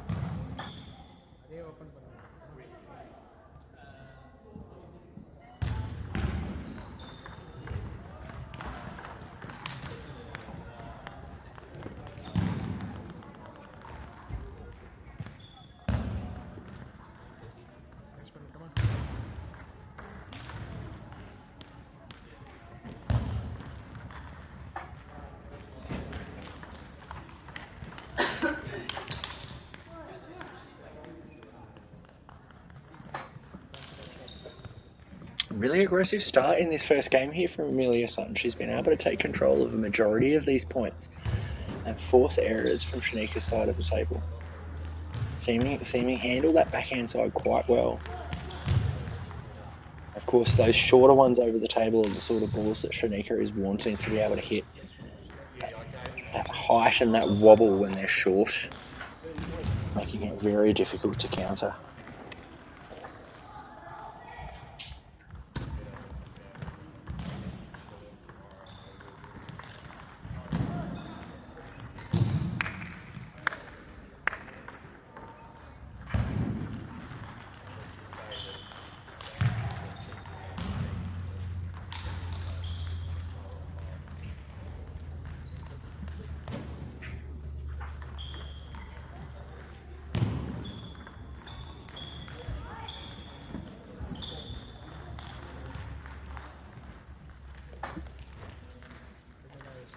Game point here.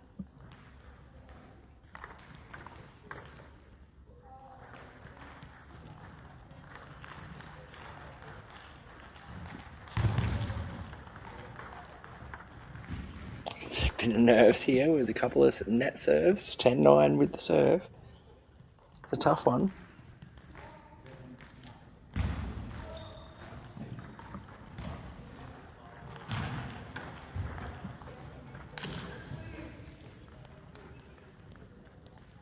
And 11 points to 9 here to Amelia Sun. First game. Both players quite nervous, it seemed, in that game. Just a little bit hesitant to take their opportunities. But Amelia Sun just taking those couple extra over the top of Shanika and forcing her off the table, making things that little bit uncomfortable for her.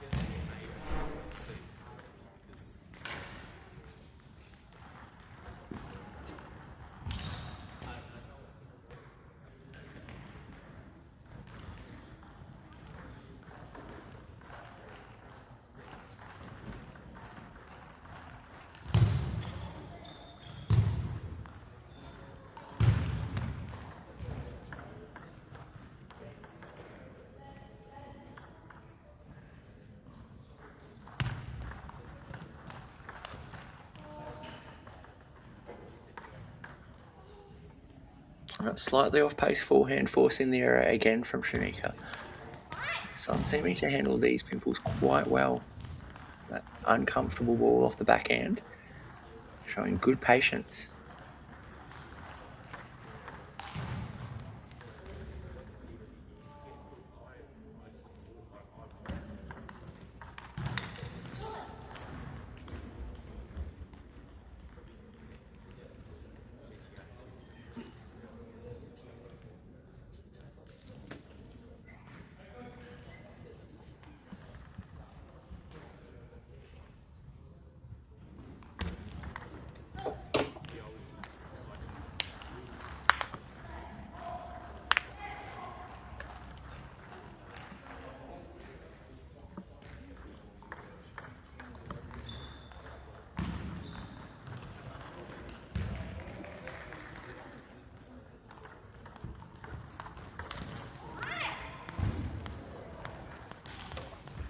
And great ball movement again there from Sun.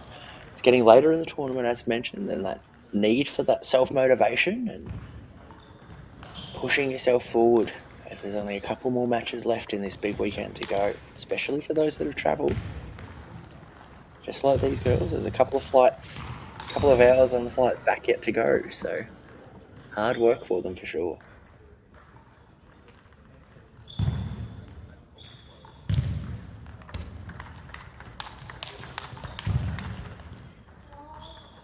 And strong counterplay there again from Amelia Sun. She's seemingly having answers for everything Shanika's throwing at her at the moment.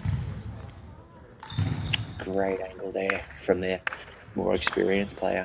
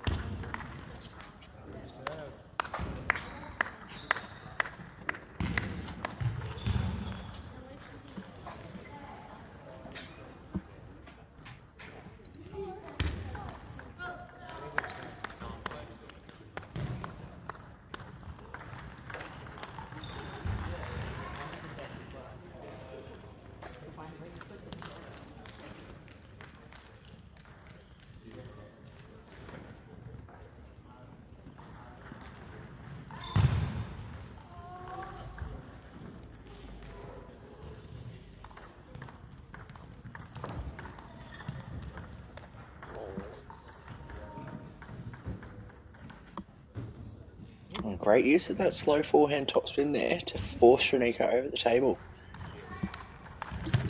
Tight game here.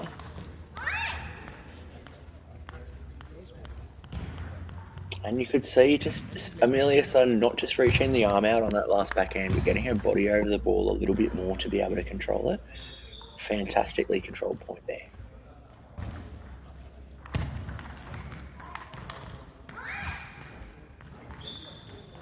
She's been able to put herself into a strong position here with a couple of points in a row here.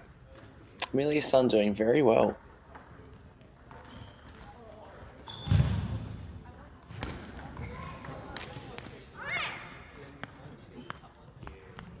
Four game points here for Sun.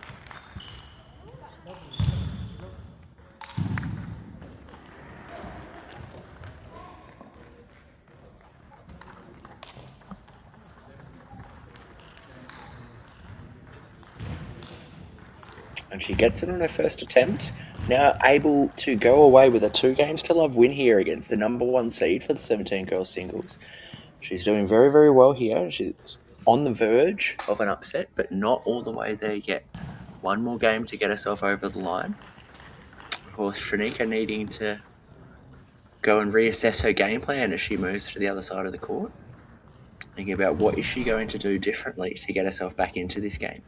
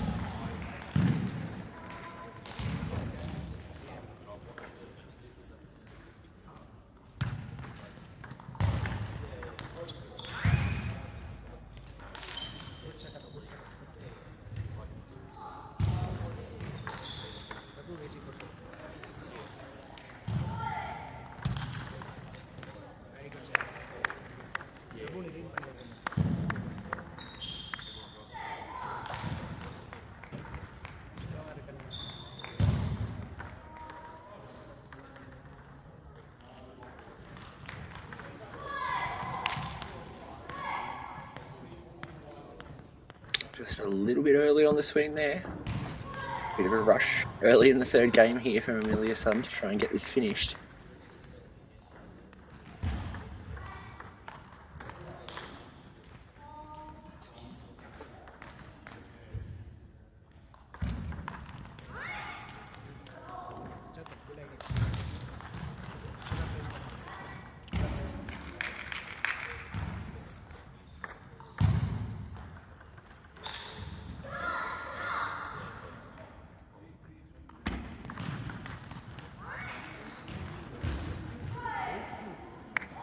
You can see Shanika really trying to push that ball wide and just unable to find her position on the table in order to finish things off here. She's just not quite finding her mark still in this third game.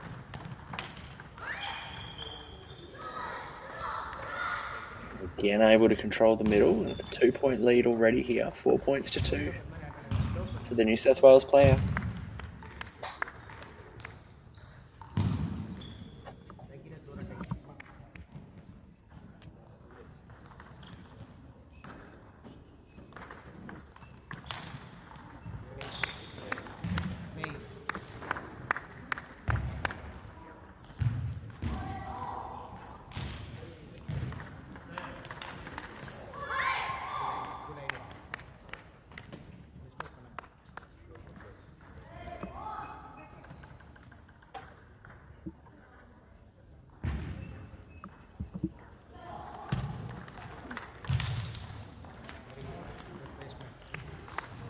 Just what we were talking about there with Sun's backhand. It's just sometimes the arm goes and the body doesn't.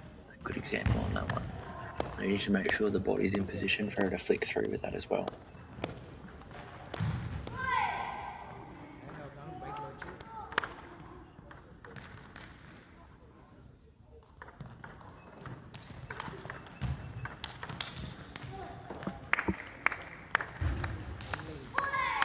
Shanika just grinding her way back into this game here. A couple of points in the row.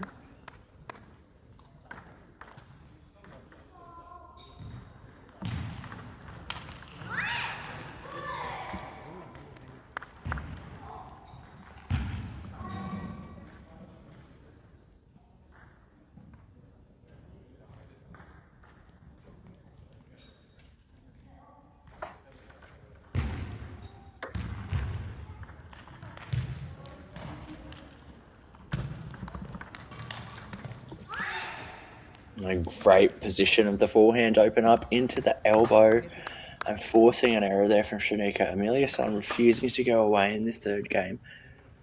And coming back here after a run of points for her opponent. And again, punishing that middle.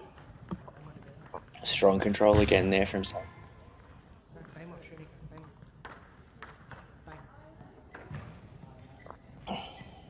And timeout called on the side of Shanika Hari Prasad. Of course, time is getting pretty short. She's 2 points down here in the third game, but being 2 games to love down, absolutely crucial that she gets this serve, if not both of these, against her clearly underrated opponent, or at least with the way that Amelia is playing at the moment. Underrated. Amelia is just working through her opponent and controlling the middle of the table very, very well, attacking the elbow and hip,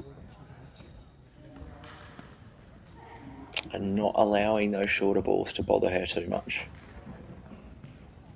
Strong display. Can she finish things off?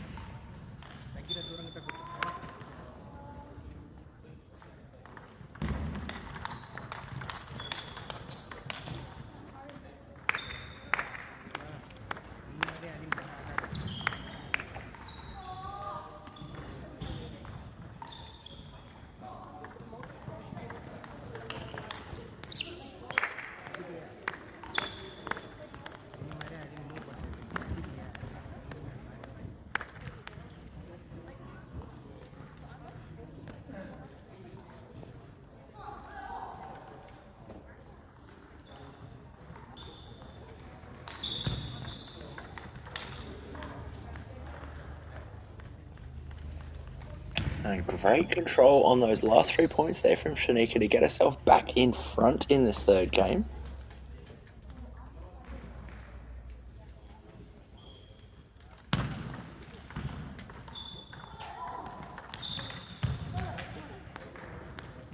She moved that ball wide really, really well onto the backhand side. But of course, just Shanika Hari Prasad just a little bit better prepared this time around for that next ball coming into her hip.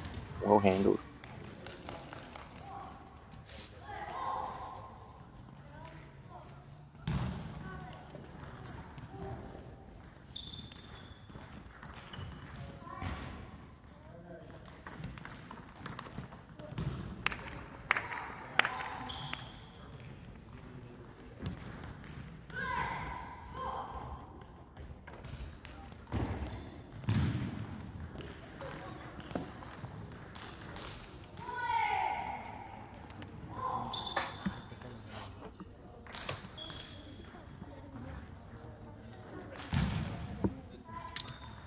Consolidated on the first point there from Shanika. Just all of a sudden, things turning around in her favour. Amelia Sun just losing focus very, very slightly towards the end of that game. Unable to get those feet unstuck off the ground and to position herself correctly to finish off the game. She's now 2-1 ahead. A great comeback on the back end of that game from Shanika. Very well-timed timeout from quite a way down as well, from 8-6 down to win the next 5 points in a row. Let's see if the strategy change that happened at the end of that game is going to come and work in her favour for her. Are we going to see this go in the fourth? Or is Shanika going to take this to a fifth?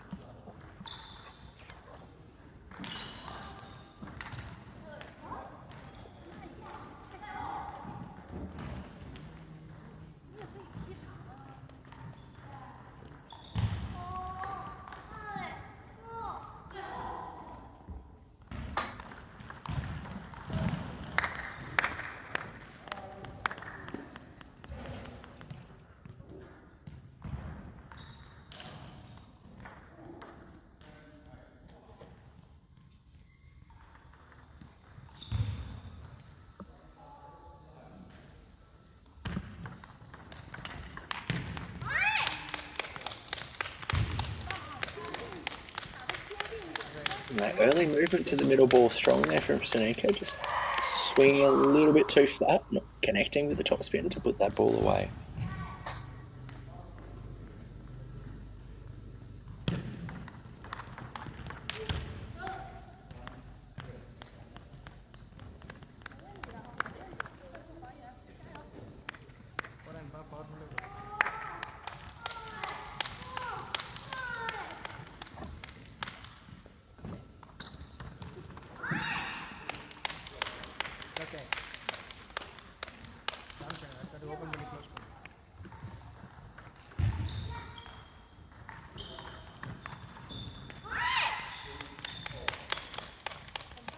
Strong fight back here from Amelia.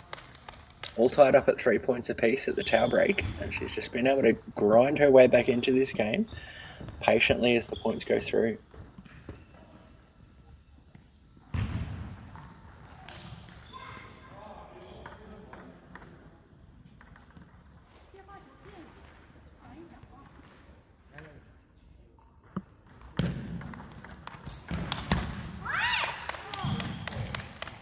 Great aggressive approach there from Sun. Really renewed approach at flicking that serve, not getting engaged in the push, and trying to punish that ball out wide.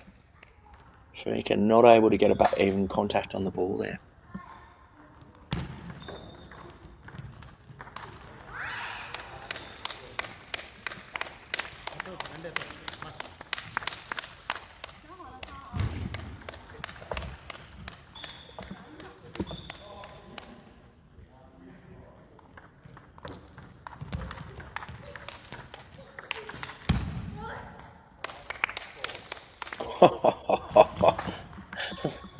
What a fascinating rally that one was. A little bit of everything happened there. A bit unfortunate not to get away with that one there for Sun. She has really worked her way back in here from 3-love down.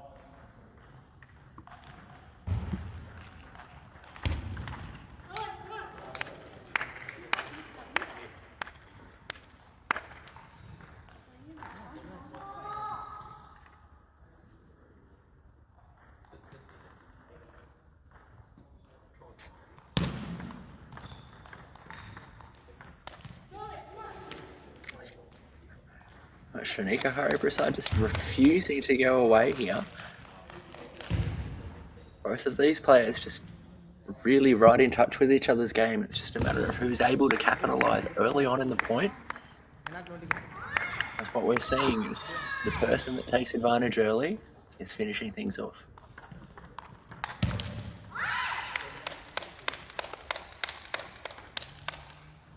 Great preparation again there from Sun.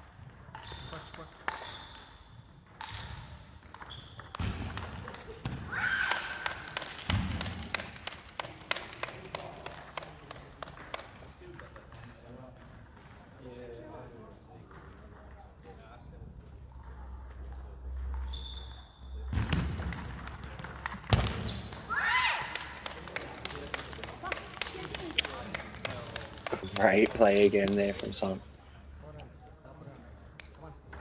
She's got that feet moving again and giving herself a second wind here in this fourth game.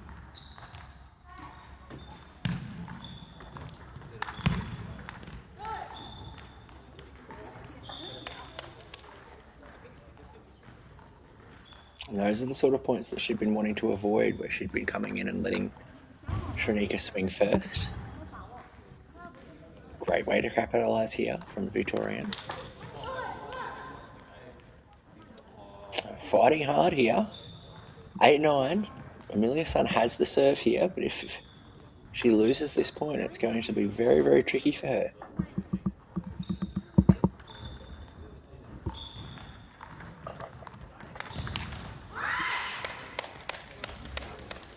And great counter-attack off the forehand there again. Excellent preparation and footwork to get herself ready for that forehand counter. 2 match points here for the New South Wales player. Can she pull another upset?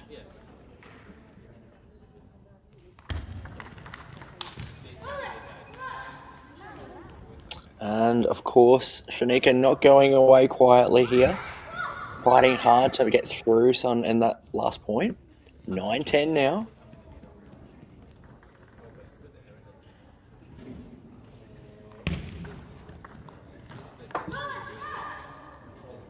And all tied up, 2 match points fought back against. 10 points all here in the fourth game. A little bit tight on that push, sending it into the middle of the net.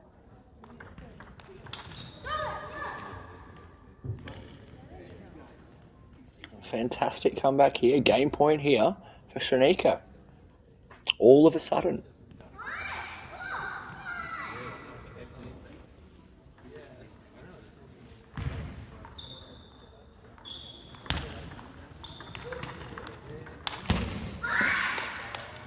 Great forehand there from Amelia.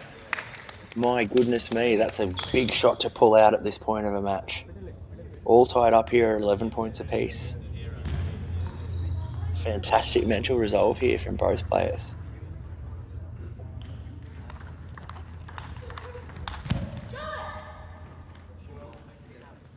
And that ball just slightly a little too wide there. Another game point here to take this to a 5th here for Sanika.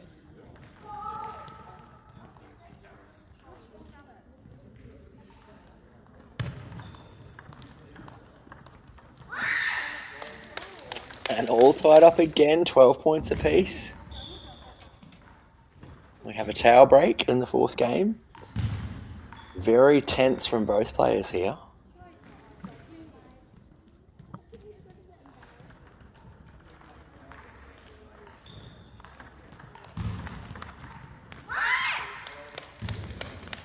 And Amelia's unable to get another match point here.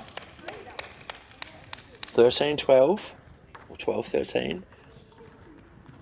Sanika needed to serve tight, keep this away from the flick. Yep, gets the push.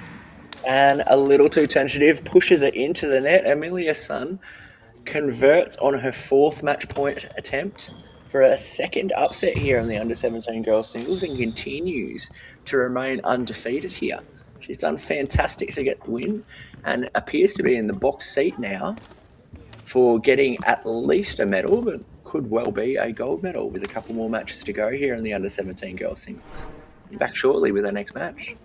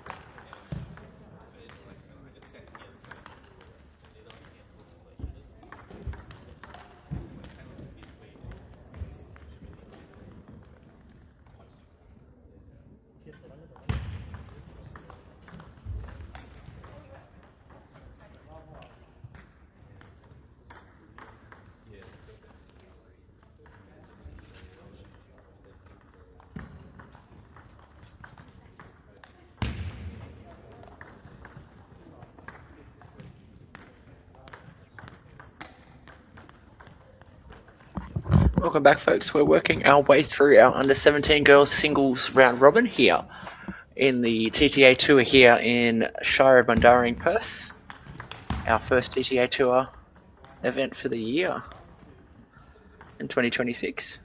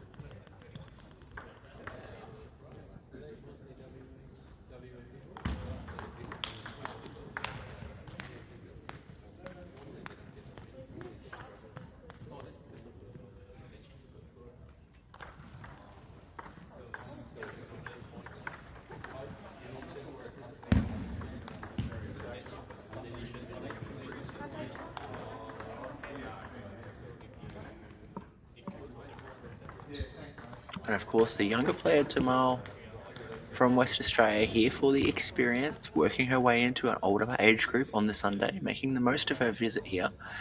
Every point against these older and stronger players, of course, very helpful for her as she continues her development. Was Barum very experienced playing against Pimples in mixed game. One thing I noticed with Leisha is the biggest thing she needs to work on that I can see from our limited camera angles, of course, is just that movement piece. She's got great timing of the ball when she's there. I can certainly see the ball quite clearly.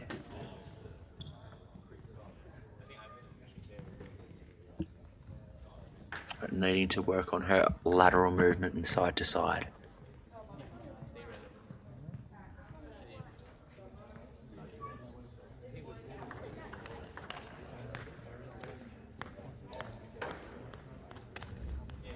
And strong first game there from Barum, the number 2 seed for this group.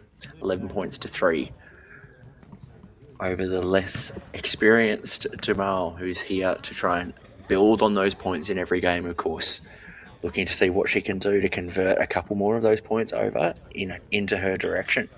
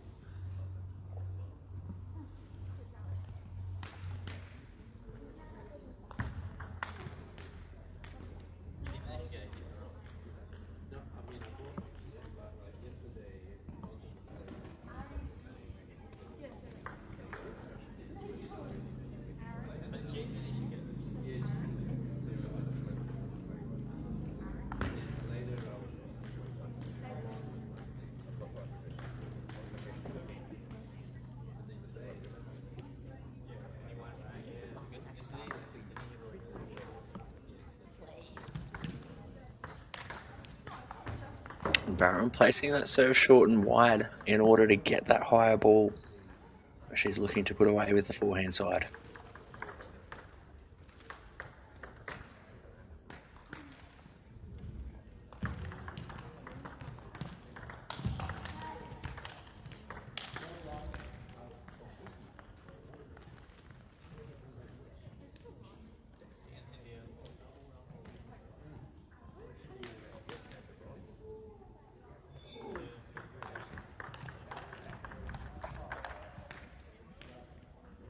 And well put together point there from Laisha Jamal. Just not able to finish things off, unfortunately. A little bit tentative on the final shot. Barum had certainly given her a few opportunities there.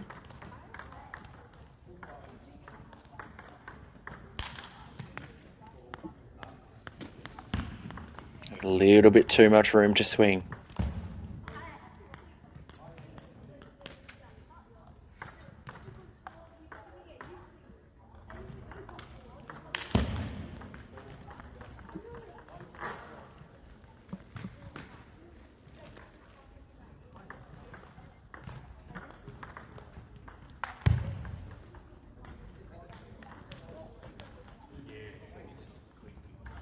Couple of loose points there from Barum, giving Jamal a bit of a sniff here in the second game.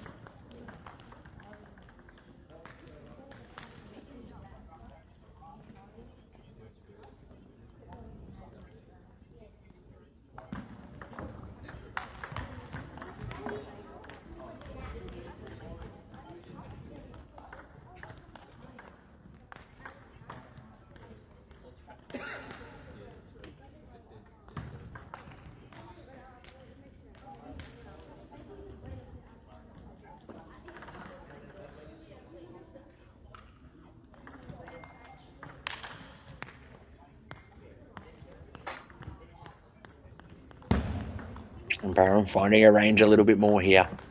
Needing to play yourself back into this game. That just the change of pace can sometimes take a little bit away from your concentration.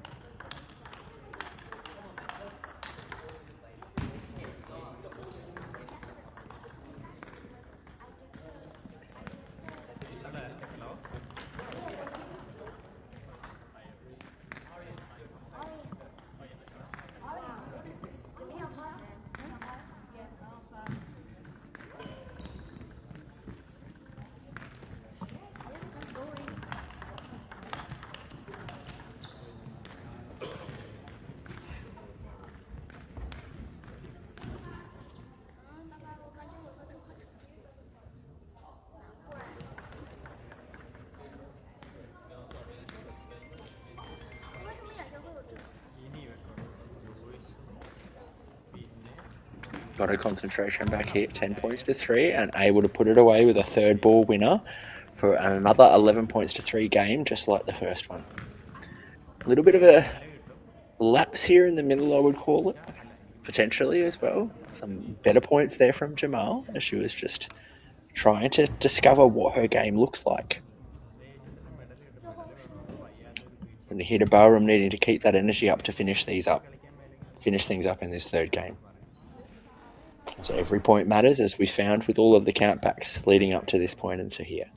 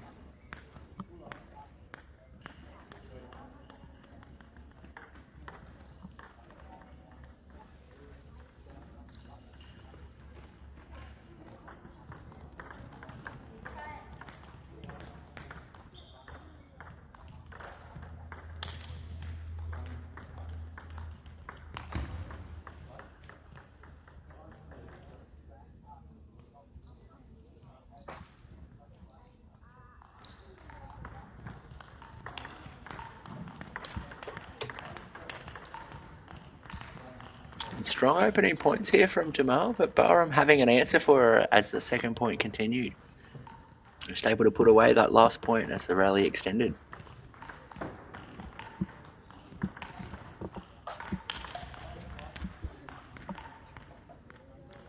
You can see Jamal knew where that ball was coming out to her forehand, just not quite there in terms of her footwork to get herself in position.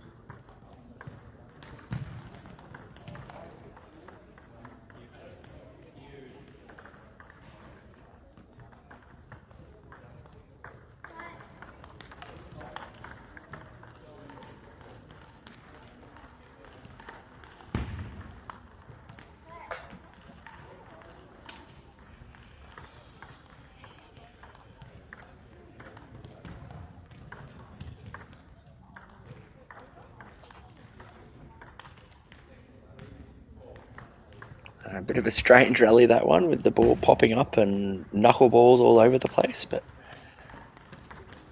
in the end, Barum just not able to close things off. All tied up 3 points apiece. That's exactly how she's going to be able to finish things from here, is looking for that third ball attack.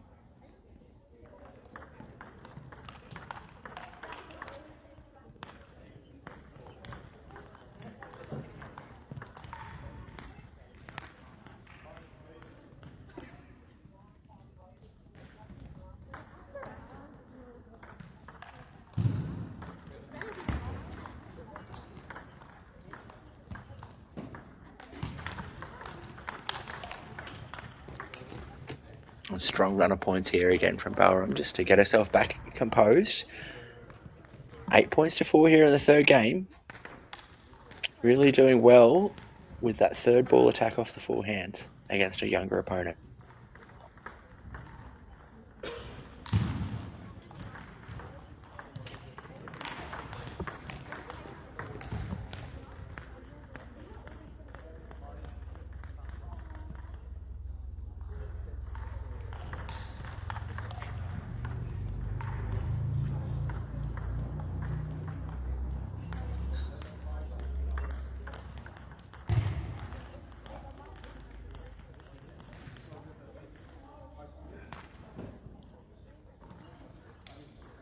Much stronger game here from Jamal. She's done very well to get herself in a better position with 5 points. Needing to continue to work to make life difficult for Barum to open up with her forehand like she did in that last point.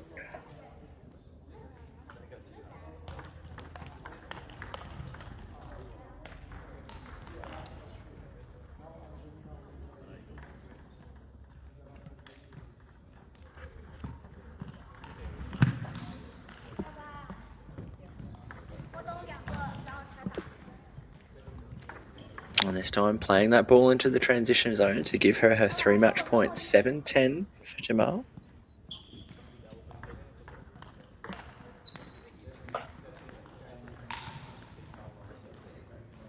And all over on the first point. Great third game there from Laisha Jamal. Being able to show that what she's going to be capable of as she goes into the future as one of our up-and-coming players. Nikita Barum with that crucial win to help her into a medal position as we head into our final few matches here at the TTA Tour for the under-17 girls singles here in West Australia.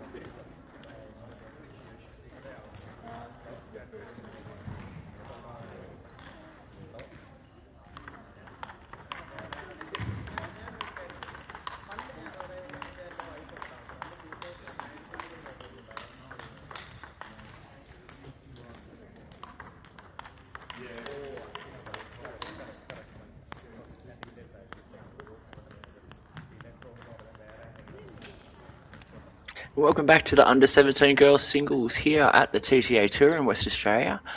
Got a really interesting one here between Joyce Ho and Nikita Barum, both of West Australia. Having a little bit of a look at the draw and our round robin group here is, as I had mentioned earlier, round robins do tend to make things pretty interesting regardless of who's seeded. And what we've got at this point, with 2 to 3 more matches for everyone left, or maybe sometimes even less, is we have 5 different players who have only got 1 loss. 2 with 4 wins and 1 loss, and 3 with 3 wins and 1 loss. Barum has 4 wins and 1 loss. Joyce Ho has 3 wins and 1 loss. Every match at this point of the round robin crucial, with 5 players playing off for, of course, the 3 medals. Everybody's seeming to be able to beat everybody, and it's going to make things very interesting as we continue to move forward. This result, of course, instrumental, so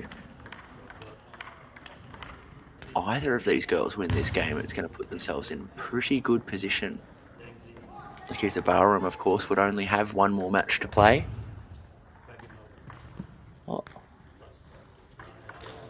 Potentially 1 more match to play, I should think. Yes, 1 more match, but Joyce would have 2.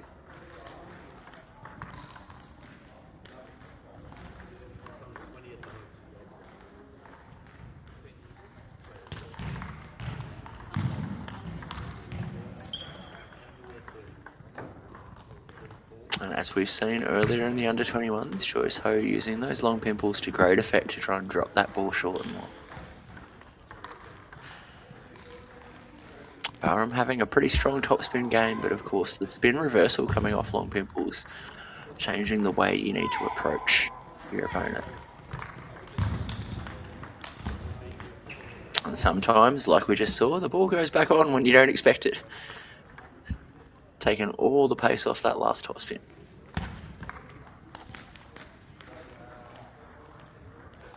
Currently that disruption of rhythm really causing a lot of issues there for Barum early in this game.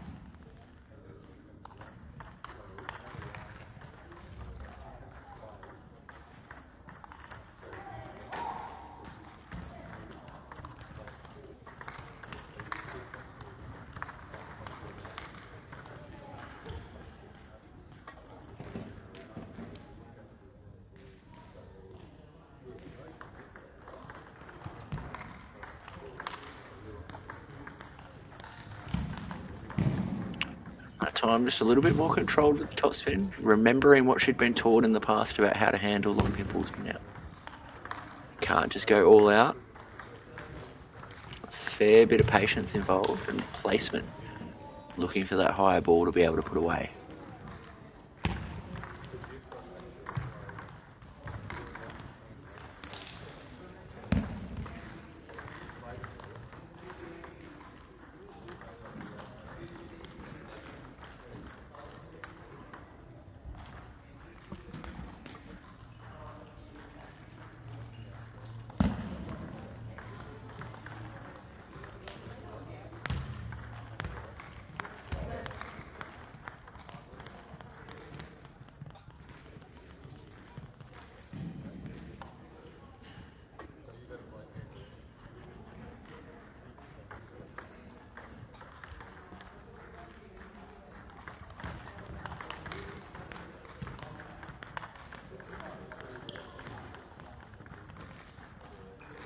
Joyce Ho just really controlling these rallies with her reversal of spin here, just not letting Barum find any avenue to hit those winners.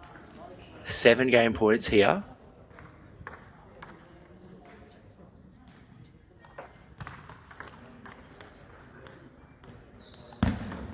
And Barum unable to control that backhand topspin, going down 11 points to 3.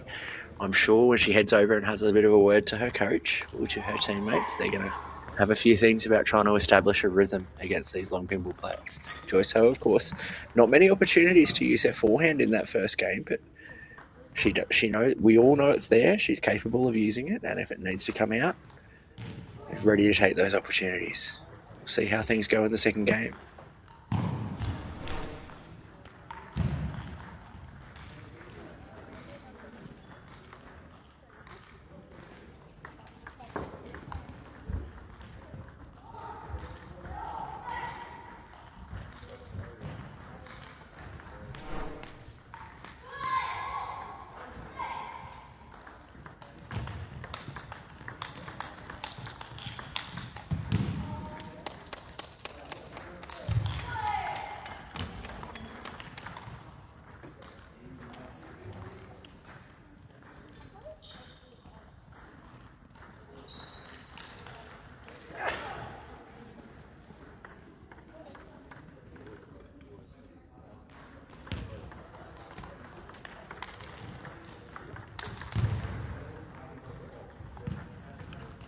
little bit more directional change here early on in this game here for Barum.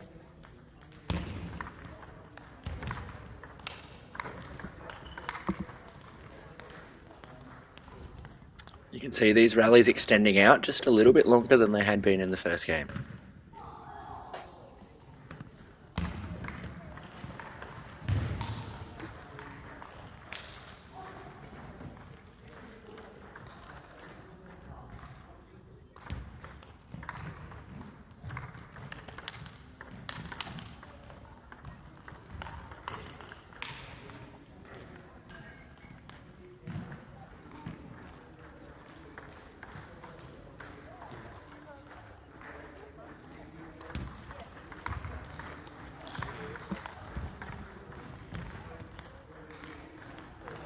Great drop shot there by Joyce Ho. Great control of the table again. Just we're seeing a lot more control through the point here from Barum. Just not quite able to dictate the pace of the rally quite yet.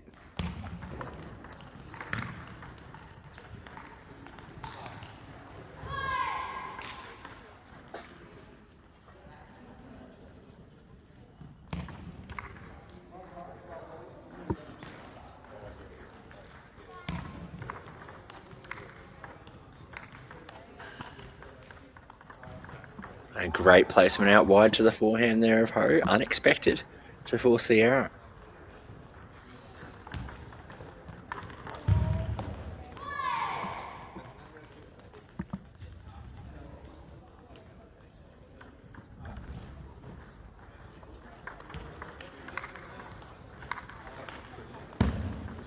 That's that second block again. Quite fierce into the forehand there of Barum. It's coming a little bit quicker and lower than she's comfortable with. Seeing a few more twiddles here from Joyce Ho in this game. It's good for her as she continues to improve.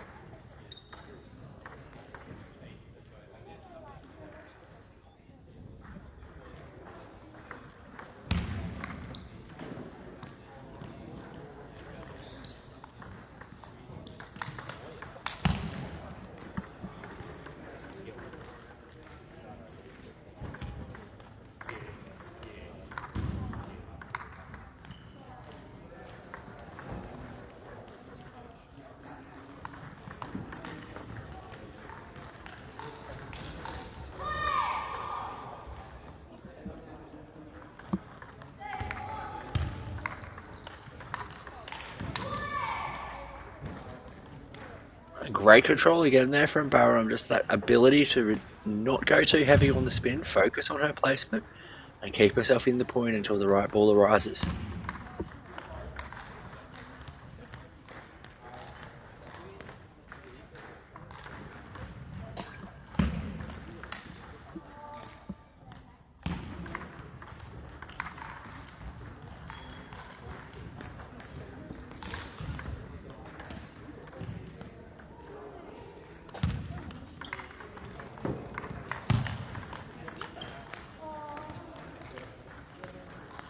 Joyce Ho just trying to split the court down the middle there, move that ball around.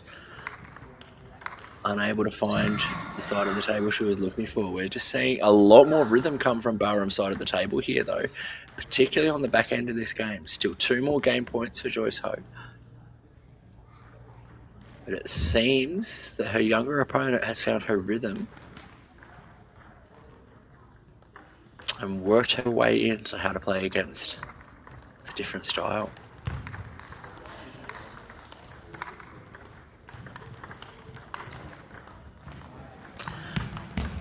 It seems from this distance as well, at least, that she's just playing with a little bit less spin and more focusing on placement than anything else. And she's tied things up now at 10 points apiece. Great comeback here from Barum.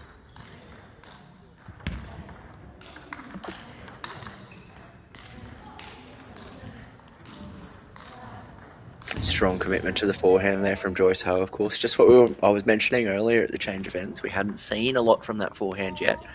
You know, she's very capable of committing and putting that ball away. But of course, when she's so regularly sitting on that backhand side, placing those balls close to the forehand wing can be slow down that timing a little bit.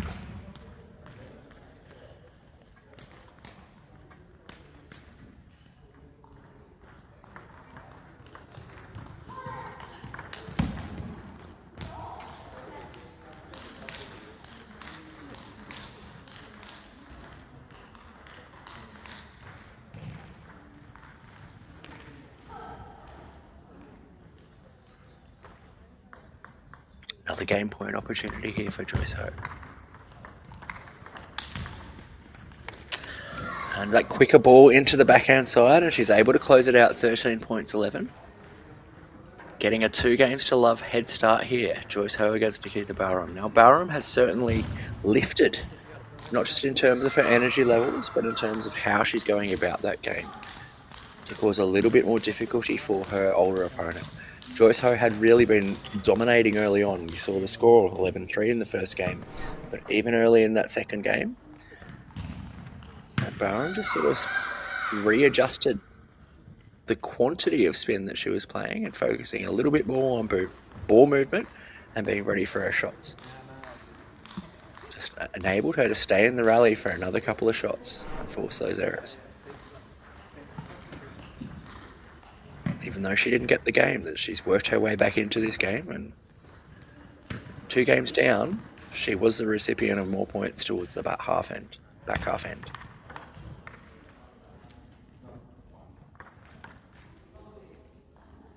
And like we just saw, we may see a little bit of twiddling happening from Joyce Ho's end here to try and change things up. My goodness, not a lot we can do with that one.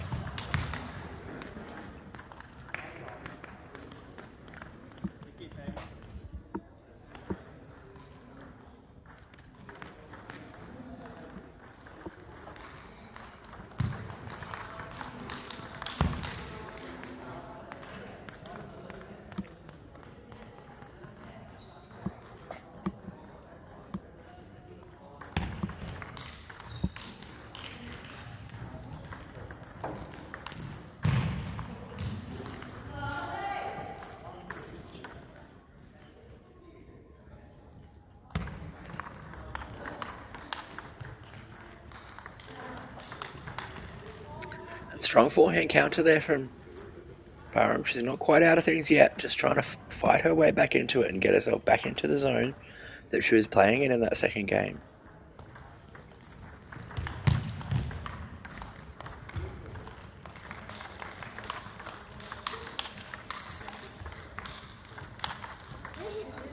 Much stronger from Barum's side of the table here, and much more along the lines of what she needs to do in order to get herself back into this. That was a longer rally. She waited for that right opportunity and took the swing when it came.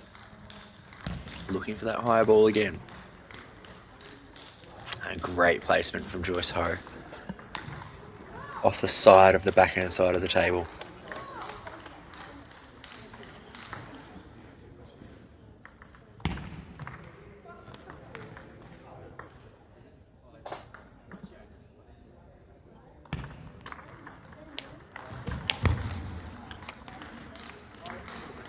All tied up now here at 5 points apiece.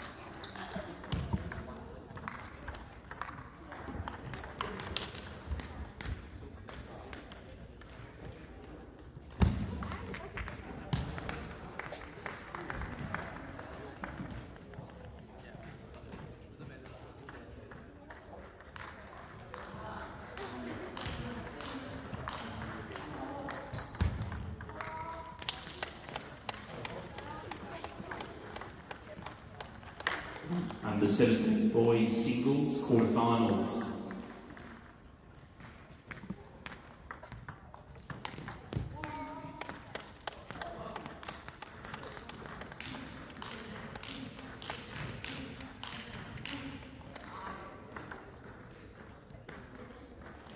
Aaron Burnett, Chris Menon, table 4.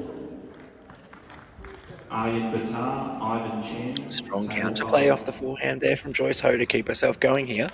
Slight lead at 7-6. Nikita Barum finding that rhythm like she had done in the second game to bring things back.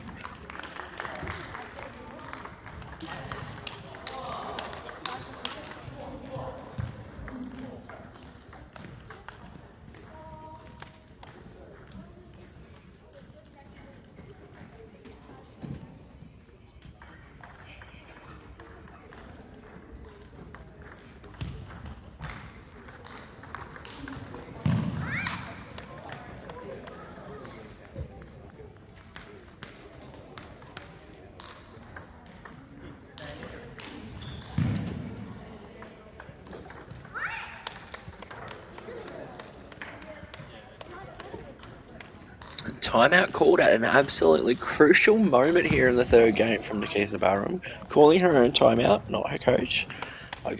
Recognising the importance of the moment, receiving serve at 8-7 down and 2 games to love down.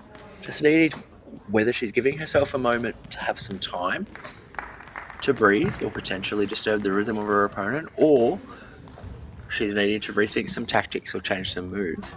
Really interesting time to call that timeout. And see if it pays off. Of course, she loses this game, she loses the match. So very crucial moment for her to call that timeout, and I probably wouldn't have wanted to wait another point. So quite a smart move.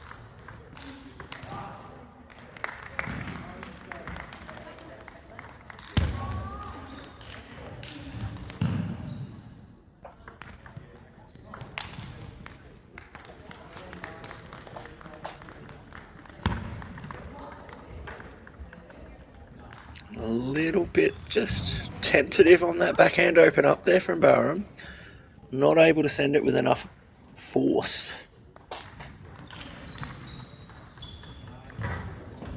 Nervous response again from Joyce Ho, so all tied up at 9 points apiece in the third game. Couple of nervous shots from both players.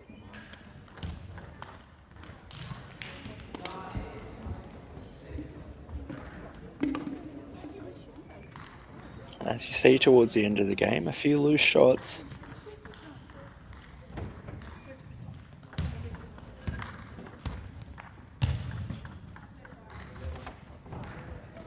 Oh my goodness.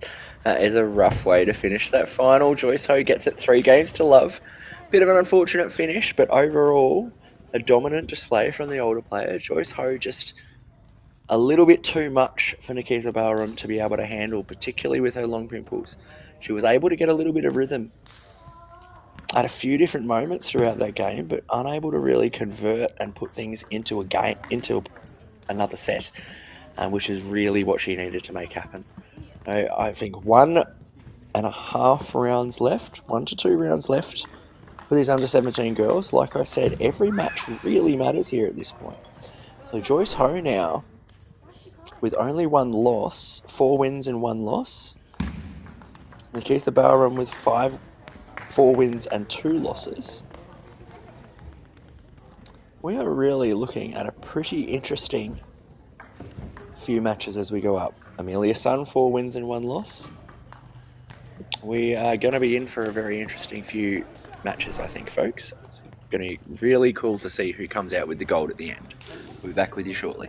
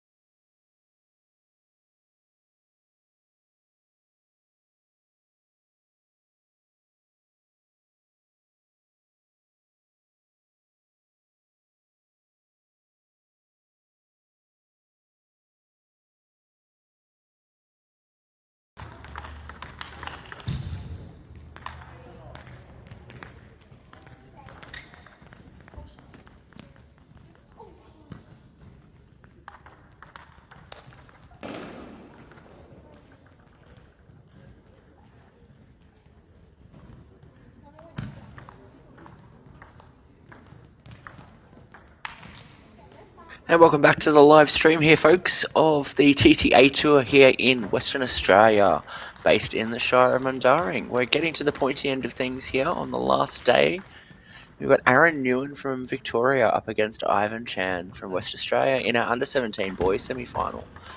Of course, Aaron Newan being the number 2 seed, and Ivan being an under-13 player still, I believe. So doing very well to get himself here. Of course, this under-17 boys draw has been riddled with withdrawals and upsets here and there, and just potential, I guess, some injuries all over the place. So, but luckily, Aaron and Ivan doing well to get through here. Now, of course, Aaron, quite a seasoned player, particularly in the older divisions. So Ivan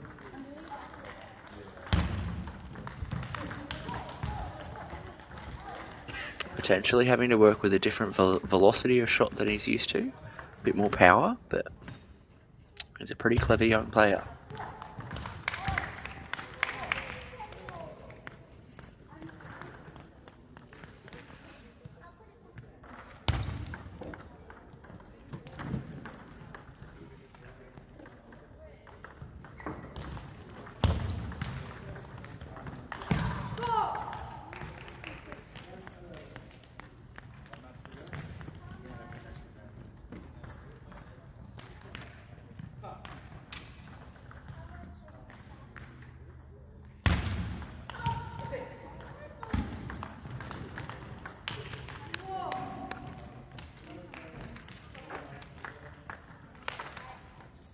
Newan doing quite well. I mean, something that he does very well is his position close to the table, his ability to use his legs and rotate through the ball.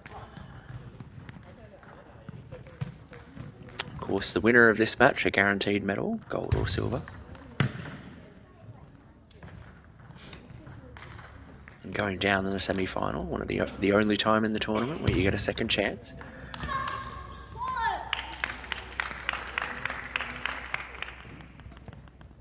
Or in potentially a third chance for those that have come second in their group, I should say. And playing off for the bronze.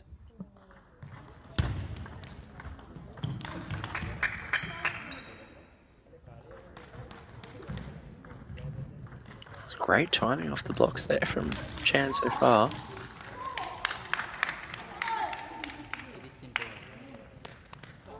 Newan really seeking to play with power, just not quite getting a hold of it the way he looked to early in that first game. A lot more rotation there on that back end. Placed into the elbow there of Chan, kicking away.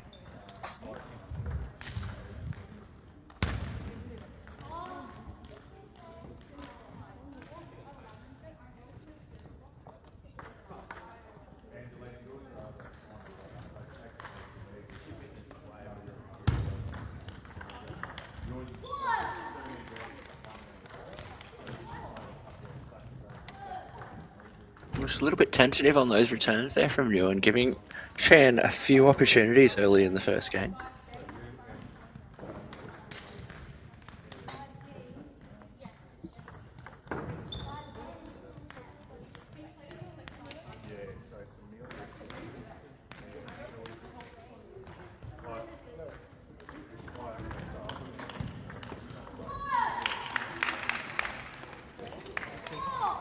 And again, a few tentative placements there from Newan. He was ahead in this game. There's a couple of softer balls. Chan all over it.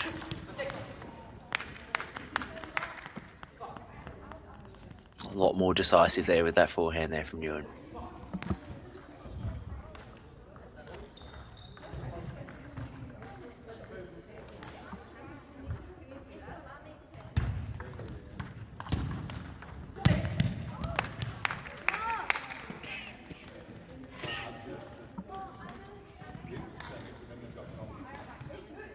Yeah, just that little bit extra on the ball, just giving him that opportunity to play Chan out of position, and all tied up at 8 points apiece. Newan should be looking to consolidate now that he has the serve.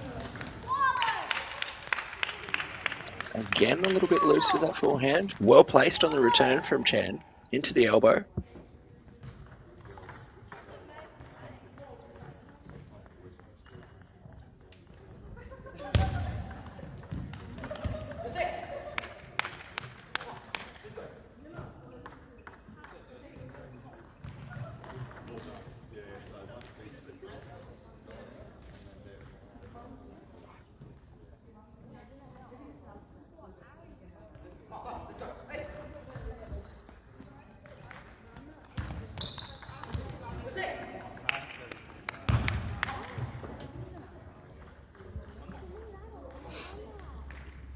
First game point here to Newan. Just a little bit more better control here. It's back end of the game.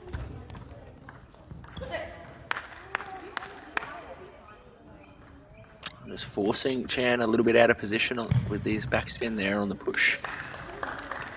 A little bit far away from the body to be able to control that heavier amount of spin. So first game, 11 points to 9 to Aaron Newan. Ivan Chan was right there for a lot of this game. He was in the lead 8 points to 6, and Newan really had to tighten up on his shots and start to actually play with that power that he needed to be able to get through Ivan. So Ivan's still a little bit younger and not quite as strong in the body yet. But from a technical standpoint, equal to or better than a lot of his older opponents that he comes up against. So sometimes you need to play with your advantages.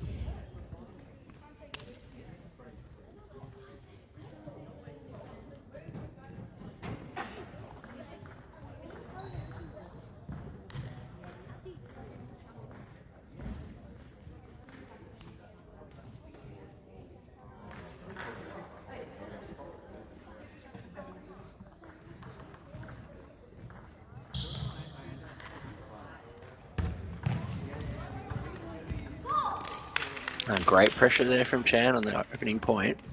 Strong push deep into the hip of his opponent. Needing to do a lot of work to get up on that ball. Nice little deceptive serve as well.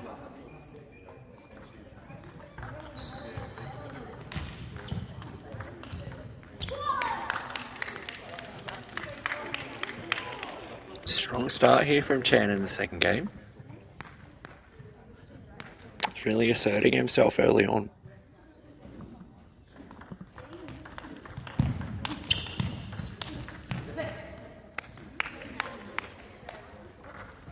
A ball well placed back to the middle there in the counter rally from Chan, but sitting up a little bit too high. Newan able to use his superior footwork to get in position, keep himself in the game. And again, deception off the serve really causing Newan some issues here.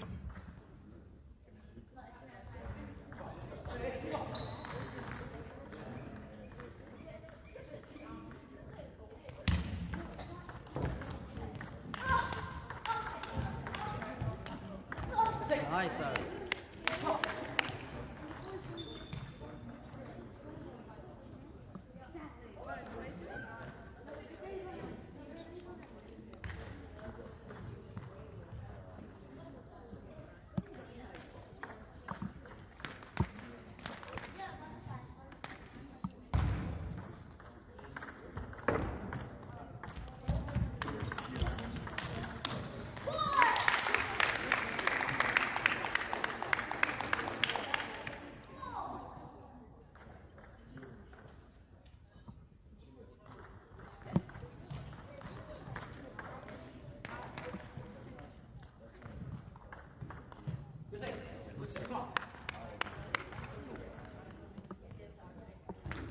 Newan doing well later in this game, I should say, to just kind of continue to resolve himself. Chan has been quite aggressive early on in these points. He's been winning a lot of points off the serve. And this time a little bit safer with his return rather than trying to attack too early in the point. Once engaging in that open play, feeling more confident to win with his topspin.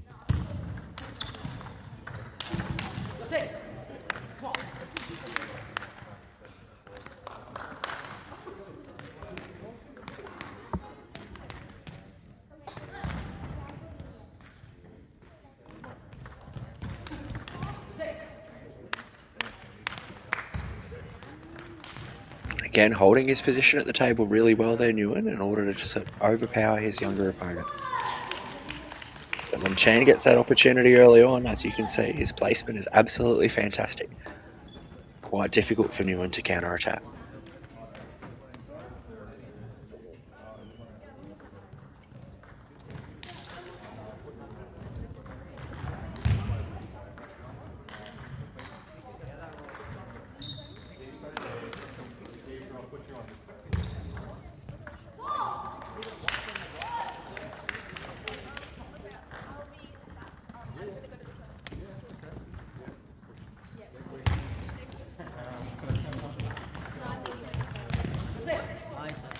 Strong movement again on the pivot from Newan. Moving around, stepping around his backhand to hit it with that little bit of extra spin. And move the ball off Chan's forehand. Back tied up at 7 points apiece again. A great half-long position of that push. Forcing Newan right down on the table.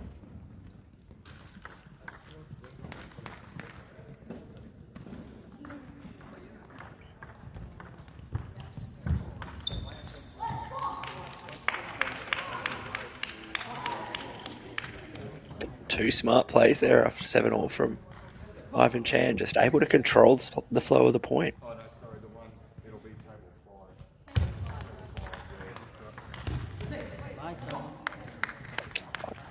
5. Just tapping the net on the way through. Slightly tentative return there, but Ivan unable to capitalise with his third ball.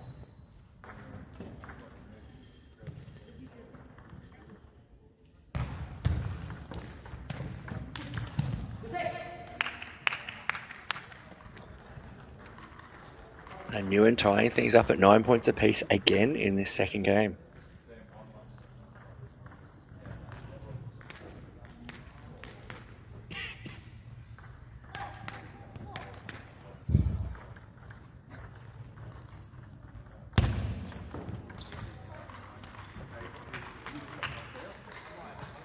But this time, Ivan Chan, a little bit of luck. And the serve. Oh, sorry, and the receive. Can he get his first game point? And great acceleration again there from Newan to tie things up at 10 points apiece. Chan wasn't backing away from the table there. He was taking it to his opponent, trying to get that ball a little bit earlier.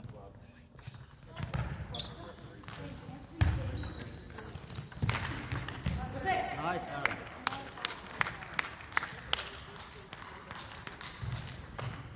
Great control of topspin again there from Newan. Game point.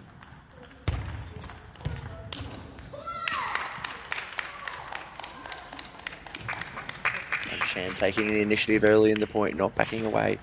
He's had his opportunities leading up until this. He's looking for another one here. All tied up at 11 points apiece with the serve. Back into this game though, Newan's had a lot more control. Commentator's curse. I was going to say he had a lot more control over the spin from Chan's serve, but that was a pretty nasty one.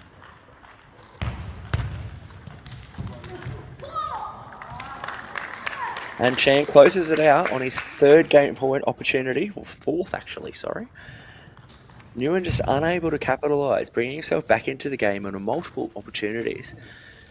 But Chan just able to sort of outmaneuver him in a lot of different ways and position those balls so that Newan can't use his physicality on extra rotation on the ball to make life difficult for the smaller player.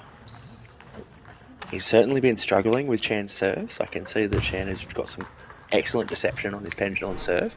He's placing a lot of those balls half long. So Newan's looking to attack, but when he's struggling to judge and gauge that distance, it's making life a little bit easier for Chan.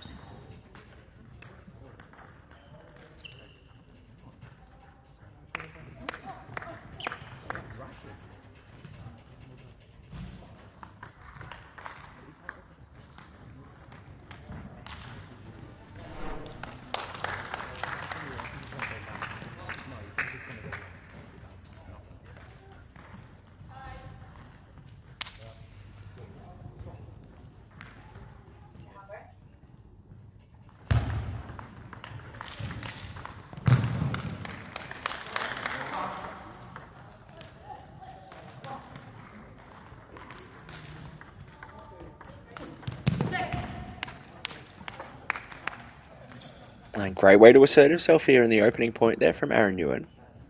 Certainly needing to keep that high level of energy up in this game to work himself back in here.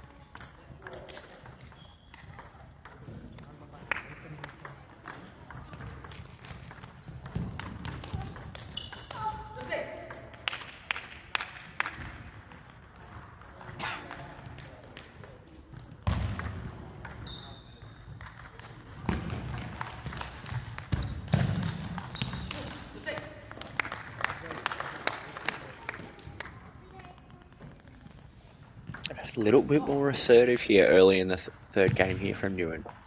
Trying to get himself a bit of a lead going. Something he's struggled to do in the first few games.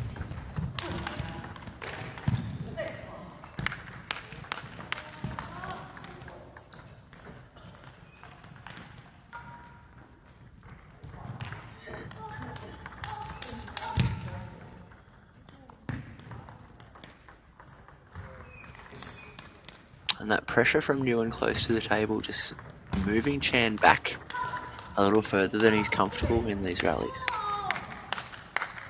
Forcing another error from a little bit further away from the table, and a 6-love start here from Newan.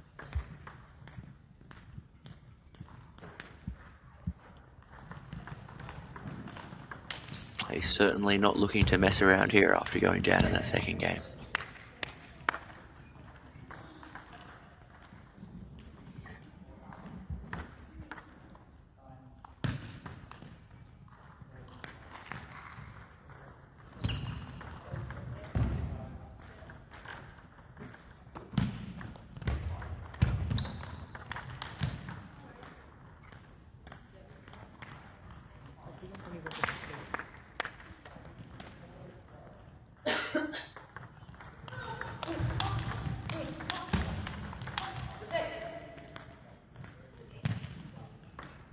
And you could see Chan just looking to try and regain his position close to the table, but the height of those top spins, a little difficult to control from any closer.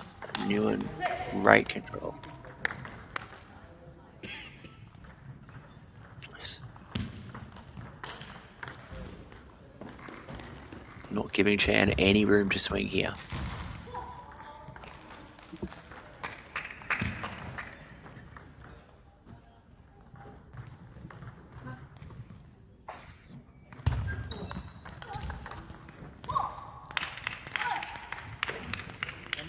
Strong couple of points there from Chan, just being the aggressor that little bit better.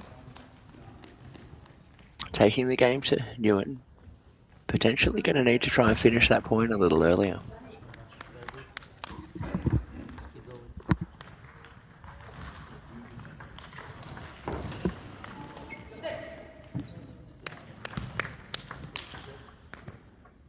And 7 game points here for Newan.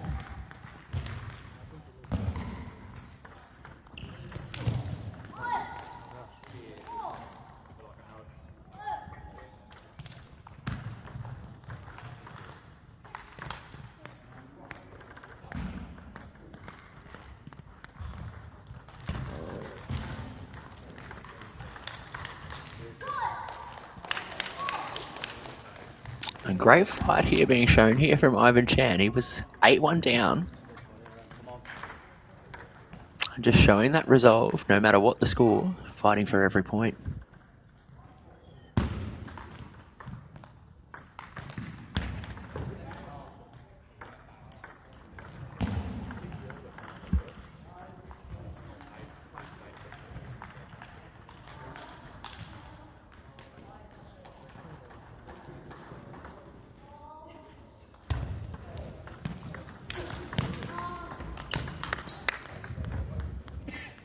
Just a little bit too much there from Newan to get him the second game.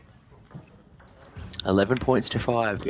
Dominating early on and just really asserting himself early in the point to force Chan off the table. Handling Chan's serve a lot better as well in that third game. Just not missing any of those heavier backspin balls. I think we'd seen 3 that had been inadvertently returned into the net in that second game. So a few adjustments made from Newan in his return of serve and change of mindset at an 11-5 game, 2 games to 1 lead.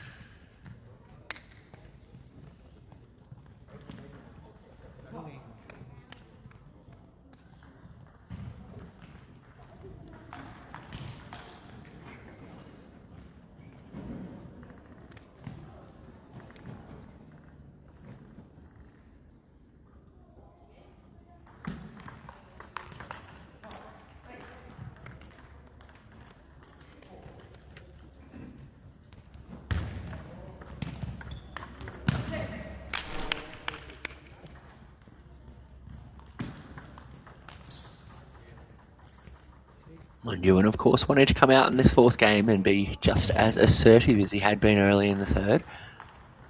Not wanting to give Chan any taste of the lead here.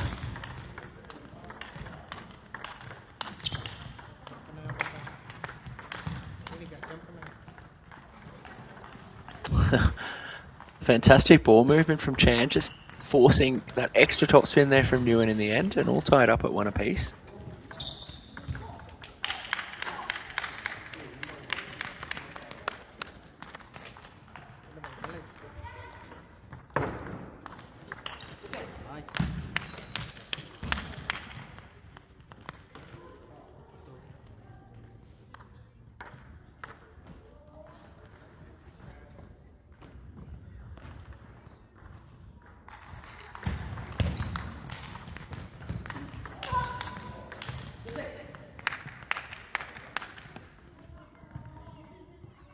Just that ball a little bit too high for Chan to be able to handle, but he's certainly taking the fight to his older opponent here in the 4th game.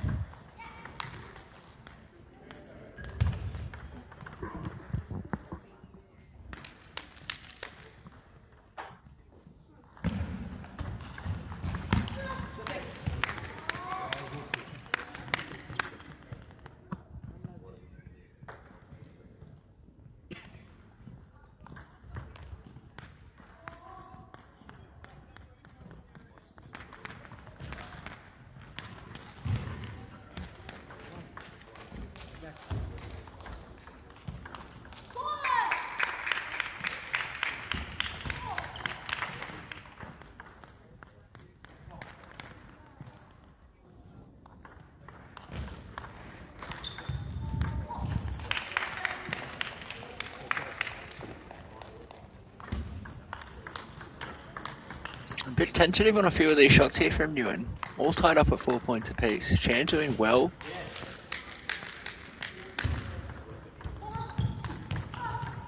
Early in the rallies here. And just getting himself back in position like we just saw.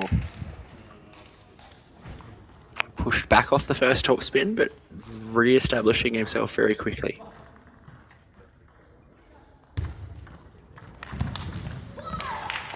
And great pivot ball there from Chan. Strong movement.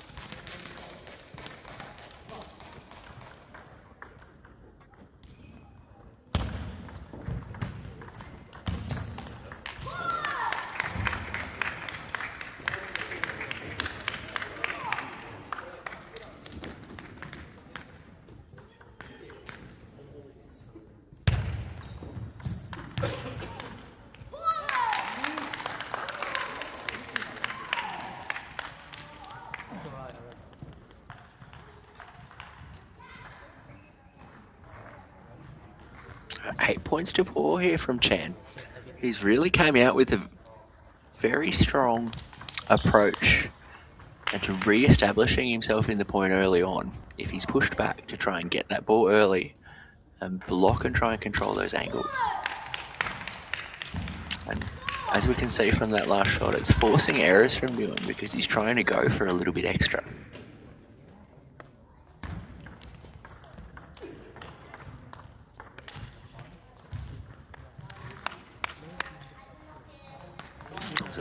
Pretty tricky ball to handle. Newan's still in it here though, 5-9. And great anticipation there. The forehand counter out wide.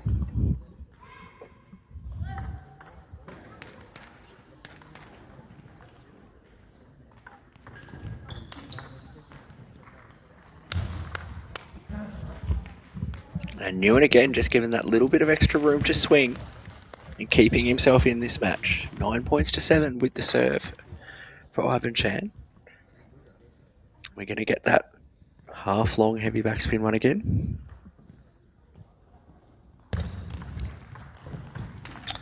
And there it is. And Newan just unable to get down to convert that forehand. I feel like we knew what was coming. We knew what needed to be done. Just not quite there.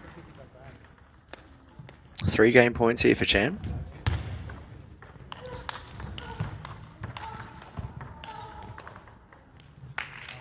Great placement again into the body, into the middle, and Newan unable to control the counter. All tied up at 2 points apiece. The younger player showing great concentration and ability to stick to the strategy in the 4th game to kind of take the game away from his opponent. And all of a sudden, recognising that some of those stronger shots are coming over and re-establishing his position at the table. Being okay with blocking, waiting for those opportunities for his forehand. Great 4th game.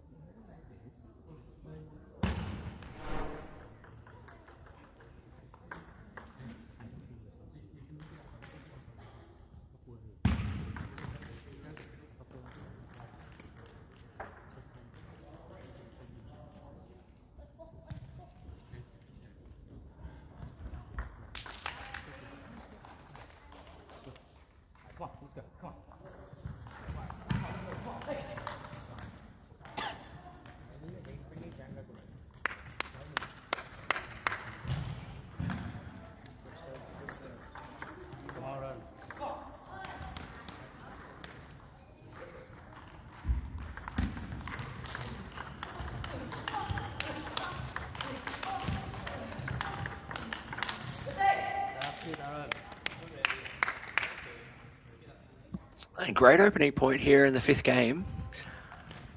Aaron Newan really focusing on just getting in position to hit that top spin with the right amount of spin. Excellent return there from Chan.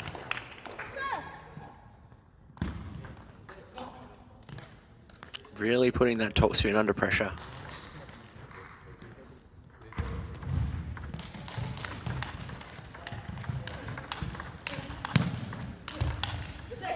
Nice. And you could see the moment that ball moved away from the hip of Newan, he was able to capitalise and send the ball out wide to Chan. Good. Great position on the push, very short. Placement, very good.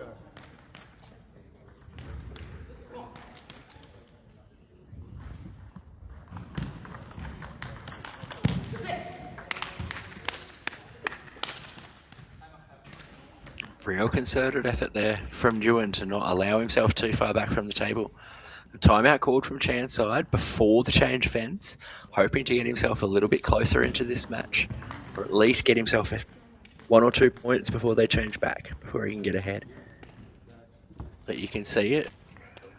Concerted effort again from Newan's side of the table to try and take control of the point early on. Chan is trying to re-establish his position at the table. But Newan's being a little bit more aware of his ball positioning and where he's returning those top spins here early in the 5th game.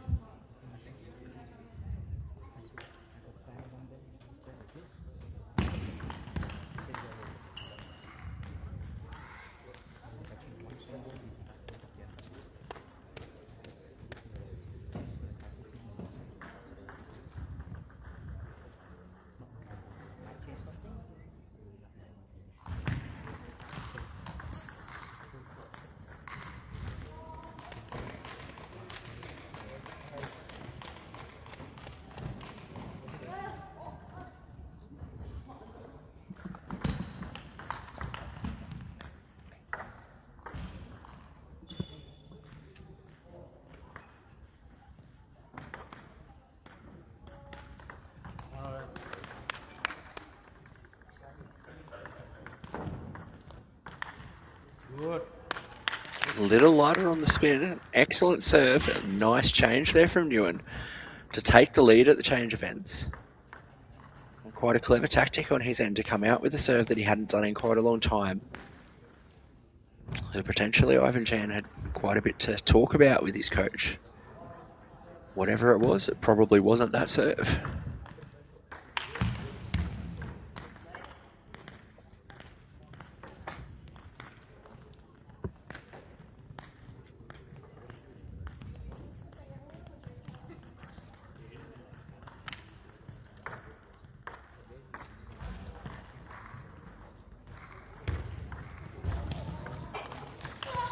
Nice.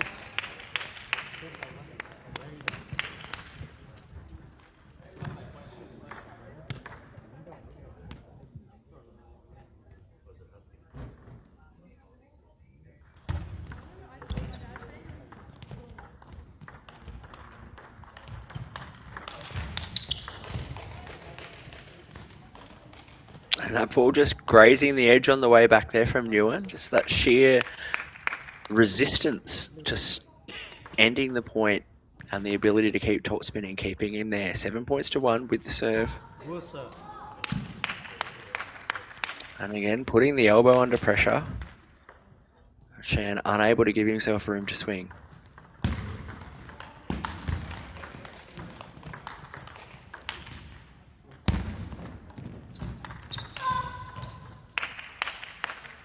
Newan really using his experience in this fifth game to deliver a bit of variety. Seeing as Chan had hypothetically worked him out to an extent in the previous game, and all of the things that he was doing, Chan was ready for. So time to input some things that are a little bit different and change the nature of the points. And we've got 8 match points here now for Aaron Newan in the semi-final.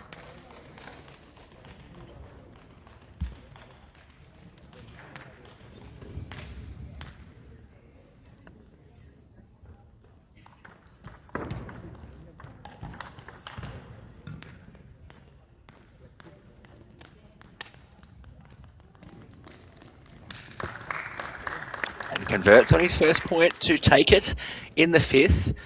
That was a really strong fifth game there from Aaron Newan to overcome Ivan Chan. And Ivan had a fantastic game, certainly the underdog here in this match. But played himself in a number of different ways in his ability to establish himself at the table. Aaron Newan again using his experience to offer that variety in the fifth game and to make his opponent uncomfortable. Still using his top spin close to the table, but offering a variety of different serves that we hadn't seen. Being a little more careful with his receives and opening up that ball into a different part of the table than he had been up until then. Great game from both players. Looking forward to seeing them in the final.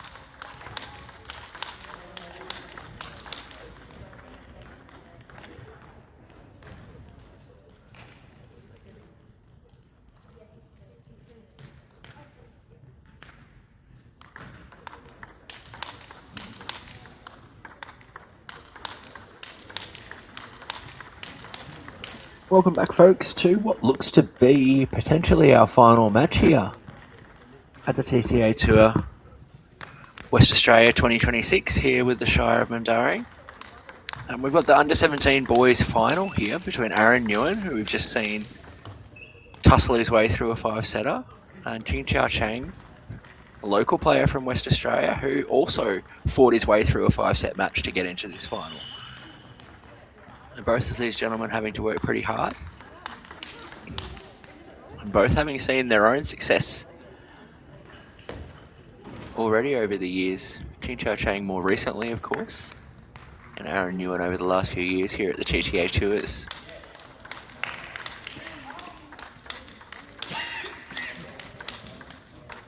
Certainly not the first time they've played, and definitely will not be the last as they both look to forward their careers here in Australia.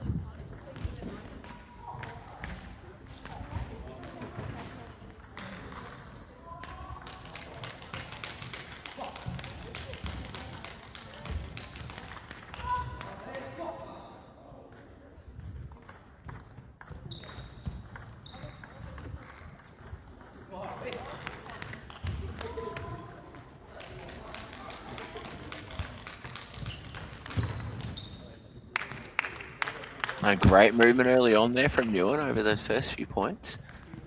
Chung, of course, really looking to keep that ball as short as possible.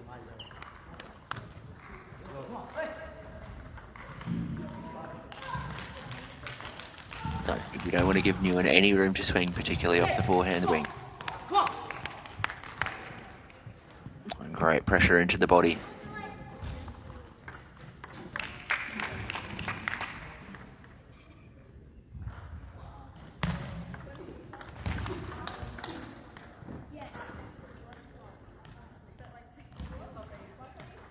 That ball just kicking up just a little bit for Newan.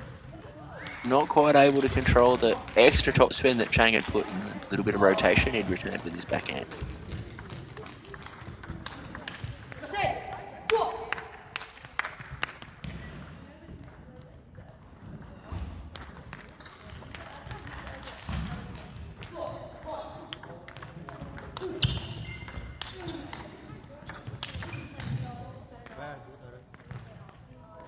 And this time Chung opting for the flick rather than the short push.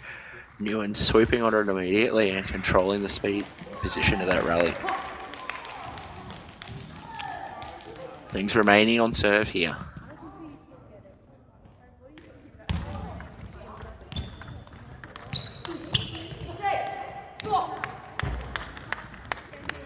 Great way to get himself back in the point there. Newan doing very well to move that ball out to Chang's forehand.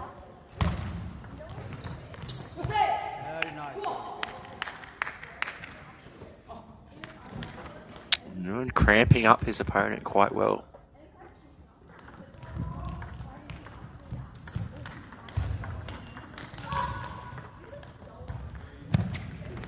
Oh, fantastic angle on the final shot there from Chang. You can see him really trying to play fine angles in his counterplay there with Newan and just forcing Newan to move that little bit further. So far, so good. A lot more table tennis to play though. Again, very sharp angle then coming in from Chang.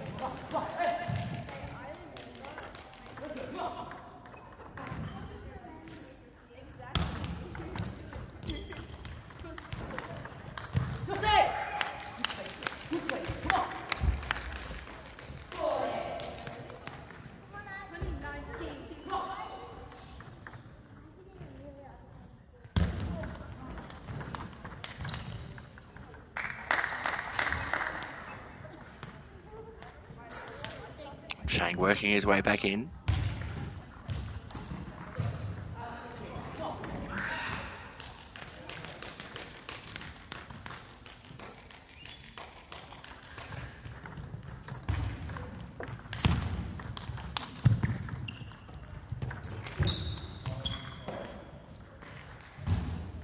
A little bit lucky there, but absolutely fantastic movement from Newan's side of the table. You could see from this court position as well how reactive he was on his feet and how keen he was to try and get himself in position even late in the day. Moving really well here, Newan, to put the pressure on his opponent. Chang's counter game is strong, but just not quite getting those legs activated as he needs to be.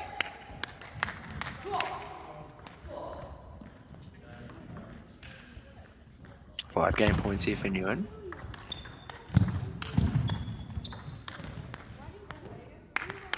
And great use of angles again from Chang, but Newan moving so well, just forcing that extra ball, tapping the net on the way through and heading out. Strong opening game there from Newan. He was certainly using his movement to his great advantage. Chang was a little bit slower moving around the table. Great control of his angles, but Newan just really putting in that extra effort into his legs to keep those rallies going a little bit longer. First game, Aaron Newan from Victoria.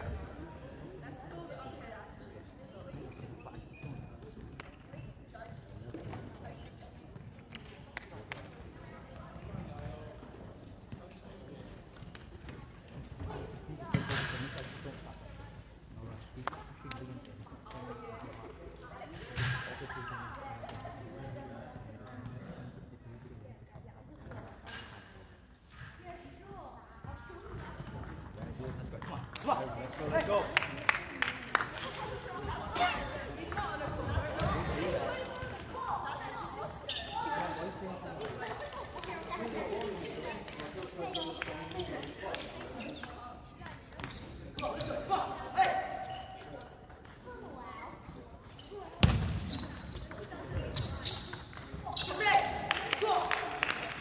And Newan wanting to bring that energy immediately back out in the second game, trying to keep that movement just as strong as it was in the first.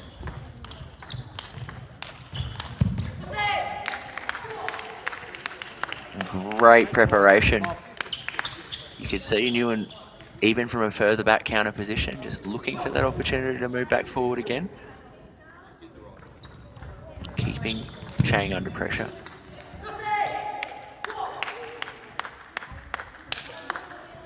Again, that pressure into the body there of Chang, not allowing him any opportunity to attack.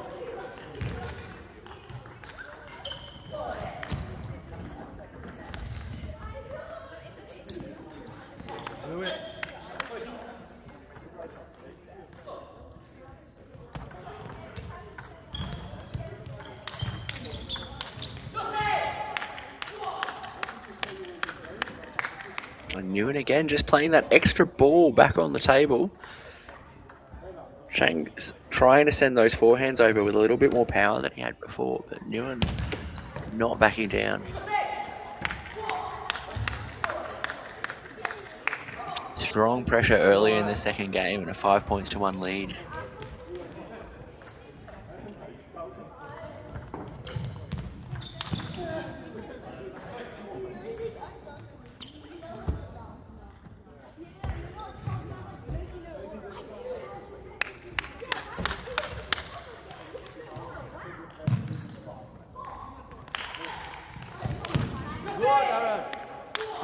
Fantastic forehand there, decisive there from Newan. Putting that ball away.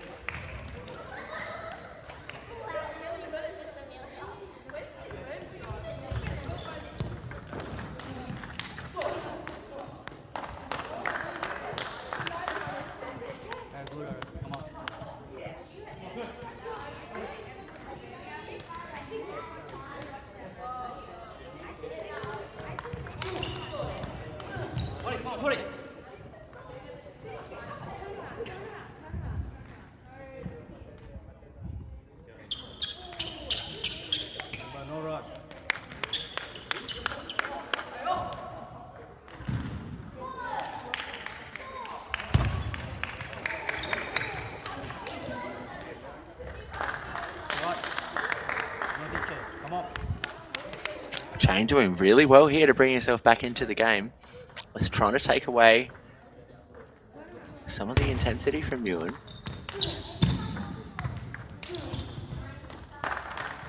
Well handled netball. And all tied up here at 7 points apiece.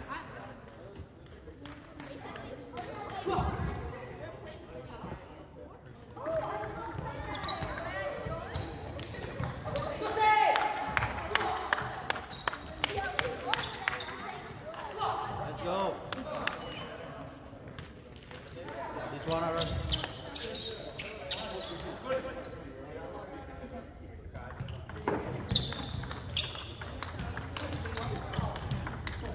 Very good, Aaron. Very nice.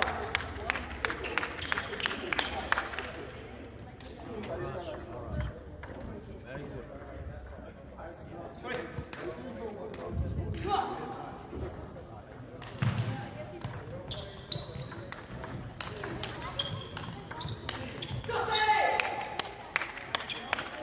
And Newan bringing himself back into this game here. 10 points to 7.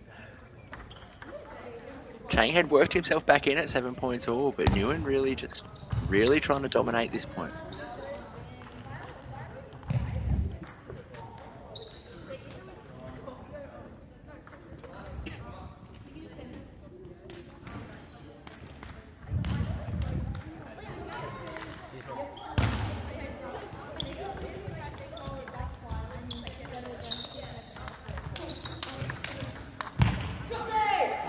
And he manhandled that ball back over into the backhand corner of Chang. Well resolved forehand there from Newan, and 2 games to love lead against Chang. Newan has been extremely physical in this game, really using his movement to his advantage over the first 2 games. We saw a great comeback there from Chung in the second game, but he just wasn't able to bring it back any further. He was down a long way, brought it back to 7-all, and just wasn't able to convert from there. Aaron Newan just kind of resolved himself to continue being aggressive.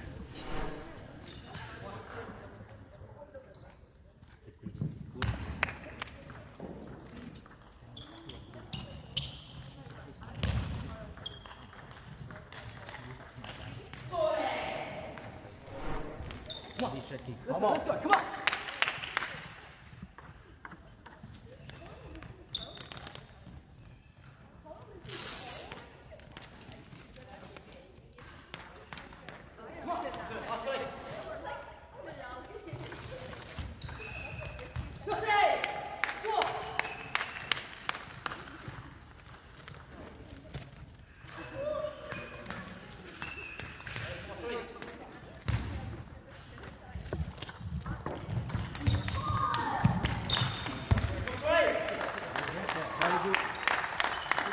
Newan was hitting forehands from absolutely nowhere, but Chang was having none of it and countering that ball wide, forcing the error.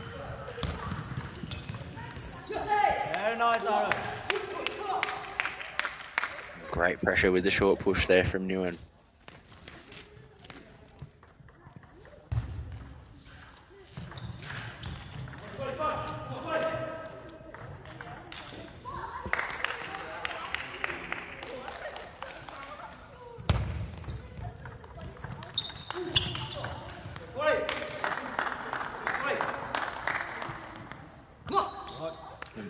Chang gets a little bit of extra topspin to be able to pull that ball down. Newan a little bit surprised that that had made contact with the table. Chang is consistently getting a high level of topspin on this. Main issue here being with movement, of course, and just that concentration of movement from Newan's side of the table.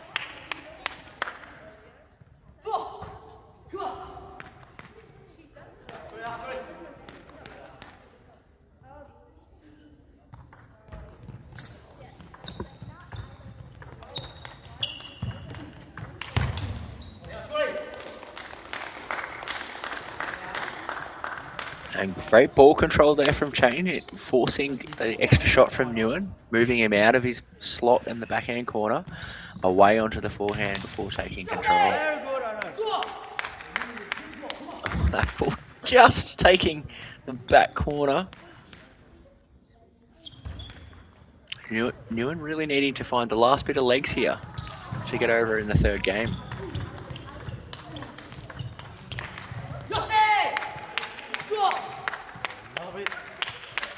Chang is really trying to extend these rallies out a little bit. Newan just not having any bars of it. Fighting hard. All tied up at 6 points apiece in the third game.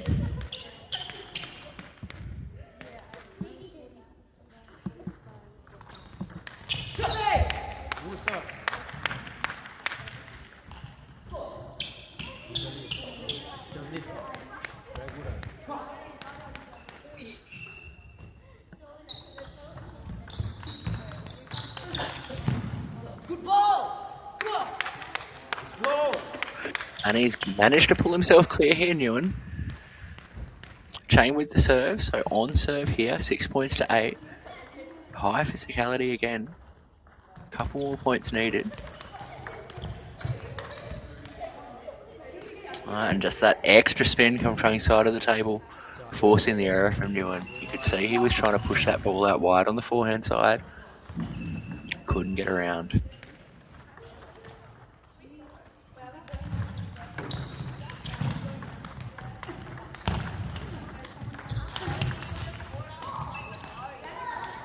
And well-controlled forehand there from Chain to keep the pressure on Newan.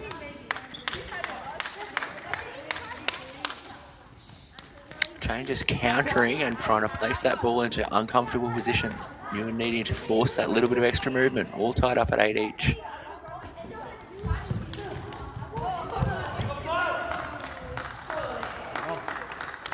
Excellent control again there from Chain, fighting hard here. He's got the lead now in the third game.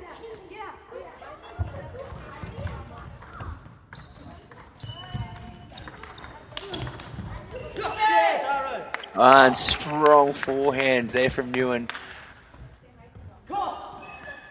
Pulled himself into position from a long way out for his final match here in a big couple of days. Excellent movement there from Newan to get it into position for that forehand. All tied up at 9 points apiece. Chang with the serve. An excellent returner serve there from Newan, extremely short on the table, taking Chang by surprise and missing his opportunity to take a third ball. First match point here for Newan, can he convert?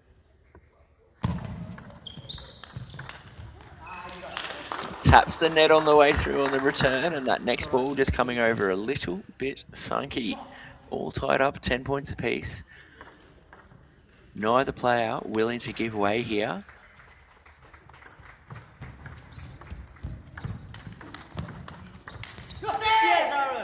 And great pivot there from Newan. Well anticipated forehand, seeing that ball come off the side of the table and getting right down to try and take control of the point. You can see how prepared he is with that pivot to be able to start moving and hitting forehands from anywhere. Second match point for Newan. And Shane went for the pivot on the forehand, and 3-0 win for Aaron Newan here and the under-17 boys. Getting a little bit of a revenge for earlier on in the tournament. Well played there, Aaron Newan, getting the gold medal in the under-17 boys final. And our last match here at the TTA Tour West Australia, brought to you by the Shire of Mundaring. Sponsored by, of course, our streaming partner Sportsbot. My name's Dan O'Neill. It's been a pleasure to be here with you. And I'm looking forward to being back with you guys again soon at our next TTA Tour event. Speak to you guys soon. Have a great night.